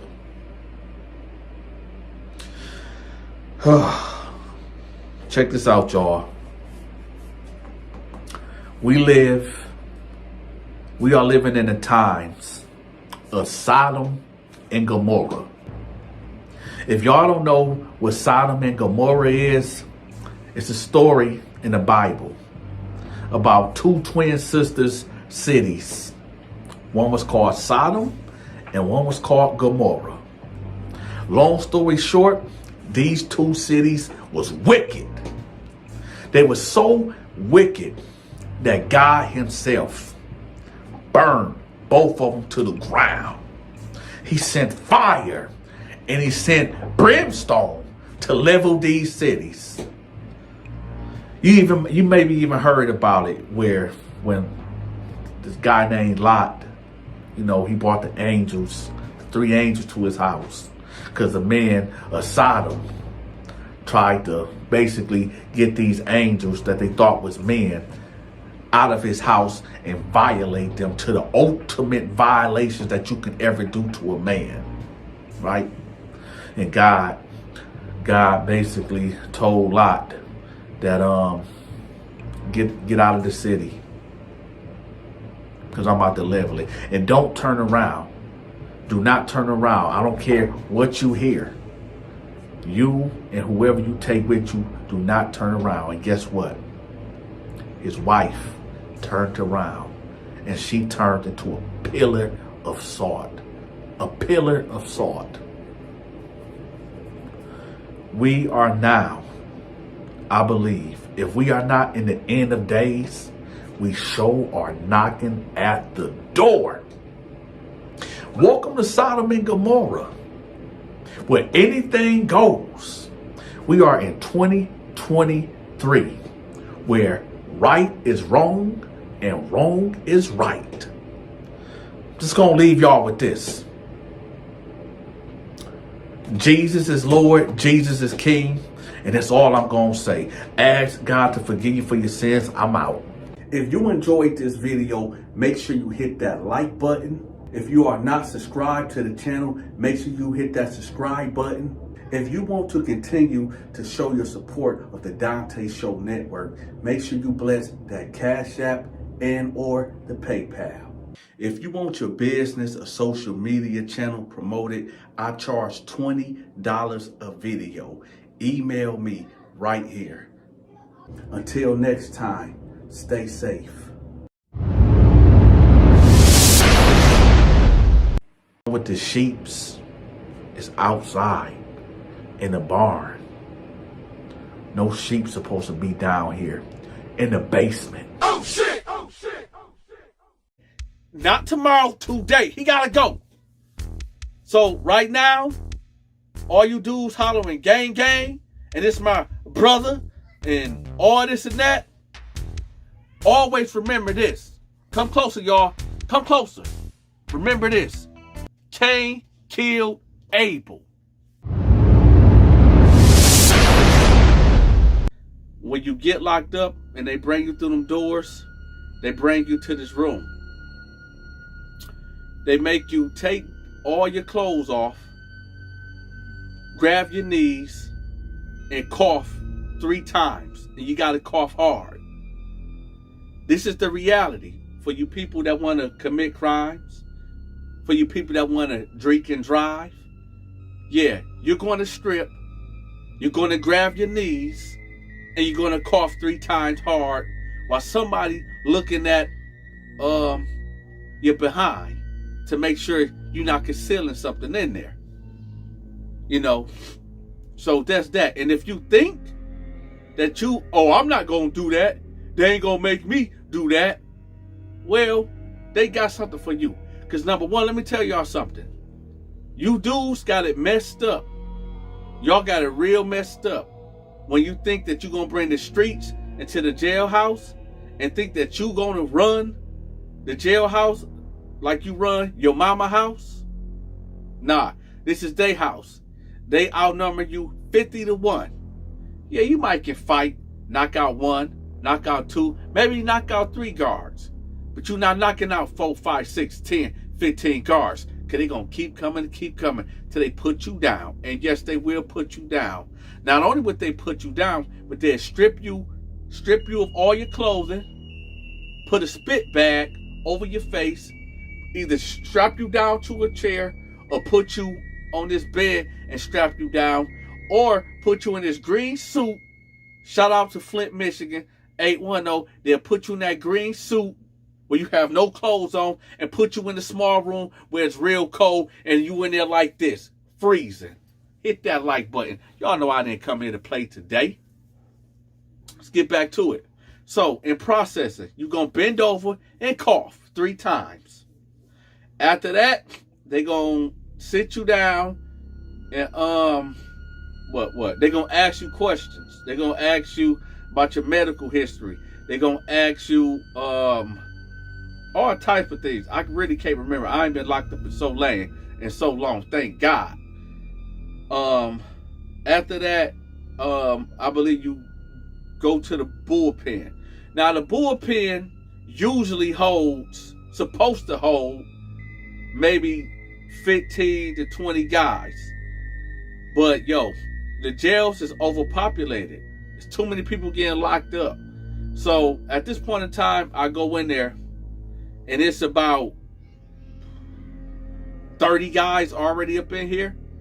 You got, okay, so picture a room. I really can't. Okay, just picture this. Picture a box room. And then picture when you first walk in, the door right here, the slot right here. Right here to the right is one phone. And there's a bench that goes along the wall from here. From one corner to the other corner, and it kind of stop halfway on that next wall. As you hit the next wall, there's a toilet right there, and it kind of curves in and then go around, and then there's a big window where the deputies can see you, and you can see the control booth right there. And after that window, you back at the door, and you got a bench that's like dead smack in the middle. So I come up in there, and it's a whole bunch of bodies laid out, dudes standing up. So I get in there, I'm like, all right, whatever. So, you know, I find me a little spot. First, I sit on a bench, and the bench is so uncomfortable, and it's like dudes like right here. So I'm like, oh, I can't do nothing. So I like slouch down and get on the floor, like get on the floor. So we up in there, we all in there talking. Dudes in there like, what you doing in here? Man, what the heck is you doing in here? I don't really want to talk about it. I'm like, man, you know, just some BS. Just some BS. Dudes like, you know, here in Flint, Michigan, it's like, I used to wonder, like, where's everybody at? Like, where's all the people that I grew up with? And it's like I rarely see them at all. But then when I got locked up, you know, then I see guys that I grew up with, and it's like, oh, this where you been at? Shout out to Flint, Michigan, too. So, you know, we just all in there talking, laughing, joking, whatever the case may be. This dude come in there named Lil J. I don't know this guy personally at all. So he comes in there, and he like, you can tell something is really, really bothering this dude. Cause he just seemed like he just off. He like bewildered, like I can't believe this happened. So he get in there, he telling us like, yeah, man, I was out there doing my thing, and I've been doing my thing all day. I mean, all day. I got down to my last, and y'all know what I'm talking about. He was selling something that he had no business selling, but he got there selling everything that he had that day. So he said, as the night went on, you know, he did his last sale, and he went home. Cool, right? No problem. He say he laid down for about 20 minutes. Next thing you know, he get a phone call. He look at it. It's a dude named Double R. He like, why this dude calling me? So he hit the ignore button. Lay back down. Double R calls right back. So he look at the phone. He like, man, why is this dude? Why he call? Hello? Hey, bruh. Hey, you got some more of that? Hey, I need something real bad. I need for you to bring me something, man. I got this white boy over here, and man, he trying to look, man. I got this white boy over here, and dude, I need something, man. I'll split it with you, man. He giving me a good deal, man. Could you please come? He like, Lil J like, nah, man, I'm done for the night, man. I ain't coming out. He like, bruh, please, man, could you please just come out here, man? Please come out here to such and such and drop me off something. So he like, all right, man, all right. So he hang up the phone. So he telling us like, man, I really had a bad feeling, and something told me not to go. But I don't know why I did. I just got up, grabbed a sack, and I'm gonna let y'all know right now, it wasn't weed. It was something else, you know. That thing that came in the 80s, right? That destroyed the inner cities, that destroyed the urban communities, that destroyed a lot of families. It was that. And we're gonna have a conversation about that in a minute too. Y'all remind me later. I'm gonna bring something up about that. How that destroyed a lot of us, right? Well, let's get back to the story. Y'all hit that like button for me too. So he said he get his stuff on.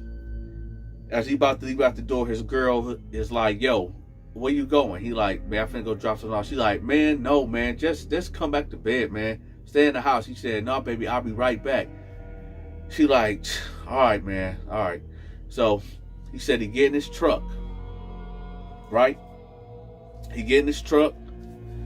In his steering wheel, you cut it open. Well, he got a special compartment in his steering wheel, like where the horn at. He made a slit in there, and he could put his stuff in there, right?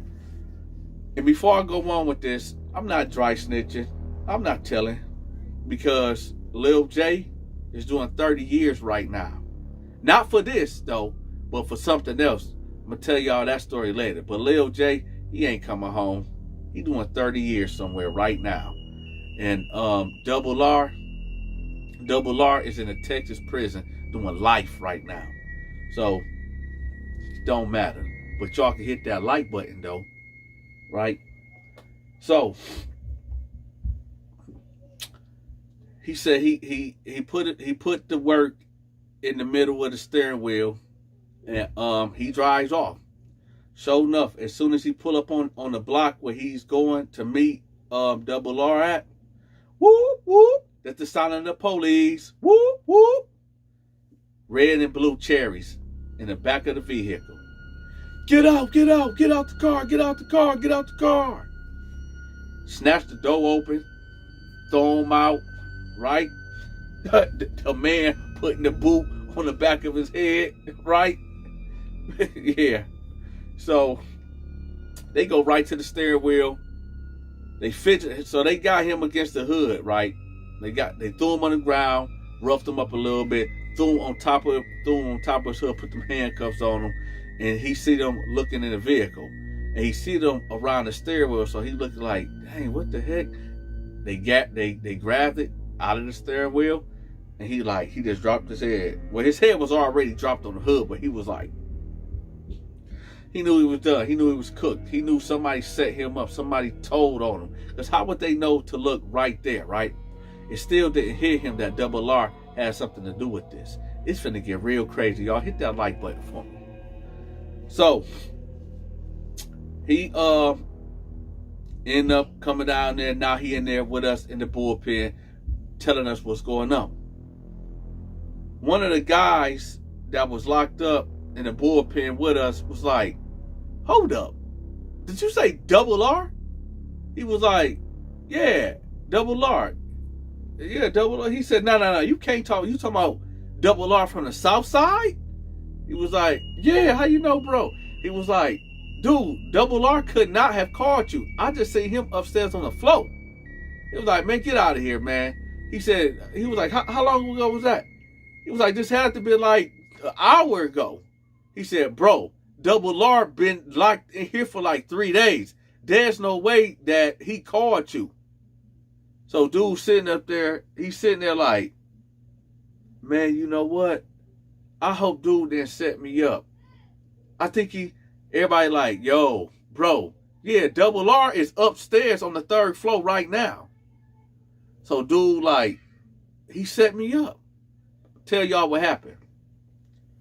Double R got caught doing whatever he was doing in the streets, got locked up, and got to talking to them detectives.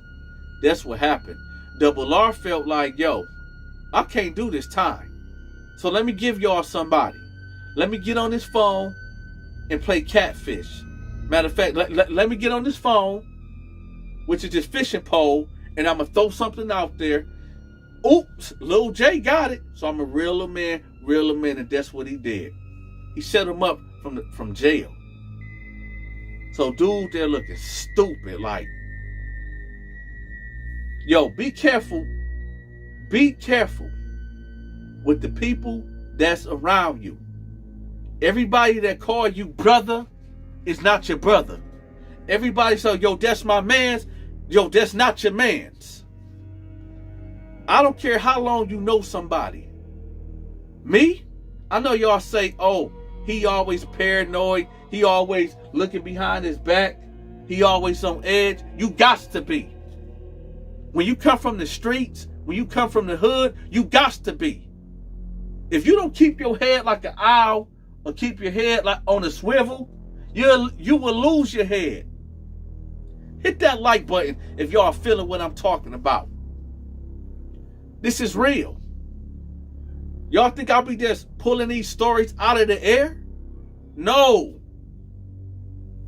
There's a guy right now that's listening to my voice right now that's about to go get in his vehicle with narcotics to go make that final sale. And then, whoop, whoop, police putting him in handcuffs, going straight to the stash. And he trying to figure out how. You know, your homeboy that always be around you, that secretly don't like you, that secretly want to smile in your face, all the while they want to take your place, them backstabbers. Backstabbers. He see you every day riding around in your new Dodge Charger with the bang in the back. He see you every day, you know, smoking the best weed. Got the most beautiful women around you. All this time he got hate and envy brewing in his heart and his soul. He like, I gotta get him out. I gotta get him out the way.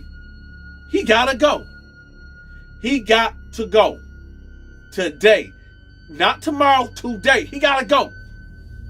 So right now, all you dudes hollering gang, gang, and it's my brother, and all this and that, always remember this. Come closer, y'all.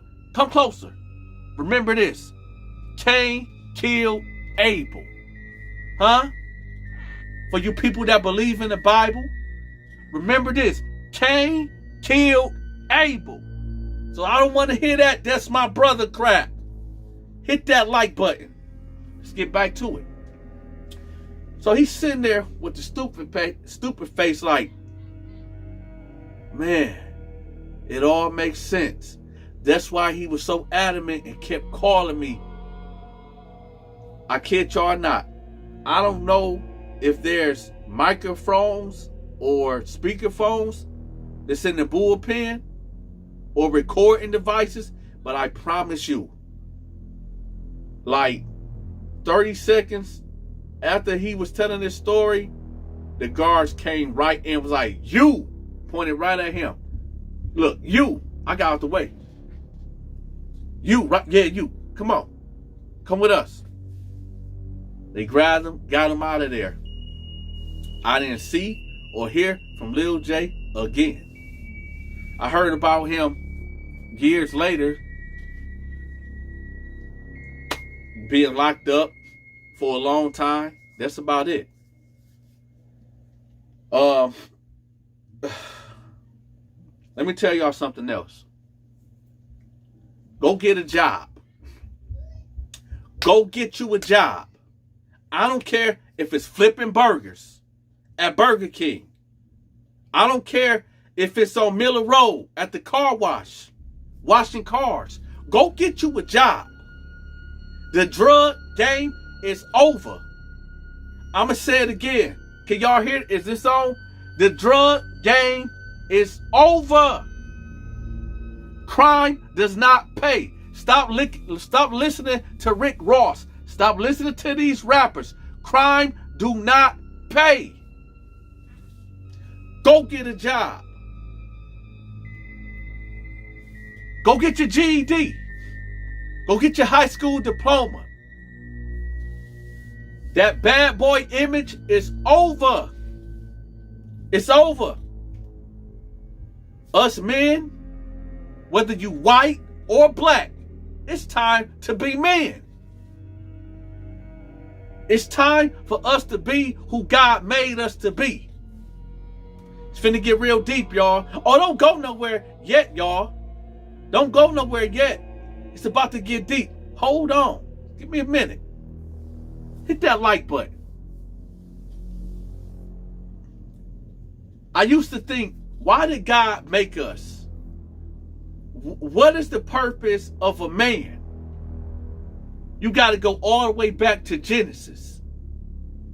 When God made when God made Adam, the first man, the first perfect man, he said, before he made him, he said he did not cause it to rain because there was no man to till the ground. There was no man to take care of the garden. So he did not cause it to rain. That right there tells me that the first thing that as a man that we must do is go to work. We must go to work. That's the first duty of a man, is to work, is to provide. Even if you don't have a woman, you still have to go to work and provide for at least yourself. That's the first duty of a man, is to provide, to work. You hear this slogan, I get it the way I get it. I get it the way I live. Well, let me ask you something. Mister, I get it the way I get it. I get it the way I live. Is getting it the way you get it and live is causing destruction and mayhem and poverty and breaking families up in these inner city communities by pushing them narcotics on your own people? Y'all sit up there and talk about white supremacy and the KKK, right? When I go outside, I don't think about white men about to do something grimy to me. When I go outside, I see another man that look just like me that could potentially cause harm to me just because of the color of my skin. Do you know how many things I done seen? I done seen crazy incidents out there that where all because somebody thought that somebody was looking at them, mean mugging them, and they wasn't even looking at them, they was looking past them, or they was in a daze and their faces looked like that.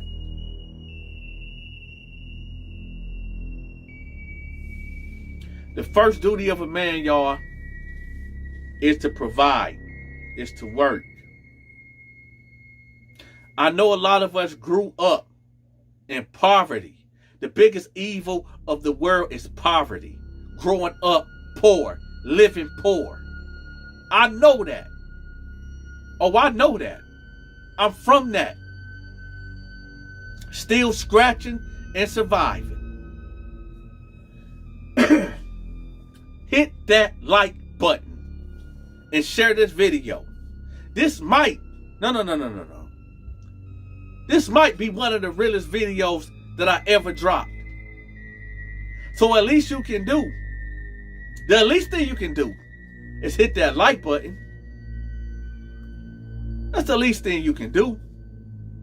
And if you really feeling me, won't y'all bless the Cash App too?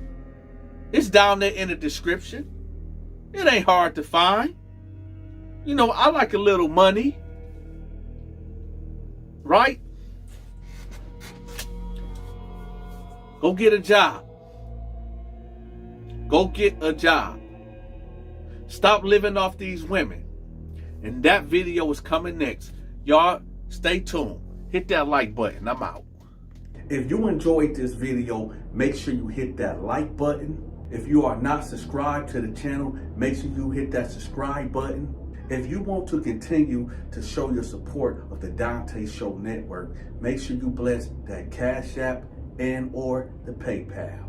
If you want your business or social media channel promoted, I charge $20 a video. Email me right here. Until next time, stay safe.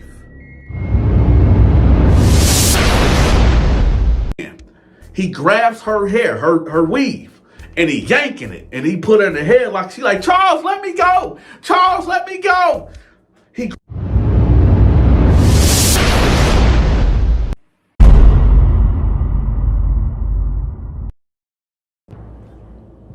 So they sitting at the kitchen table, and he like, man, where my food at?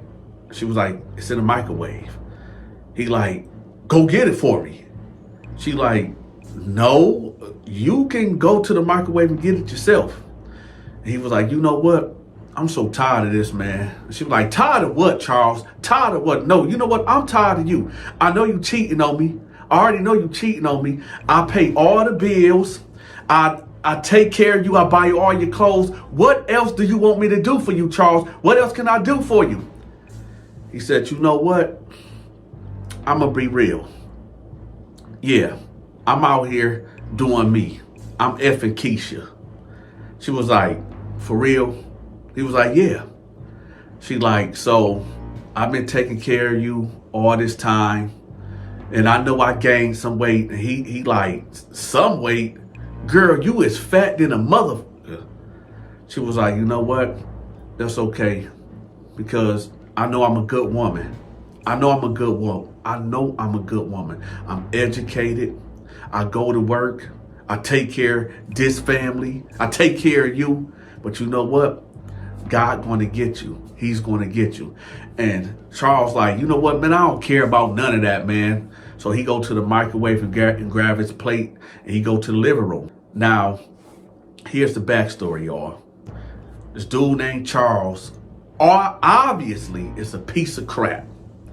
He meet her, he get her pregnant. Now, she looked okay before she got pregnant, okay?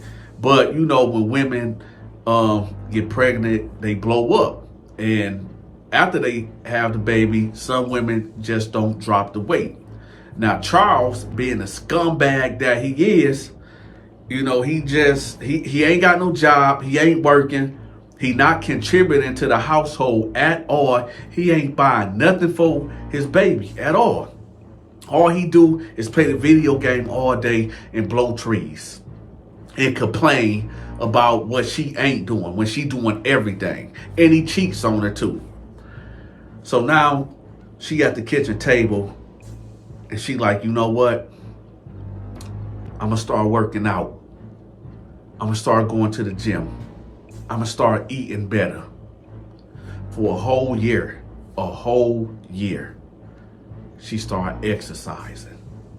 Then she got a surgery because she got everything tight. She got her arm tight. She got her leg tight. She got her stomach tight in the best way that she possibly could. But it was some baby fat still there. And she went and got a surgery done. And now she is top notch. Now, Charles noticing her transformation. And now he looking at her like, ooh, okay, baby, okay. At this point, y'all, this woman is so confident now. And in her journey, yeah, dudes at her job was looking at her like, God dang, you know, complimenting her and everything. Charles never did none of this. He did this at the beginning, but after, you remember, y'all, she done went to postpartum. He done beat her self-esteem down. So now she getting all this attention out of her body right and everything. So she feeling herself. As so she should. Now Charles want to sleep with her again and stuff, but she ain't having it. She ain't having it at all. So he throwing attitudes around. So now she meet this dude at a job. And she tell him like, yo, I'm in a relationship, but I'm not happy. He like, listen, I can take care of you. You know, we can be together, this and that. She was like, nah, you know what? I got a kid with this dude. So I'm just going to just stay home. We just going to work on our relationship. About 2 months go by and dude just bringing her flowers, bringing her lunch, all this and that. Charles still acting up at the house. So she like, you know what? Forget it. I'm going to give this man a chance. But she did not break up with Charles because she know Charles is the kind of screwy in the head. So she ended up, you know, being intimate with dude. And she like it, you know. So she got a routine now that she tell Charles, like, I'm working overtime and I'm not coming home to, you know, later hours. Charles, being who Charles is, he all frustrated. He mad now because he like, my girl look good. She ain't giving it to me. So she got to be giving it to somebody else. At first, y'all, she wasn't doing nothing. But when she started going through her transformation, he was accusing her every day of cheating. It was always something. But now she doing it. And now he can't deal with it.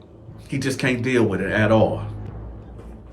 So one day she comes home and she got makeup on. She got her hair laced out, right? Looking flawless.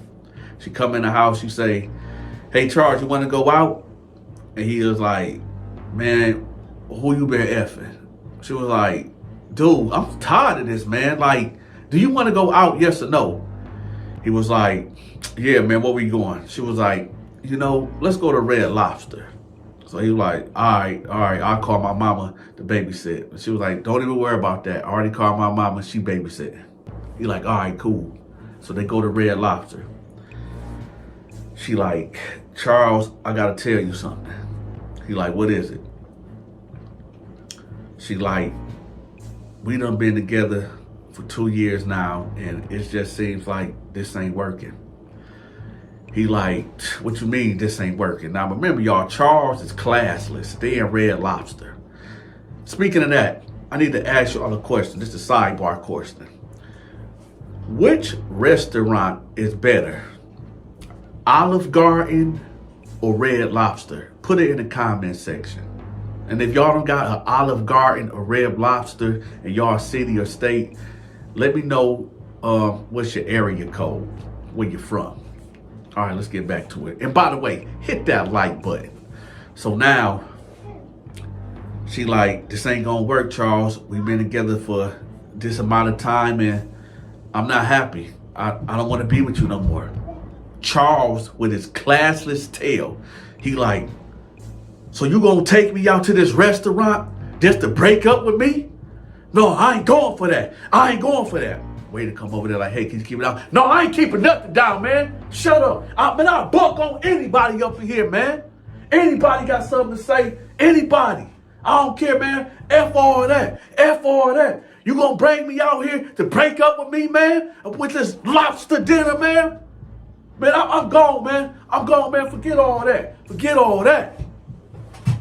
So he get up and walk off, not realizing she the one that drove there. This her car. So when he get to the parking lot, he realized that. He go back in the restaurant. He like, "Man, give me them keys, man. Give me them keys now."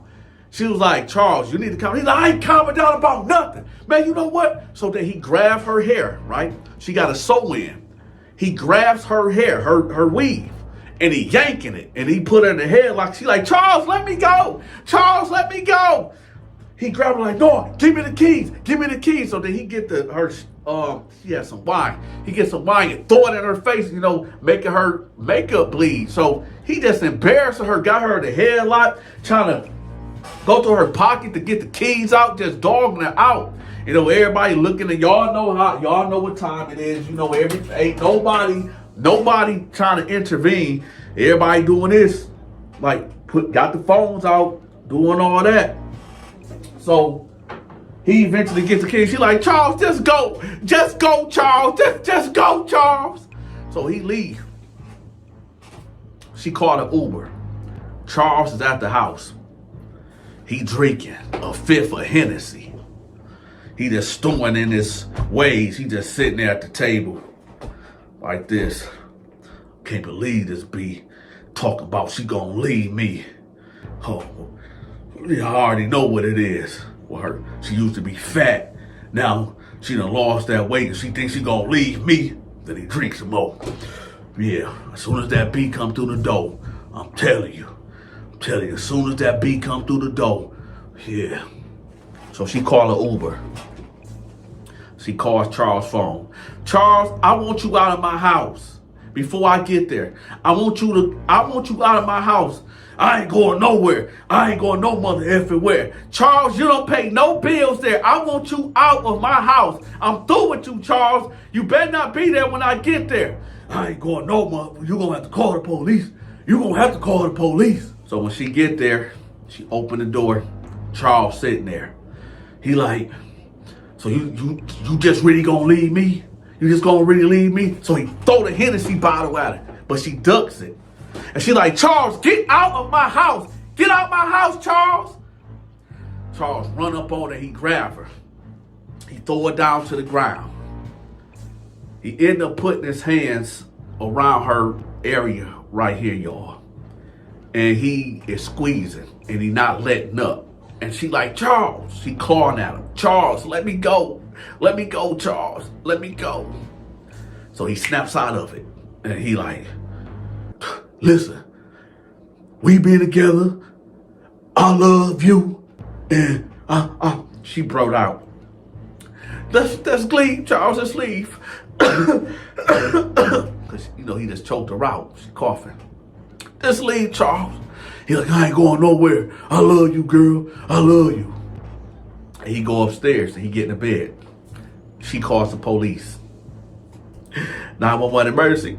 I need somebody to come out here, please. Send an officer. I'm at so-and-so address, please. Please. My baby daddy, he just beat me up, please. All right, we got an officer on the way. Police show up, knock on the door. He upstairs, he upstairs. They go upstairs. Get your black up. Handcuff him. Ram him down the stairs, rough him up, take him downstairs. As he going downstairs, he like, oh, it's like that? It's like that? All right. Oh, so you gonna call the police on me? You gonna, all right, B. I got you, B. I got you, B. Yeah, all right, as soon as I get, I'm telling you, it's up. It's up. You gonna call the police on me, B? All right, I got you. So they throw him in the squad car, take him on to the county jail. He get out 2 weeks later. He calling. Baby, listen, man, I'm sorry the way I acted, you know, since I've been locked up, I had time to think, and I just want my family back. She like, Charles, listen, it ain't been working out for a long time, and I'm just done with this relationship. Just stop calling me. He like, oh, man, B, and then she just hang up the phone. She'd go through this for the next 2 weeks. Till finally he called and he said, you know what? I'm sorry. I just want to see you. I just want to see you again. And I'm just real messed up out here in this world without you. And I want to see my daughter. She like, Charles, I don't think that's a good idea. He like, listen, I'll take anger management. I'll take counseling. I just want my family back. I realize being away from y'all that I'm nothing. I'm nothing. That's right. He ain't nothing because he ain't got no job. He back at his mama house. He 33 years old. He ain't got no drive, no nothing. So yeah, when she called the police and kicked him out the house, his whole lifeline ended. And he realized that. So he wanted to come back home. So she like, you know what, Charles? We can't be together, but I don't know, Charles. I don't know. He like, listen, baby. Let me just come over. Listen, let me make you a meal. Let me make you dinner tonight. And let's just talk about it. She like, oh, okay, Charles. Oh, okay. All right. He like, okay, baby. I promise. I'm a changed man. Let me know in the comment section, do y'all think Charles is a changed man? Later on that night, she sent her daughter off to her mama. She like, Charles come in there. He makes spaghetti and meatballs. So after he make the food, they sitting across from each other at the table. And he like, so do you think we can get together now? She like, Charles, no, it don't work that way. I need time. He like, man, who you effing? Who you effing? She said, see, I knew it. You know what, Charles? You know what? You want to know who I'm effing? I'm effing Lorenzo. Lorenzo? Yeah, Lorenzo at my job. I've been effing Lorenzo for the past 4 or 5 months. So you been effing somebody else, huh? Yes, Charles. I don't want to be with you, Charles. You know what, Charles? Let me tell you something, Charles. Since I had our baby and gained that weight, you've been treating me like you've been treating me like crap, Charles. You always trying to diminish everything that I do. You always trying to Charles, you have beat my confidence down. You destroyed my self-esteem. I had to carry that baby. I had postpartum stress, and you just added. I had to go to work, Charles. You wasn't doing anything. You wasn't contributing. So he sit there, and all he hearing is, she F. Lorenzo. That's the only thing that's going on in his head. He like, you know what? So you out here effing dudes? She like, Charles, did you hear anything that I said? He like, boom. He flipped the table. He jumped on her. She trying to fight him off. But we know Charles is a man. He get his hands back around her neck like last time. But this time, Charles did not let go. This time, Charles did not snap out of it. When he was looking at her, all he kept seeing and visualizing her getting banged out, getting D'd down by another man. And that intensified his anger. When he finally realized what he was doing, he like, wake up, wake up. She ain't waking up. Wake up. She ain't waking up.